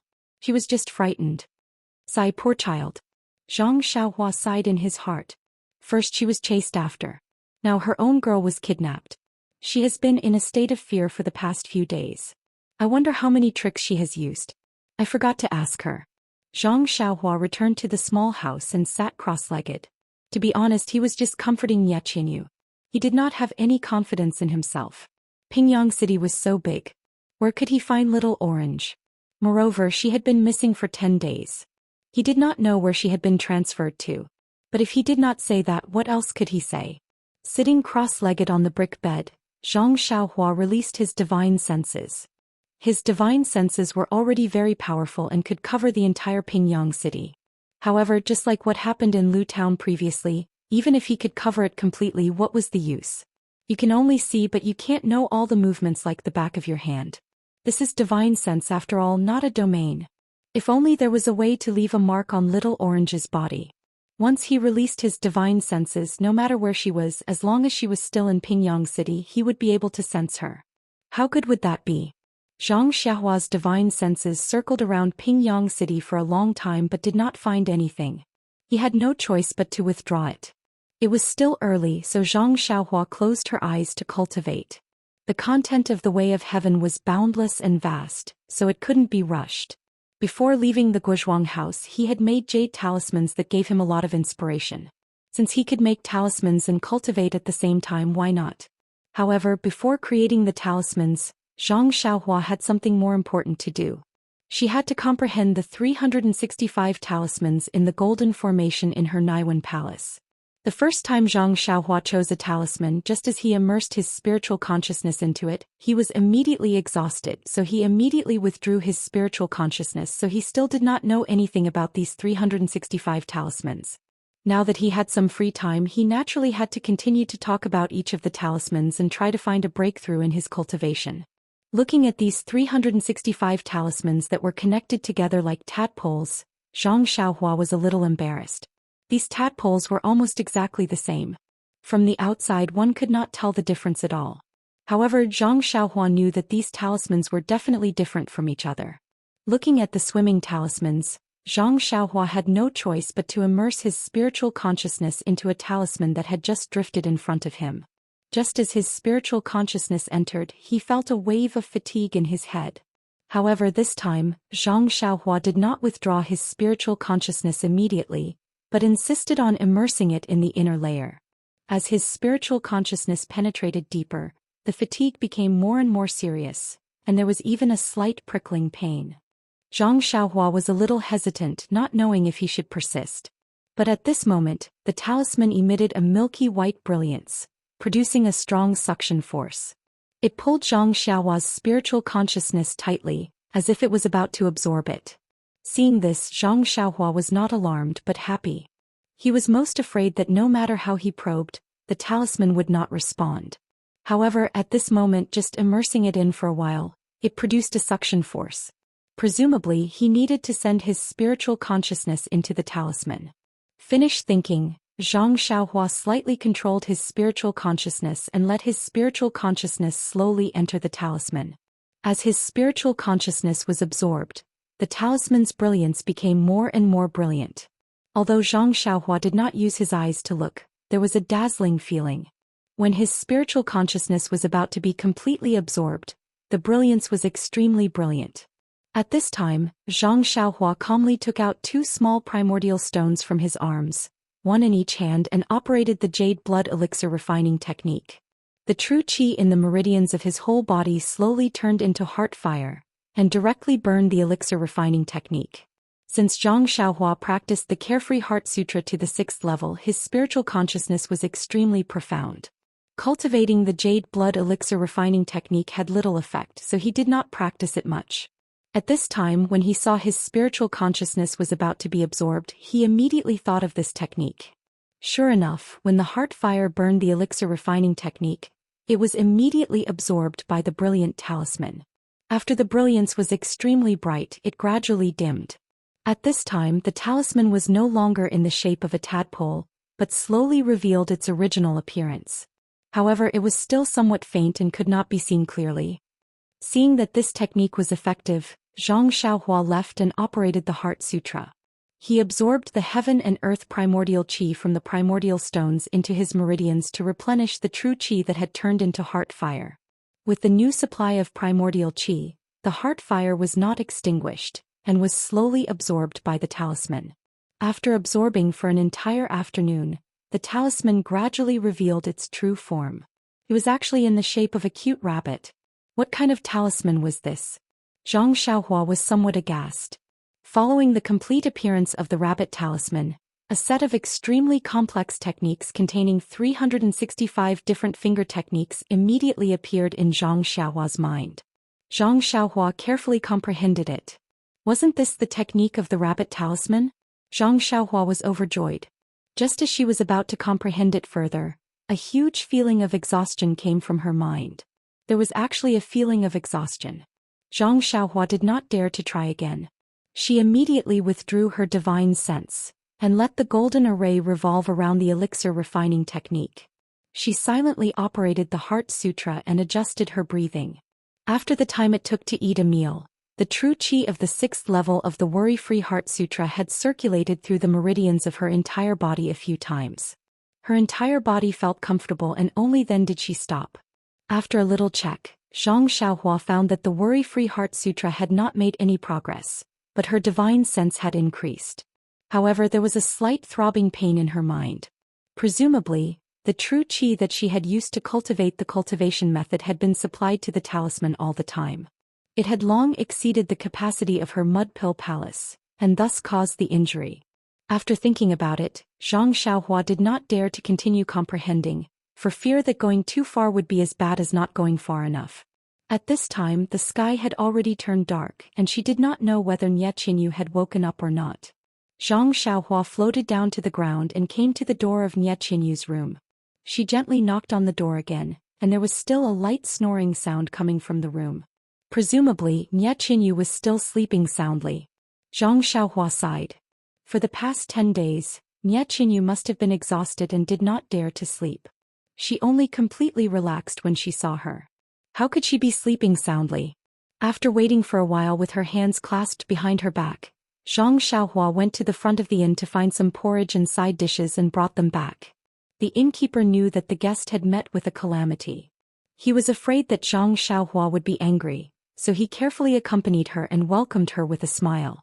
Zhang Xiaohua did not bother to explain to him, so she took the food box and left. After Zhang Xiaohua put the food box on the table and lit the lamp, Nie Qinyu was finally awakened by the bright light in front of her eyes. Rubbing her hazy eyes, Nie Qinyu's face was burning. She asked in a low voice, "Brother Ren, have you been accompanying me all this time?" Zhang Xiaohua smiled and said, "No, I also went back to my room to sleep. I just woke up and thought that you must be hungry, so I called you to get up and eat something." While they were talking, they heard Nie Qinyu's stomach growling. Nie Qinyu's face was burning even more. Zhang Xiaohua opened the lid of the food box and said, "Come little fishy, eat something first and then go back to sleep." "Okay," Nie Qinyu nodded and said, "Brother Ren, you should eat too." Zhang Xiaohua said, "There's no need. I've already eaten. This is for you." After saying that, he was about to scoop rice for Nie Qinyu. How could Nie Qinyu let him scoop rice for her? She hurriedly jumped off the Kong bed and ran over without even wearing her shoes. "Let me do it, Brother Ren, you should rest." Zhang Xiaohua smiled and said, "Sit down little fishy. Your wrist must not be completely healed. If it is injured again, won't you need to rest for many days?" Nie Qinyu was a little embarrassed and said, "Then I will have to trouble Brother Ren." Zhang Xiaohua smiled and did not say anything. He took out the side dishes and the porridge and placed it on the table.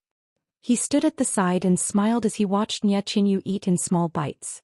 Nie Qinyu seemed to have never eaten as well as today. She actually finished the small pot of porridge. After putting down the bowl and chopsticks, Nie Qinyu said embarrassedly, "Brother Ren, you have never seen me eat so much, right?"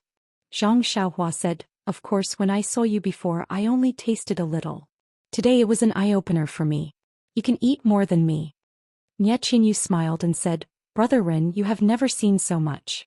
Take your time to broaden your horizons." After saying that, she seemed to feel a little inappropriate and lowered her head slightly. However, she immediately raised her head and asked, "Brother Ren, is there any news about Little Orange?" After saying that, she laughed at herself and said, "Oh, Brother Ren just said that he was resting in the room. I was too anxious. Zhang Xiaohua said, I asked around outside first but there were no good clues. I will go out later. Maybe I will find something at night? I see. Nie Qinyu was a little disappointed and said, then be careful. Don't do anything inappropriate. Zhang Xiaohua nodded and walked to the table to clear the bowls and chopsticks. She said, you should rest. You probably haven't slept well for many days. Go to bed.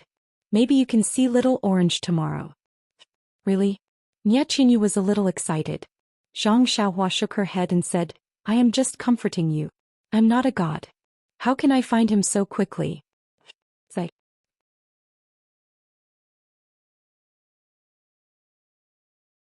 Chapter 396. Why would Zhang Xiaohua need to leave the house personally? He returned the food box to the inn and returned to the house. He sat cross-legged and released his divine perception. Although there was still some pain in his head, it was not a big deal for him to use his divine perception to observe. Pingyang City was really lively at night. There were all kinds of things. Zhang Xiaohua did not know whether to laugh or cry. His divine perception followed a few sneaky thieves and watched a few filthy dramas. Then he hurriedly escaped. See no evil. There were also a few places where tragic tragedies happened. Zhang Xiaohua really could not stand it anymore. Although he knew that this would alert the enemy and spoil his plan, he really could not remain indifferent when he saw innocent people about to lose their lives. Hence he raised the small sword in his arms again and stopped them in time before harm happened. Of course, after the first time there would be a second time and a third time. For the entire first half of the night, Zhang Xiaohua did not do anything else. He only enforced justice on behalf of the heavens and helped the weak. This sudden black light saved many people. From then on, the legend of Lunar Shadow was born in Pingyang City. After being the savior of the commoners for half a night, Zhang Xiaohua was really exhausted. When midnight came, he immediately fell into a deep sleep. As Zhang Xiaohua flickered in his dream, a mysterious wave was emitted from his body. The starlight in the endless starry sky was instantly projected. As usual, it gathered into a cocoon-like ball of light around his body. After a long time, the wave around Zhang Xiaohua's body changed rapidly. The light cocoon wrapped around his body suddenly expanded as if it was attracted by something inside his body.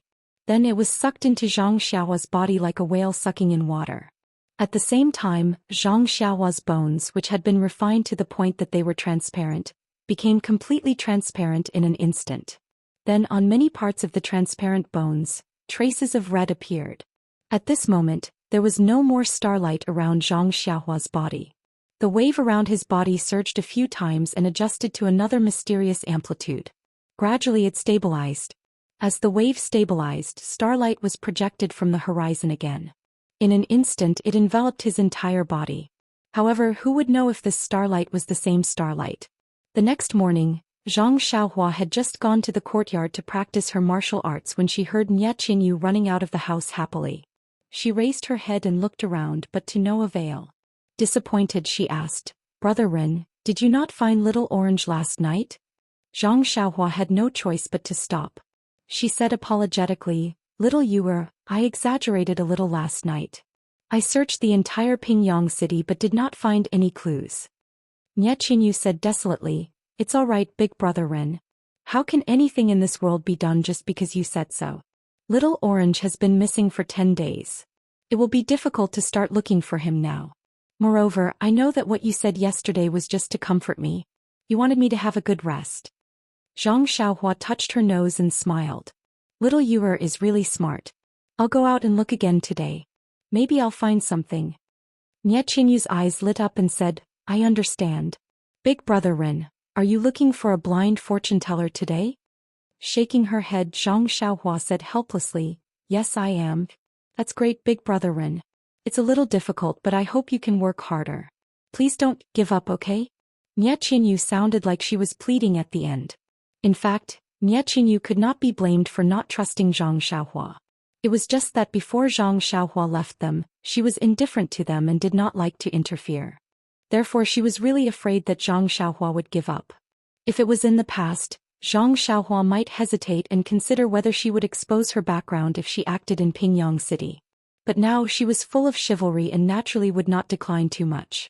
She smiled and said, "Look at what you're saying, little Yuer.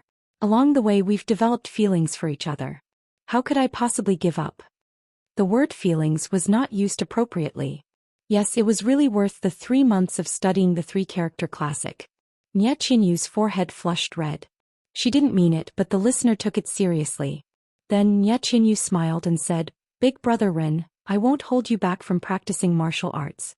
After that, she bounced back to the house like a little swallow, as if her wrist was not injured at all. Looking at Nye Qinyu's cheerful back view, Zhang Xiaohua smiled and continued practicing the Big Dipper magical fist. After practicing the Big Dipper magical fist for a few days, Zhang Xiaohua felt that his strength seemed to have increased by a lot. Therefore he paid more attention to this fist technique. Late in the morning, Zhang Xiaohua went out of the inn with his hands behind his back. In fact, he could stay in the inn, but after all, Nye Qinyu was beside him. If he stayed in the house alone, Nye Qinyu would blame him for being lazy, and there would be no reason for her to find any clues in the future. There were many people from all walks of life in Pingyang City, and there were even a few blind fortune tellers. Zhang Xiaohua found a tea house and ordered some fragrant tea. As he tasted the tea, he used his divine senses to monitor these blind men. It was easy to say but difficult to do. Zhang Xiaohua had to look at this and that at the same time, lest he missed the real murderer. He could only see, but he could not really hear the conversation between the blind man and the others. Therefore, most of the time he had to pay attention to the shape of their mouths and the changes in their expressions. He had to guess what they were thinking to determine if there was anything wrong with what they were doing. Therefore, Zhang Xiaohua had an unusually hard time drinking the tea. Almost all the waiters in the tea house were muttering at the side, "Is there something wrong with this guy's brain? Why is he so flustered when he's just drinking tea?" When the sky turned dark, those blind men left their stalls and went back to their homes. Zhang Xiaohua followed them closely, but he still did not find anything.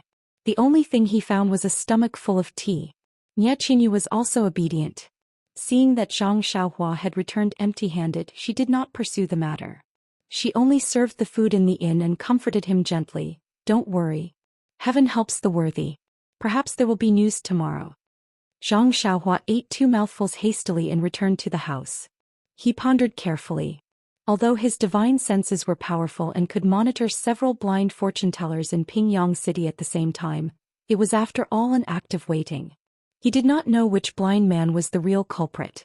Moreover, if the culprit did not disguise himself as a blind man, what should he do? For a moment he was filled with worry. The direct result of Zhang Xiaohua's worry was to release the small sword. With the power of a thunderbolt, he showed the will of heaven and punished many people who took advantage of the dark to do evil in Pingyang City. It was only late into the night that his worry subsided. The next day Zhang Xiaohua left the inn early. However, this time he did not sit in the tea house. Instead, he rode out of Pingyang City on the David's Deer. These 2 nights of eliminating pornography and illegal activities in Pingyang City had already shown some results. There were more and more cases of people helping the elderly cross the road. The bad guys who kidnapped the young girls were not really blind. They would definitely sense something. The best way was to look around Pingyang City and see if he could find some clues. However, when he exited the west gate of Pingyang City, he realized that the city gate was slightly different from before. Ever since Zhang Xiaohua came to Pingyang City for the first time 6 years ago and the numerous times he entered and left Pingyang City after that, he had not met any soldiers at the city gate. However, today there were actually a few soldiers guarding the west gate of Pingyang City. They interrogated the passers-by, especially the horse carriages and the like. The inspection was especially detailed. Even Zhang Xiaohua, who was all alone, was interrogated in detail. They also looked at his strange steed from left to right, up and down. They only let him leave the city when they confirmed that there was nothing more to ask. As for the passers-by who entered the city, they did not interrogate them at all. Zhang Xiaohua was very puzzled. However, he had never been very interested in the officials and thus could not be bothered to ask. Of course, even if he wanted to find out, he might not be able to get anything. He could tell just by looking at those soldiers who treated the passers-by like wolves and tigers. Zhang Xiaohua followed his own train of thought and carefully checked the east, west and north of Pingyang City for several days. He did not discover anything even though he was more than 10 miles away from the city. He even checked the surroundings of the ethereal heights in detail. However, the Righteous Alliance had already taken over the heights and Zhang Xiaohua did not go deep inside. With the reputation of the Righteous Alliance in the pugilistic world, they would not do such a heinous thing. Even if the Righteous Alliance wanted to do it, they would definitely not choose Pingyang City. Therefore Zhang Xiaohua only looked around the surroundings. Huanqi Heights seemed to be like what Qiuju had said. There were not many changes and everyone had their own business. However, all these had nothing to do with Zhang Xiaohua. Therefore he did not rashly go there and try to establish old ties with Tian Zhongxi and Ma Jing. It was already dusk. Zhang Xiaohua returned from the east side of Pingyang City. This day he had walked dozens of miles away from the city and found many villages and forests. He had also used his divine perception to check many places that were rarely visited but to no avail. Now he only had not seen the south side of Pingyang City. However, he had entered from the south gate and did not see anything strange along the way. It seemed that if there was no special miracle he could only apologize to Nye Qianyu. However, at the thought of Little Orange's voice and smile, after not seeing them for more than 10 days, Zhang Xiaohua felt a wave of sadness in his heart. If he did not leave the two of them alone in Pingyang City and instead brought them to the Guozhuang house, even Lu Town, would they be able to avoid this disaster? The more he thought about it, the more guilty Zhang Xiaohua felt. He felt that he really should not have avoided these two girls so much. Just as he was thinking, from the east gate of Pingyang City came a big dung cart carrying farm treasures. An unpleasant stench assailed his nostrils. Many people on the side of the road covered their noses to avoid it. Zhang Xiaohua grew up in a farmer's house. Naturally, he was not unfamiliar with this smell and did not take it seriously. However, Zhang Xiaohua was riding on the back of the deer. Huan had always had a habit of walking in the middle of the road. This time was no exception. As they were about to bump into the dung cart, Zhang Xiaohua hurriedly patted Huan's head, indicating for it to quickly make way for the cart. Although he was not afraid of this smell, it would not be good if he bumped into the cart and got himself covered in farm treasures. However, just as Huan brushed past the dung cart, Zhang Xiaohua could not help but frown.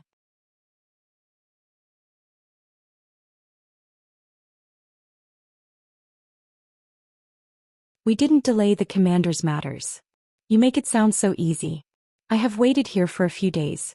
How can I not be anxious? The date that the commander has requested is approaching. Alright, why did you delay for so long? Don't mention it. Sai, don't talk about it anymore. Our days in Pingyang City have been tough as well. You don't know that Pingyang City has been haunted for the past 2 days.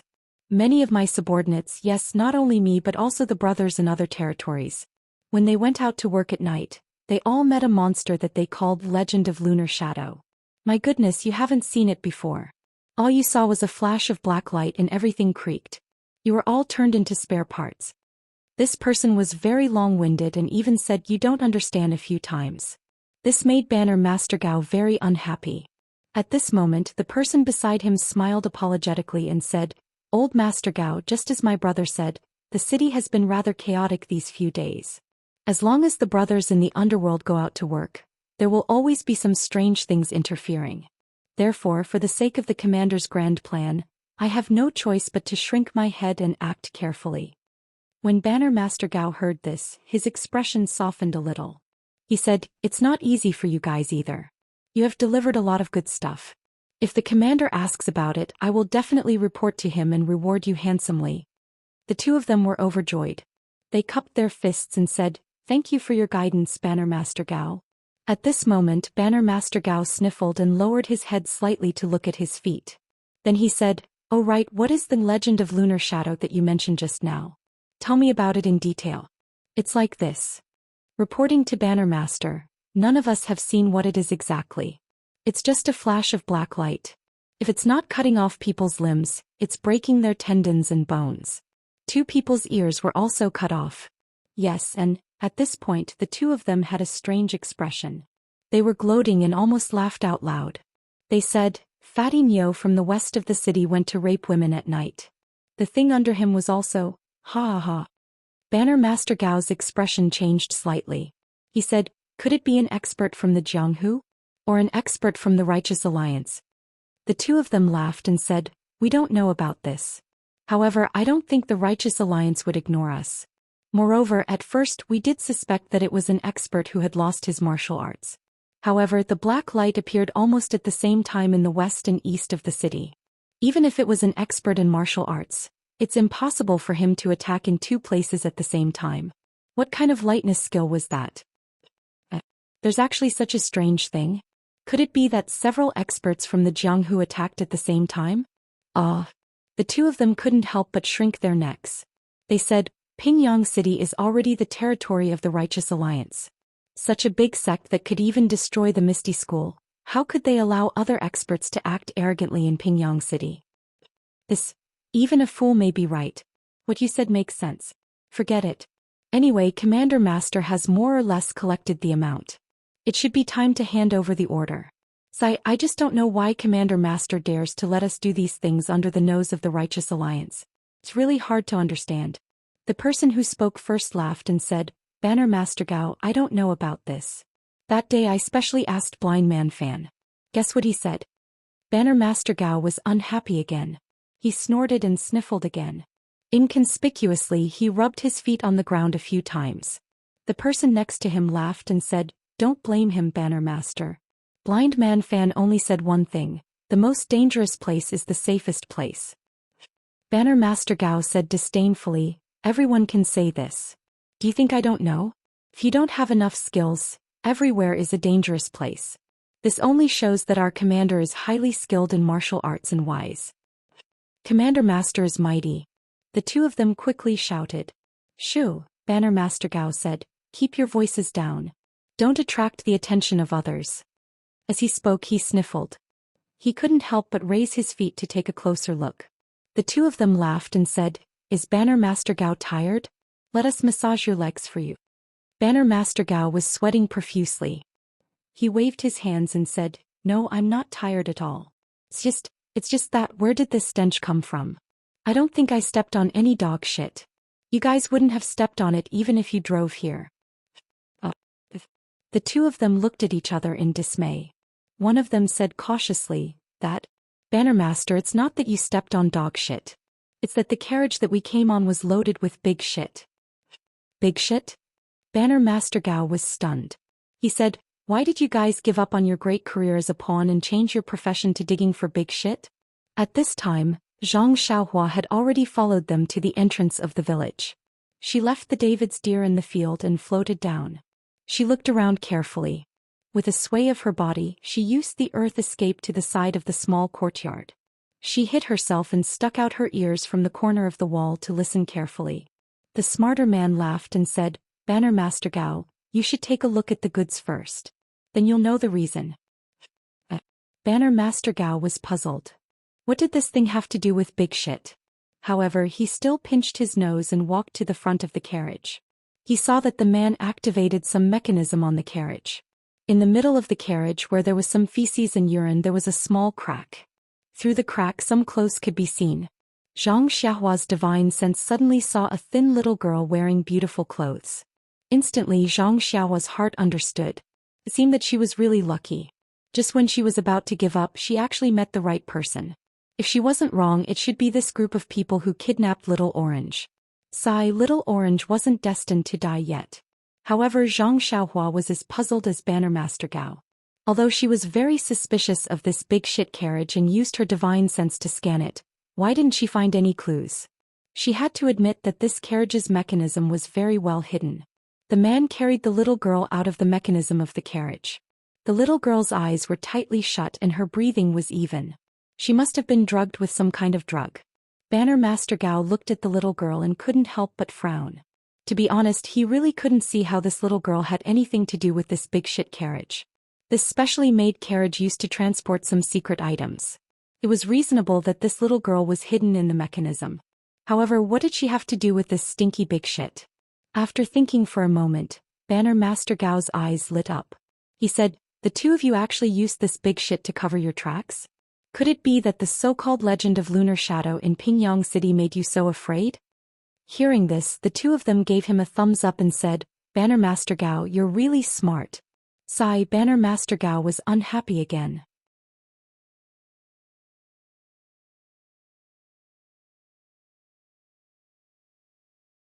Chapter 398.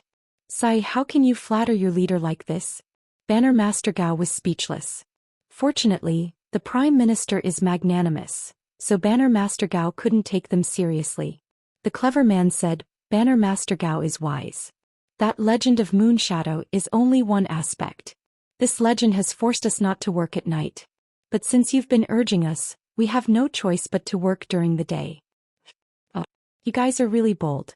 Banner Master Gao looked at his two loyal lackeys and laughed. How dare you kidnap someone on the streets?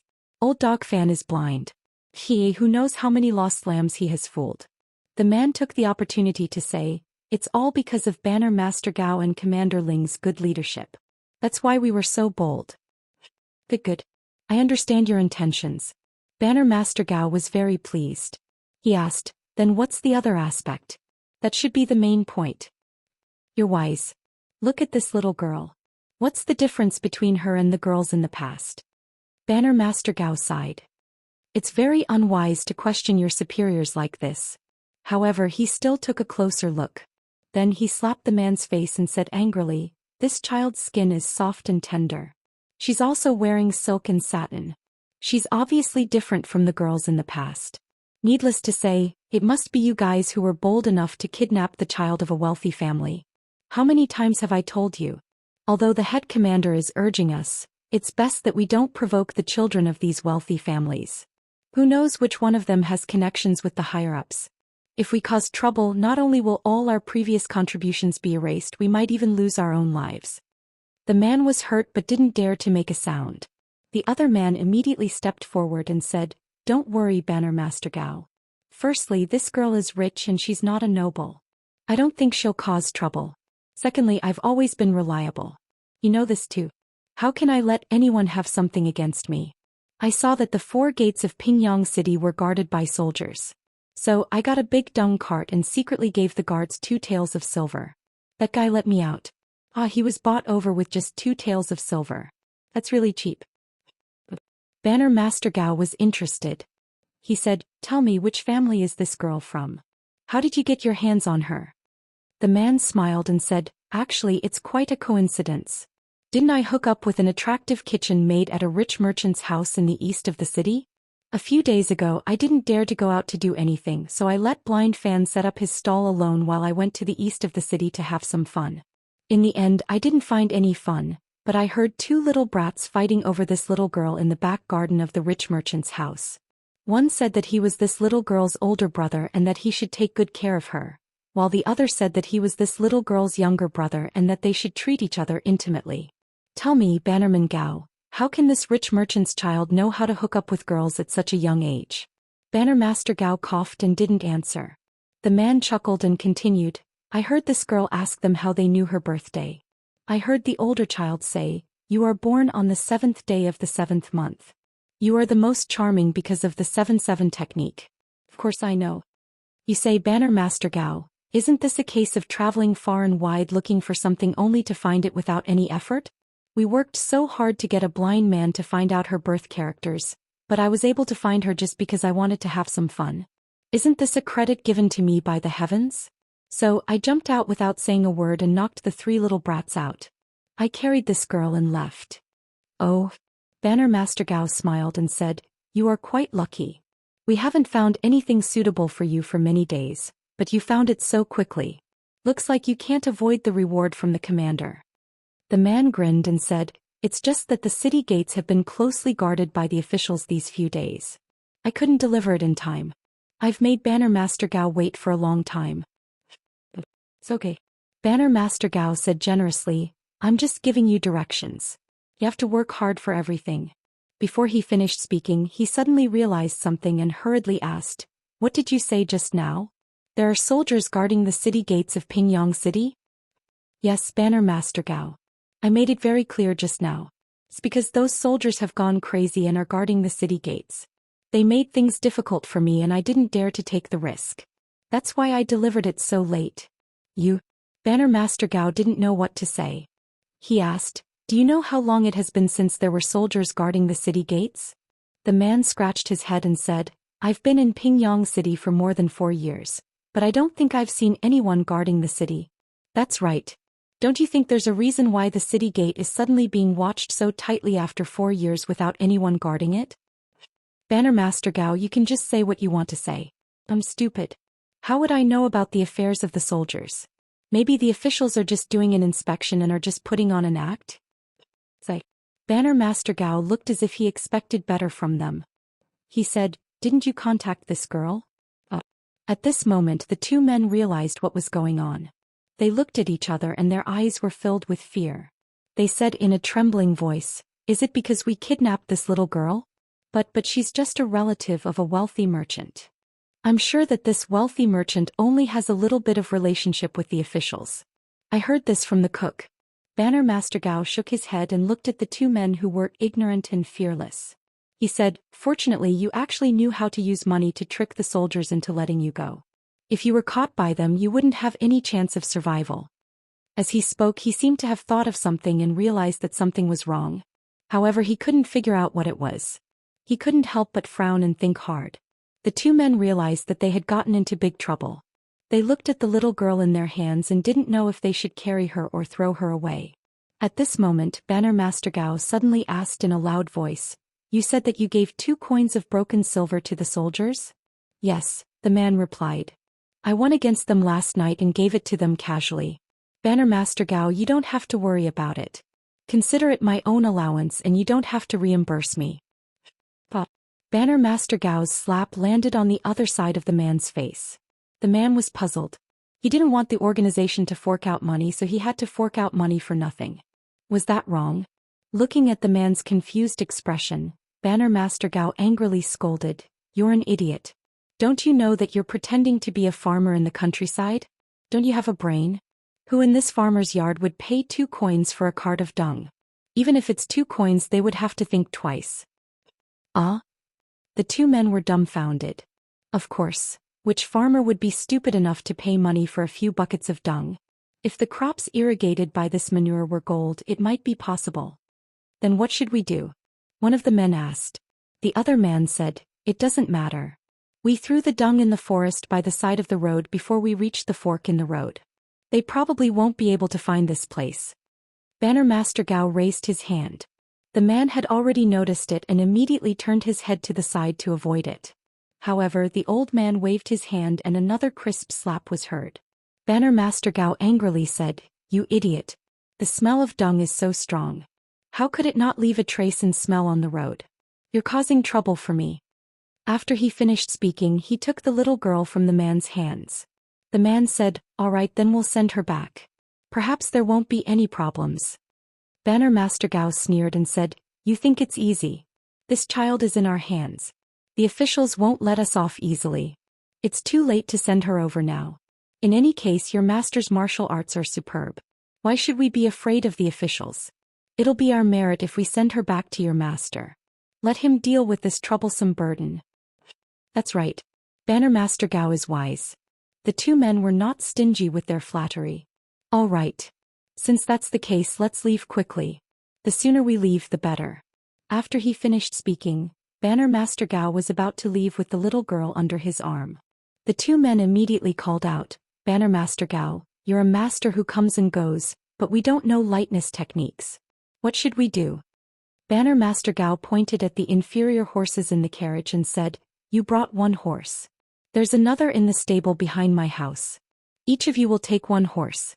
I'll take the goods and use my lightness techniques to travel. What do you think?" The two men were so moved that snot and tears flowed out of their noses. They said, "Banner Master Gao is indeed virtuous. You love your subordinates so much. You'd rather walk by yourself and give the horses to us. We're so touched." Banner Master Gao smiled and said, "No need to be so polite.